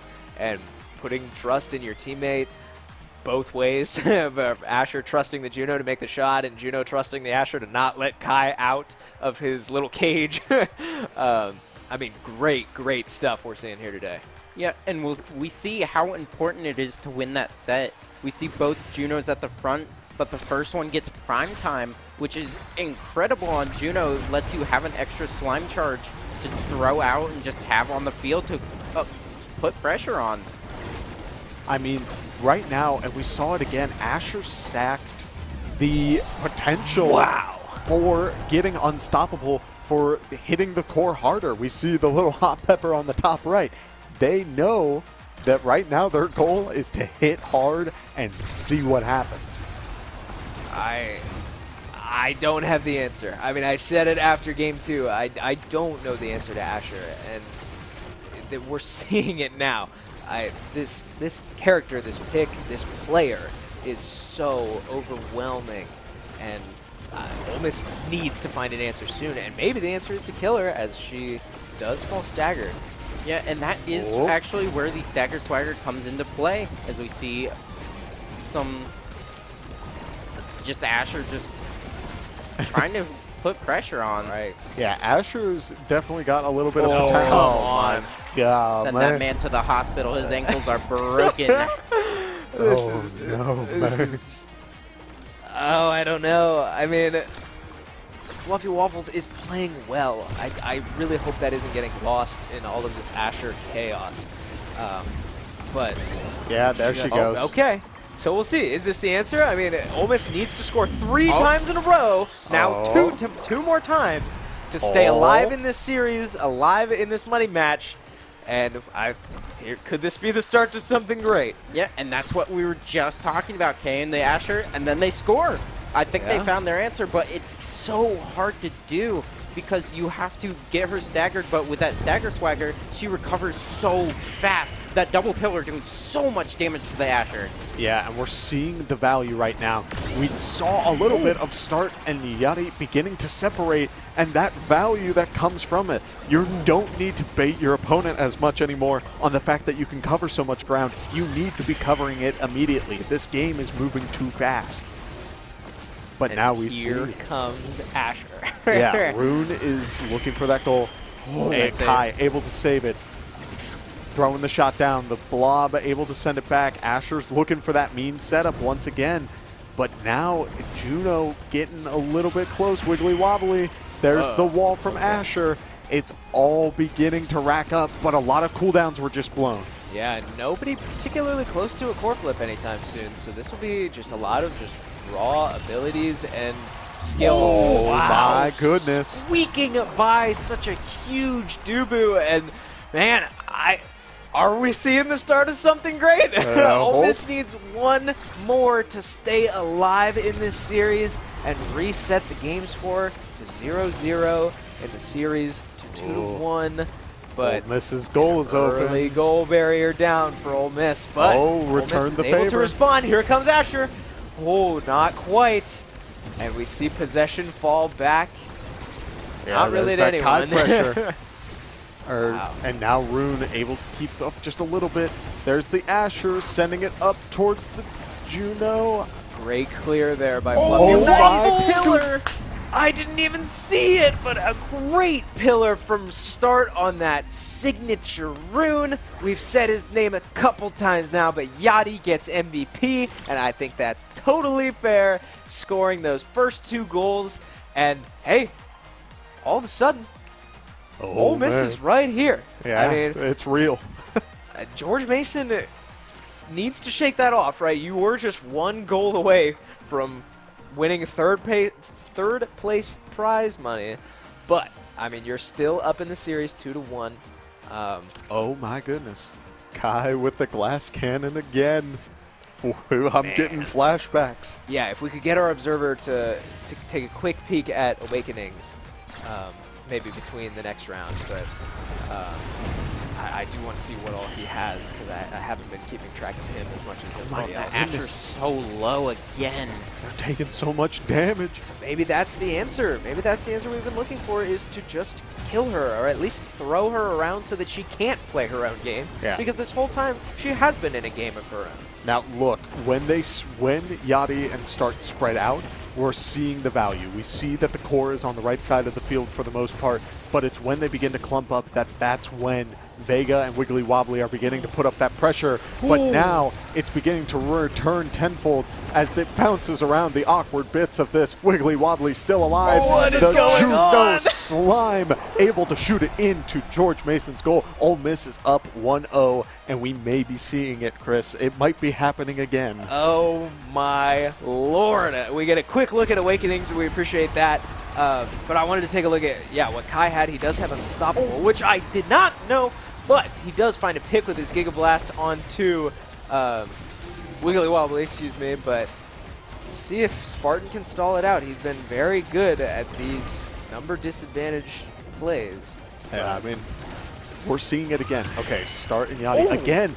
just playing a little close. They really want to give Asher the respect that Asher deserves. But now that Asher's low, I think we'll see Yachty begin to spread out. Yep, there it is. Rune's going to be looking for the KO while getting these setups. It's going to be a matter of Asher getting a little bit of that poke in. Rune with the core flip, looking for something, gets it past, shoots it straight up, gets past the dude. I gotta say, Nolan, welcome to this part of the broadcast. This is this is where this things has been get electric all day, and I'm glad you get to be a part of one of these. Oh, it's been electric out in the arena as well. So many hype plays today, and we're seeing it here. Oh my goodness, and look at that. Wiggly Wobbly already losing so much health. Vega below half. This pressure already. The fact that they're beginning to space out. The fact that now we're seeing the value. Now it's all starting to boil up. These awakenings are starting to influence this game to a drastic level. And now, I think, is where we see the true value of these characters shine. Man, the dream scenario for this to go 3-0 one way, 3-0 the other way, and the deciding game, goes to... Oh, and the banish on the Dubu! Wow, a great timing from start to send this to point number 5, or game number 5. Wow, this is first to 3 wins $100 for their team. This is the dream. Folks, we have a game. We have a game. Moly. Oh my goodness. This event has been spectacular, and I'm so glad that the first Omega Strikers official LAN, this Collegiate Striker Showdown, is turning out to be everything we ever dreamed of. I'm so proud of all the students that helped put this on, all the students in the broadcast room putting this all together, and we're not even in grand finals, and I'm getting sappy. Yeah. This is amazing. Now, I do want to point out, as we see those awakenings that just came into play, a lot of characters got awakenings that they would enjoy, but look how far Juno's slimes go now. Yachty's slimes are going the distance, but we see this Asher pressure again. It's coming back in full force. Yeah, Vega did not go anywhere. Ole Miss may have scored 2 games in a row, but Vega on this Asher is absolutely still here to win. Oh my goodness. Yeah, and that's one of the consequences of really grouping up the Juno slimes. It summons as many slimes as there are enemies in the ulti, so you just have 5 slimes there. You have the Asher wall, you have Asher herself. It's just too much. Yeah, and now we're seeing that pressure build up again. Dubu doing a great job of being that wall for that 1 goal barrier. But look at Asher's health. Wow! And that comes from the specialized training that Kai just picked up off the Awakenings draft. Yeah, smart building from Kai, but he does have his core flip here. We might be forced to use it. Never mind. We're seeing cleared away.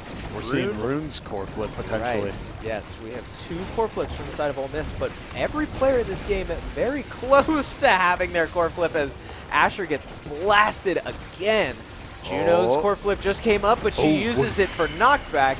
Yeah, Wiggly Wobbly loses it, but now we see Yachty's. Now we see Rune's. My lord! Oh my goodness. What is going on? Vega is staggered, but it's not taken off the map just yet. Oh my goodness, Vega. Passed right to Vega. Vega is here to win. We just saw every core flip used at the same time, and look at Vega's core flip now. That is very close to coming back. She may be forced to use it to survive here. Okay, never mind. But the goals are open already, and this is it for Ole Miss. Now goals open on both sides, and Ole Miss strikes back. We have 2-1. If George Mason scores 1 more goal, that's it. But Ole Miss is not going anywhere. And that Super Surge blob bounce from Juno really going the distance. Really able to cover a lot of ground on the Ole Miss side. She got it! God, that was evil. That Vega is wild. puts it away for George Mason. Waves goodbye to Ole Miss. And George Mason, Vega come into these playoffs as the 5 seed and walk away with a 3rd place prize. What a tournament. Oh my God, what an electric match. And that core flip that we were just talking about at the end of the previous round coming into play. She core flips it, immediately able to just smash it in as soon as those goal gates open. And great patience. We talked about the patience of high-level players to flip it up and not panic and just like immediately send it in thinking you've got a window, because you don't. There were 2 people standing there ready to send it back to you. But when you're sitting there waiting, you force Ole Miss into a reaction test, and reacting against a core flip shot is near impossible at that distance. Well, that distance. Great play. And frankly, just in general, you look at any game. I don't care if you're playing this game, a fighting game, a platformer. I don't care. It's when you're at that point and you need to react, it's not a reaction. It's a guess. Yeah. You are coin flipping it. You are 50-50. And it just so happens that when it all came down, Asher decided to wait, give it the time of day, and then throw it back in. Unbelievable Oh, stuff my we've got going goodness, on right man. now. We're not even in the grand finals, guys. We've got one more series left. This is unbelievable. Man, These I like teams to- have come to win. I like to think I'm pretty young, but my heart can't handle it, man. I know. I'm with you. I'm losing my voice. I can't even breathe for half of these games. I'm losing it over here. I mean, you should see us back here. We are clenching the seat. Yeah. We are all over the place. I'm slapping my kneecaps. I'm having a good time. Right. I'm losing it. I really wish we did have some type of caster cam back here to, like, I don't know, tweet out after the event of, like, yeah, anytime any play happens, we all go, oh my God. Oh, this is so much fun. Oh, But- man. Let's look at stats, right? Yeah, well, we will soon. But now, I mean, we need to prepare for this grand finals, right? We've got SLU against Lakeland, who had maybe now the second most intense series earlier today. But what do you expect? Do you think SLU just puts it away? I mean, probably not. I mean, as a caster for someone on this broadcast, I'm hoping we go to Game 5. Game 2 of the round robin today, we saw Game 5 from these 2 teams. Really intense back and forth. There weren't any, well, I guess this was one of our reverse sweeps. Yeah. SLU came back from a 2-0 deficit early, and then unfortunately we had some stream issues, but they came back in a really fierce best of 5. Yeah, for sure. So before we get to that series, let's take a moment to highlight what we just watched. We obviously, anyone in the world could have guessed what face was coming up on this screen, but Vega rolling through Ole Miss on Asher throughout the series with 15 goals on 136 shots, guys. That's all of them, right? Am I miscounting? No, because no, yeah, it my gets bad. complicated. But Yeah, my apologies for those of you out at home. But the point is that it's a lot. Yeah, it there's is definitely so a lot. much respect that you need to give to Vega. Yeah, and Ole Miss is going to be seeing Asher in their nightmares. Oh, my God. Just a horrifying sight if you're near that goal. The stopping pressure is next to none on that Asher. You called it. Asher is the boogeyman. But, yeah, I mean, amazing stuff we saw from Vega there. But Vega, and it was Wiggly Wob with yeah, Wiggly Wobbly absolutely put in the work as well. had the setups. That's got the core where it needed to be. Yeah, for sure. Oh my. Yeah, we talk a lot about that Asher and being able to push it in, but she needs passes. The Juno really putting in work to consistently get that core to Asher. Yeah. And even sinking some in herself. Yeah, for sure. But yeah, I mean, Yeah, and then Spartan's Dubu. Spartan's Dubu. Spartan's Lord. Dubu had me worried for a minute. There were a couple times where you could see the wear of a LAN event that has been all day. Mm-hmm. But then when it came down to the wire, he locked in, he came in clutch, kept the goal safe and said, I have faith in my teammates. They'll, like, I'll do my part. Y'all got whatever you need to do. Yeah, I mean, seriously great stuff. Big shout out to Fluffy Waffles Start and Yachty of Ole Miss. Fluffy Waffles. So well done. I mean, such an incredibly close series. And we heard in the interview before all of this that their last game came down to 1 goal. Yeah. I mean, wild stuff. And I am very happy for them. Happy that all these teams were able to come out and compete at this level. But we are going to take a quick break before we head to grand finals. So, excuse me, no, we're not. We're going to take a quick, wait just a couple seconds before we do that. Well, then, while we wait, I do want to give mad props to both sides. They were interviewed beforehand, and there was nothing but just like good sportsmanship between both sides. When you're on the mic like that, you can talk trash. It's very easy. Yeah, it's very easy to act like the hot shot in the room. But both sides came up. They said, "Listen, I'm excited for this game. It was close last time. It's going to be close again." And the handshake right there, it hit me hard. It made me happy. Tears. I'm glad that this series went like this close. Yeah, for sure. But, okay, now it is time for that break. We are going to start preparing for our grand finals matchup between SLU and Lakeland.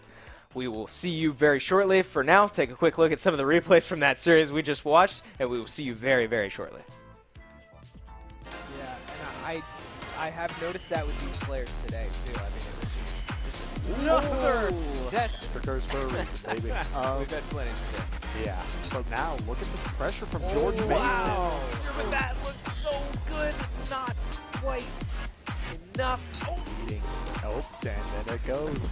Dubu healing the front. It makes sense. The game pace feels a lot faster just from watching, as we do see young effectively using. Yeah, so the levels are still similar to what they used to be.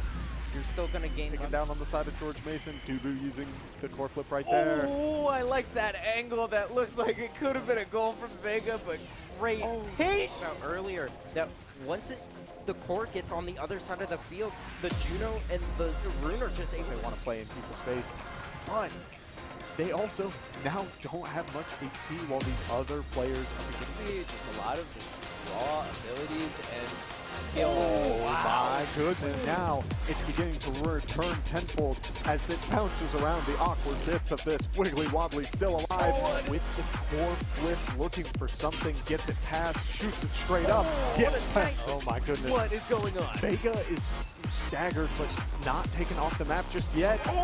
We have the Esports Arena right here on campus in Winchester, Virginia, and this facility acts as the hub for all esports activity at Shenandoah University. Students are able to use this space not just for competition and practices, but also as a living learning community and a sandbox for them to come and explore and practice and try out things related to and through esports in the gaming industry so that they're getting that hands-on learning and the skills necessary to help them find a career by the time they graduate. We also have the professional level broadcast production booth where we do all of our broadcasting and production, from casting of our games that we play right here on campus to working with outside entities to record footage for them as well. We have professional level equipment and software that our students are able to use and utilize. In addition to the space that we have here in the Esports Arena is the Esports War Room. Our students get to use that space for studying, but also outside projects. So our students get to use this space for professional development and the academic side of our esports program, which is such a critical component to go with that competitive element that we have. So we combine all of our facilities at Shenandoah University with competition, community, and career preparation. Beyond the academic opportunities that we have and the community building opportunities we have, beyond the competition that takes place in this space, we have over 250 days of programming, and there's something for everybody, and we want you to be part of it.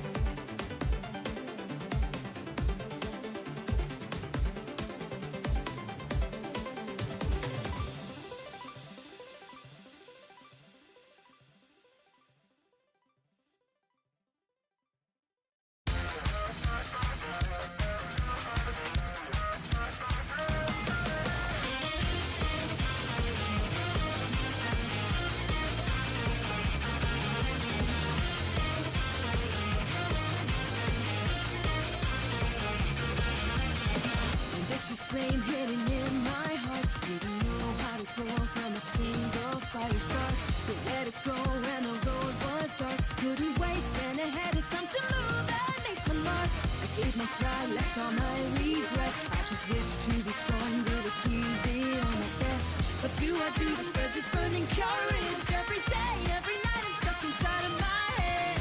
I'm gonna stay grinding today. Wanna be somebody leading the way. Don't be afraid, gotta be brave. No matter what's coming our way. Strike it down and hype up our crowd. We can bring the energy they've never seen before. There's no doubt we're going all out. It's time we can shine the fighting dream inside. So don't back down, we have the power. I know nothing can stop us, we get it that way. I can't stop now, we'll take the knockout. My friend, just believe and keep on shouting till the end. Go strike!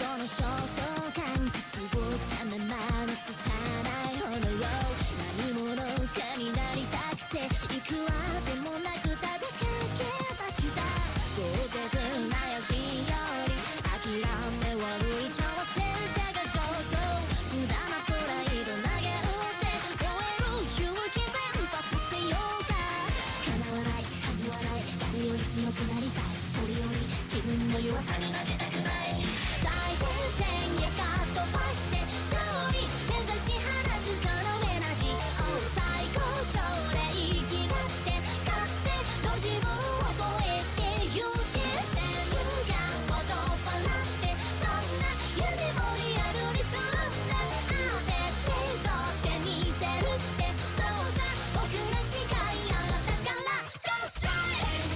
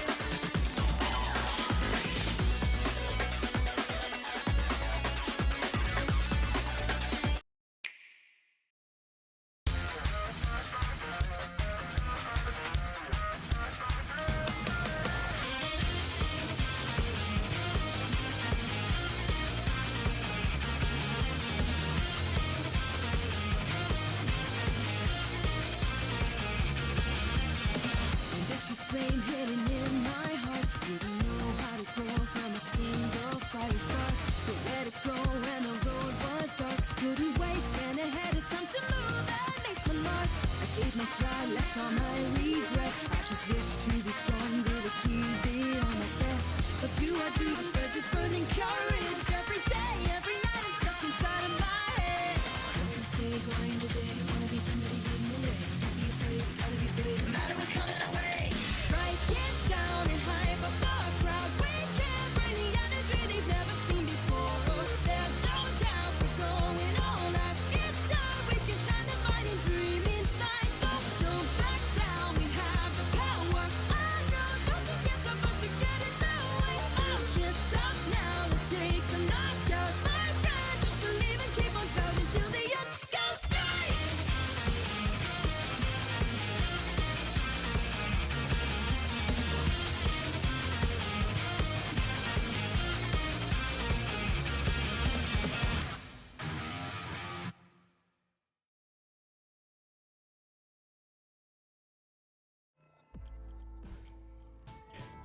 And we are back. It is the grand finals, everybody. We've got two incredible teams going at it soon. But first, We're going to talk to some of their players, see how they're feeling, getting ready to get hyped up and ready to go. So, on my left, we got Trademark with St. Louis University, but let me tell you a little fun fact about Trademark over here. Rank 1 Jakar in the closed beta. So tell me, how are you feeling? You excited to land? You know, you're going up against the wonderful Lakeland University once more. How are you feeling so far?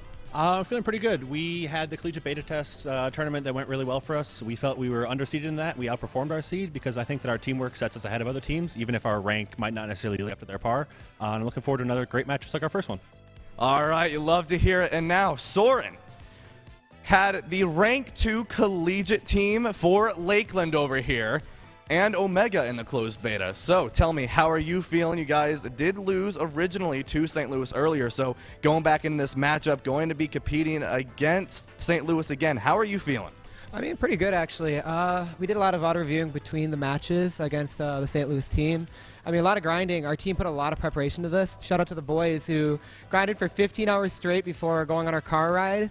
Pretty much played all day and then a 14-hour car ride here. So, I mean, we're feeling pretty good and excited to play against St. Louis again. Yeah, great, great, great. And now I have one more thing for both of you, right? Like you mentioned, 15 hours of dedication. This game takes dedication, commitment, power, and way too much effort that I'm willing to put into it, which is why you guys are up there and I'm right here. So, tell me, who would you like to shout out? Trademark, let's start with you. Everyone on my team, fantastic. They've been with me since the closed beta. I had to pester them a lot to get into it eventually, and then once they got in, they've been with me from the very start. Zorro especially. I literally put out on our Discord that we needed someone to play goalie, and he hopped on immediately and has been there working his butt off ever since. Especially our coach, Blaze Tornado. He's been fantastic for his macro vision of the game, and all the prep work he puts in just helps make sure that we're prepared and keep level-headed throughout the matches. Yeah, of course, got to shout out those teams. Soren, you already shouted out your team a little bit. You want to shout out anyone else before going in? Yeah, of course. I mean, a big shout out to our coach, Coach Yoki. Dude has put so much time and dedication into raising us to the level we're at right now. I can't thank him enough. That dude is so amazing and one of the nicest people I've met in the community. I mean, shout out to my friends and family. Got all the Lakeland boys watching at home. I got my mom watching right now, so love you, Mom. She'll love that. She'll love that. And then, yeah, I mean, a big thanks to Witching specifically. Our third originally wasn't able to play from pre-alpha, and I DM'd Witching. I was like, hey, so I know there's like a month out, but do you want to pick up this game and like get cracked with us? And he's like, hell yeah. And he dropped like everything he was doing to just play this game nonstop. So, yeah, shout out to Witchings and, of course, E.T. Han. Love it. We got shout-outs to teams. We got shout-outs to the moms, to the families, and to everyone in between. Players, go ahead, take your seats, warm up for a little bit longer before your grand finals game commences. And now, long have you waited. These players upgraded. Soon your champion will be stated. Everyone, please. On my left, St. Louis University. On my right, Lakeland University. The Battle of the Blue.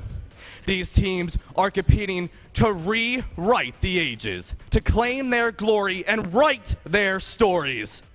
Now, would you all please put your hands together and make some noise as these teams are going to be crowned one of the Omega champions of tonight.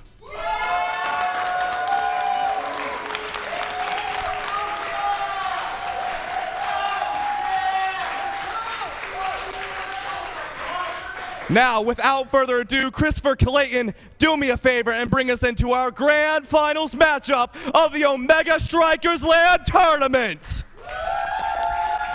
Buddy. Thank you, Ryan. That was electric.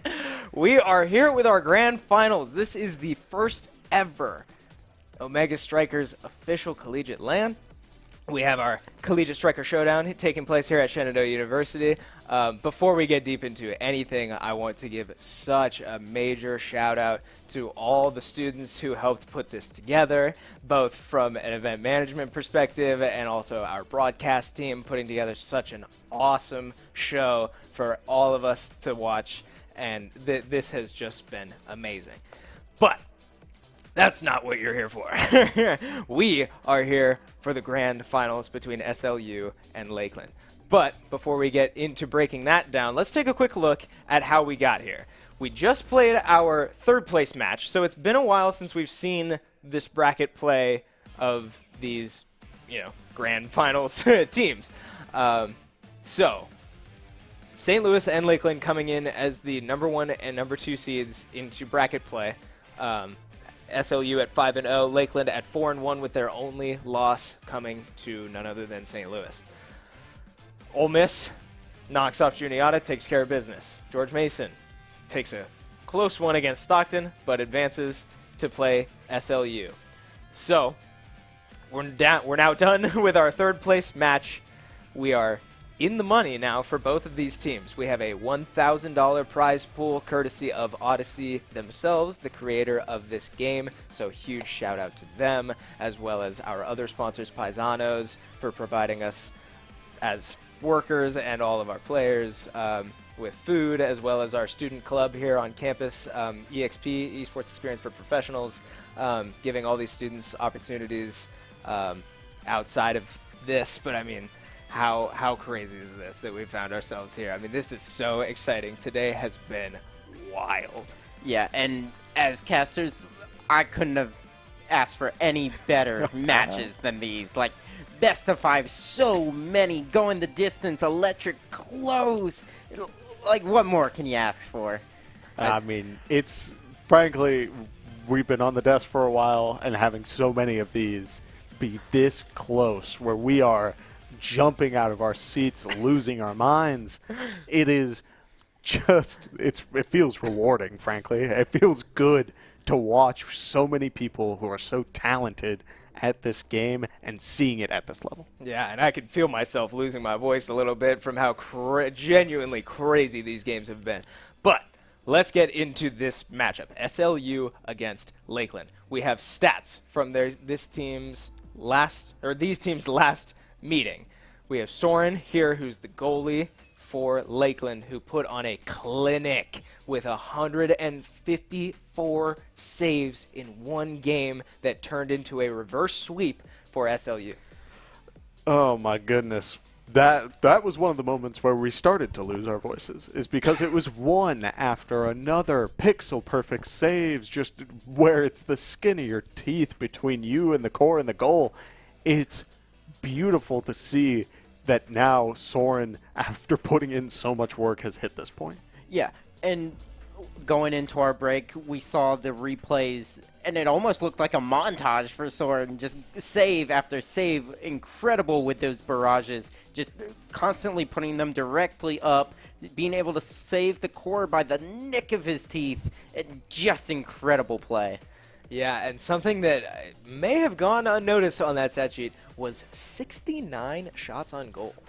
And that's I've talked about that a little bit with just how Soren is so coordinated with the rest of Lakeland. Their teamwork is unlike anything we've seen today, even from SLU. I mean, we talk about the forwards from SLU, but I would argue that Soren's awareness of the game and ability to play up is really what separates him from every other player here. Yeah, and we saw a lot in those previous matches versus SLU, versus the other teams. Soren would often go up. Unlike the other goalies, he'd constantly be in midfield, throwing those barrages, throwing those gigablasts, helping his team, not even really being a goalie at that point. Right. Really helping put on that pressure unlike anyone else. Yeah, for sure. But, of course, in any competition, there is another side.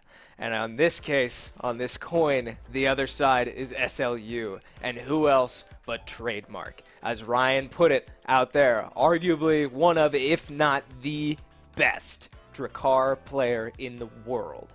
Violent in front lines, great scoring player, great alongside Coin, and this just makes a deadly duo. Absolutely, and pairing it really often with the Rasmus from Coin, able to just put a lot of damage. The Drakkar having the shotgun blast, the ulti to burn, and then the Coin on the Rasmus just being able to hook them off the map, throw them off the map, the W on speed able to...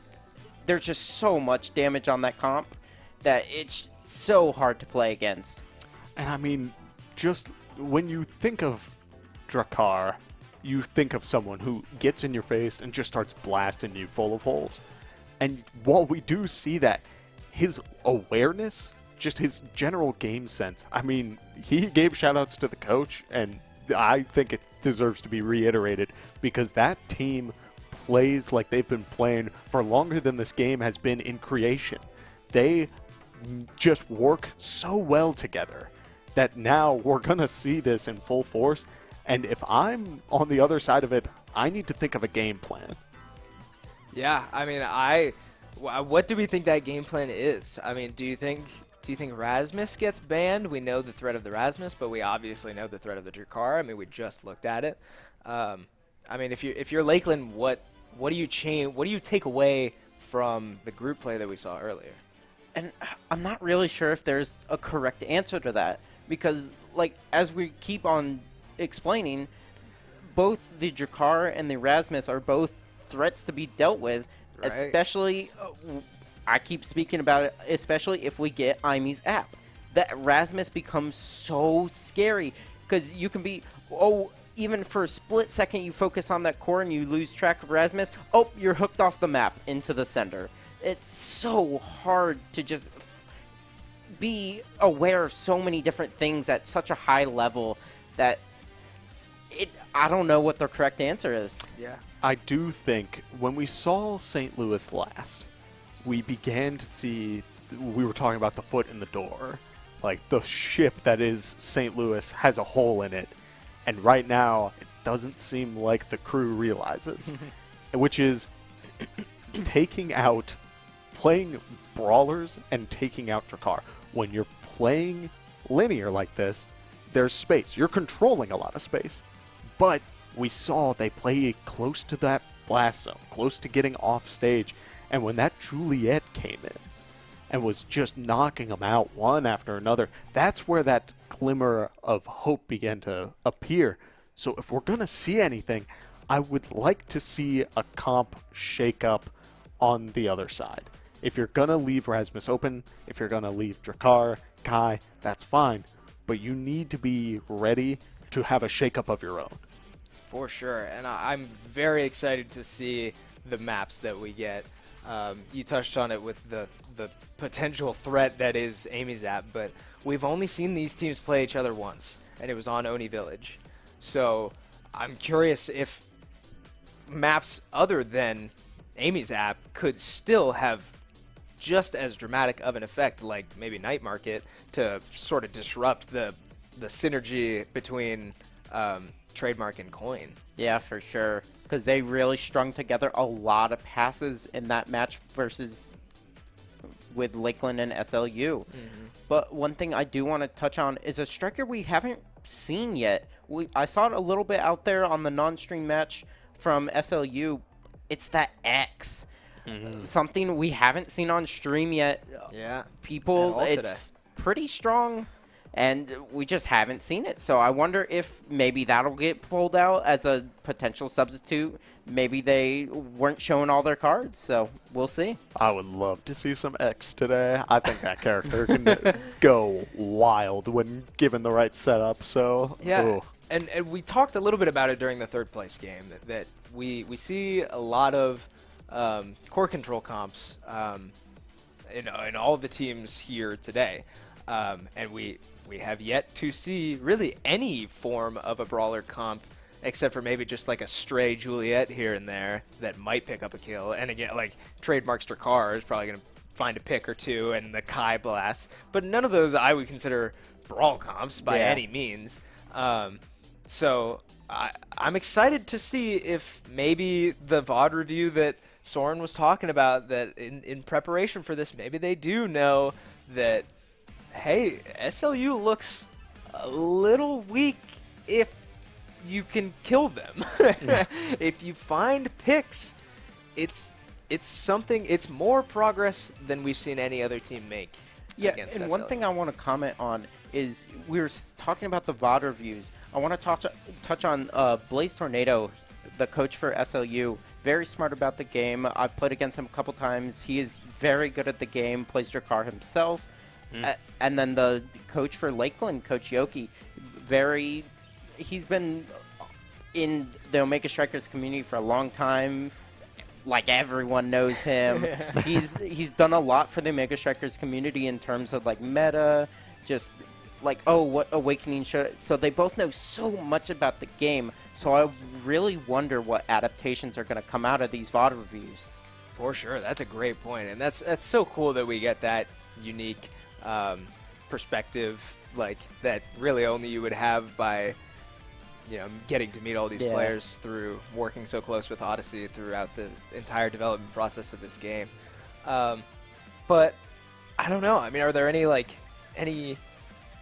I guess we could actually take a look at X now that I think about it. I was going to ask, like, are there any wild card picks, but we were just talking about X. So we'll see if we can get a quick preview on X, this character, this wild card that we might see pulled out today.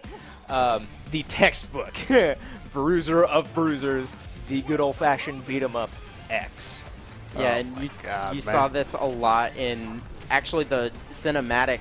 He will come at you, fist up, he will just punch you to death. That bell ringer just around him, it grows with his size as well. Just so deadly. You gotta watch out for him. Yeah, he's the kind of character that when you see in play, you can't help but respect him. You know, you've heard us say, like, you just kind of have, like, we're talking about the potential of knocking your opponent out of the ring. That's going to be what changes everything. It's not easy, but a character that definitely makes it a lot easier is X. X kind of plays to punch people and get them out of the ring as fast as he can. Yeah, and when X activates that ult and you hear X is coming to town, you want him to leave town as fast as possible because you do not want to see his face in your face. Yeah, for sure. So when we talk about these potential brawl comps, I mean, really no brawl comp is complete without an X pick, I think. I mean, nobody does it like X does. So I'm hoping maybe, yeah, even if we don't see it game one, like if SLU manages to win game one and Lakeland needs to find another adjustment after whatever they pull out in game one, yeah, I mean, maybe we do see an X pick. That would be very exciting. Yeah, I mean, there are so many. Like, at this point in the series, I do believe St. Louis has done a great job of just having their game plan and sticking to it. It's up to everyone else to react right now. They have full control of this series. For sure. It's going to be, if we find that answer, if the opponent finally was like, I think we've got it, and does take a game up in this series, that's when I think we will begin to see potential flexes. The map could influence everything. Again, the map is random. Like, it's craziness what that can do. Yeah, I mean, God knows where we'll end up. But you raise a good point. I would love to see SLU put in something of an uncomfortable situation because we haven't seen that yet today, other than being down 2-0 to start against Lakeland in group play earlier today. But within a singular game, you can't adjust your picks. You can adjust your playstyle a little bit, but like you've kind of already built into a specific playstyle, at least somewhat at that point in the game if you're down 2-0. So we've yet to see SLU really need to adjust, but we do see as we get into game one of our, maybe not. No, this is game one. I do believe that we want to sit back for a moment on this one. We are in Atlas's lab. As we do see the bands begin to come out, we will see the band coming out from Lakeland. We see Atlas and Asher taken out. As for the characters, Lakeland. Looks like we're gonna get it, guys. Yeah, we see the Kai locked in first, and then will it be Gilded in full gold? We want to be careful on this. We sit in anxious anticipation. Is he Drum gonna do roll. it? There it it is. All Okay, so here we are. We have an X for the first time today. Not a double brawler comp. I mean, Rasmus can be deadly. And especially, I mean, keeping Witchings on his most comfortable character is hold on a certainly second. important. Wow, whoa. I think it's double X. Do we have a... Yeah. Double X matchup, and this is what I was saying. And so you have so much damage on both of these sides. So you have Kai, which can put out an absurd amount of damage from goalie. You have the Estelle, you have the Rasmus, and then you have Double X. This is what I was talking about. Yeah. Basically, these double brawlers, even though Estelle isn't technically a brawler, but she puts out so much damage, she might as well be. Yeah, and certainly can build to be a brawler, depending on Awakens taken between games. But yeah, here come the X's. Oh, and he will not die. Duking it out at the bottom of the screen. This is what we've missed all day today, and what better way to wrap up this tournament than to have an X mirror matchup, slugging fists against each other. I love this. Yeah, now I will say, so Trademark we've seen on Drakkar throughout this entire bracket, and now we're seeing the Estelle, which has arguably a very different play style, where Drakkar is invisible, he's stealthy, trying to get in your face. Estelle sits at a range, and then when she wants to blink in, she gets in real close. Yeah, and this Estelle, we have to talk about it, because unlike the Asher that we've seen all day, the Asher, you have to clear away from her so she doesn't stuff you. But the Estelle, you kind of have to clear back into her, because otherwise that snipe shot is really going to clear through you, as X finds a nice pass from Trademark and just sinks one in from past Soren. So that's why we saw X, is we have the 1-2. We have the 1-2 punches, both consecutive X's, hits. Yeah, are starting with 1-2 punch. Very interesting adaptation. As we talk about, the randomness of the map, there's also the randomness of the starting awakenings that can be very important to determining who you're going to play. Oh, I think Ethan's going to get knocked out in a second. Oh, the punches ran out. Wow, but look out for this black hole. Yes, the black hole is coming back in the middle again. Oh, careful.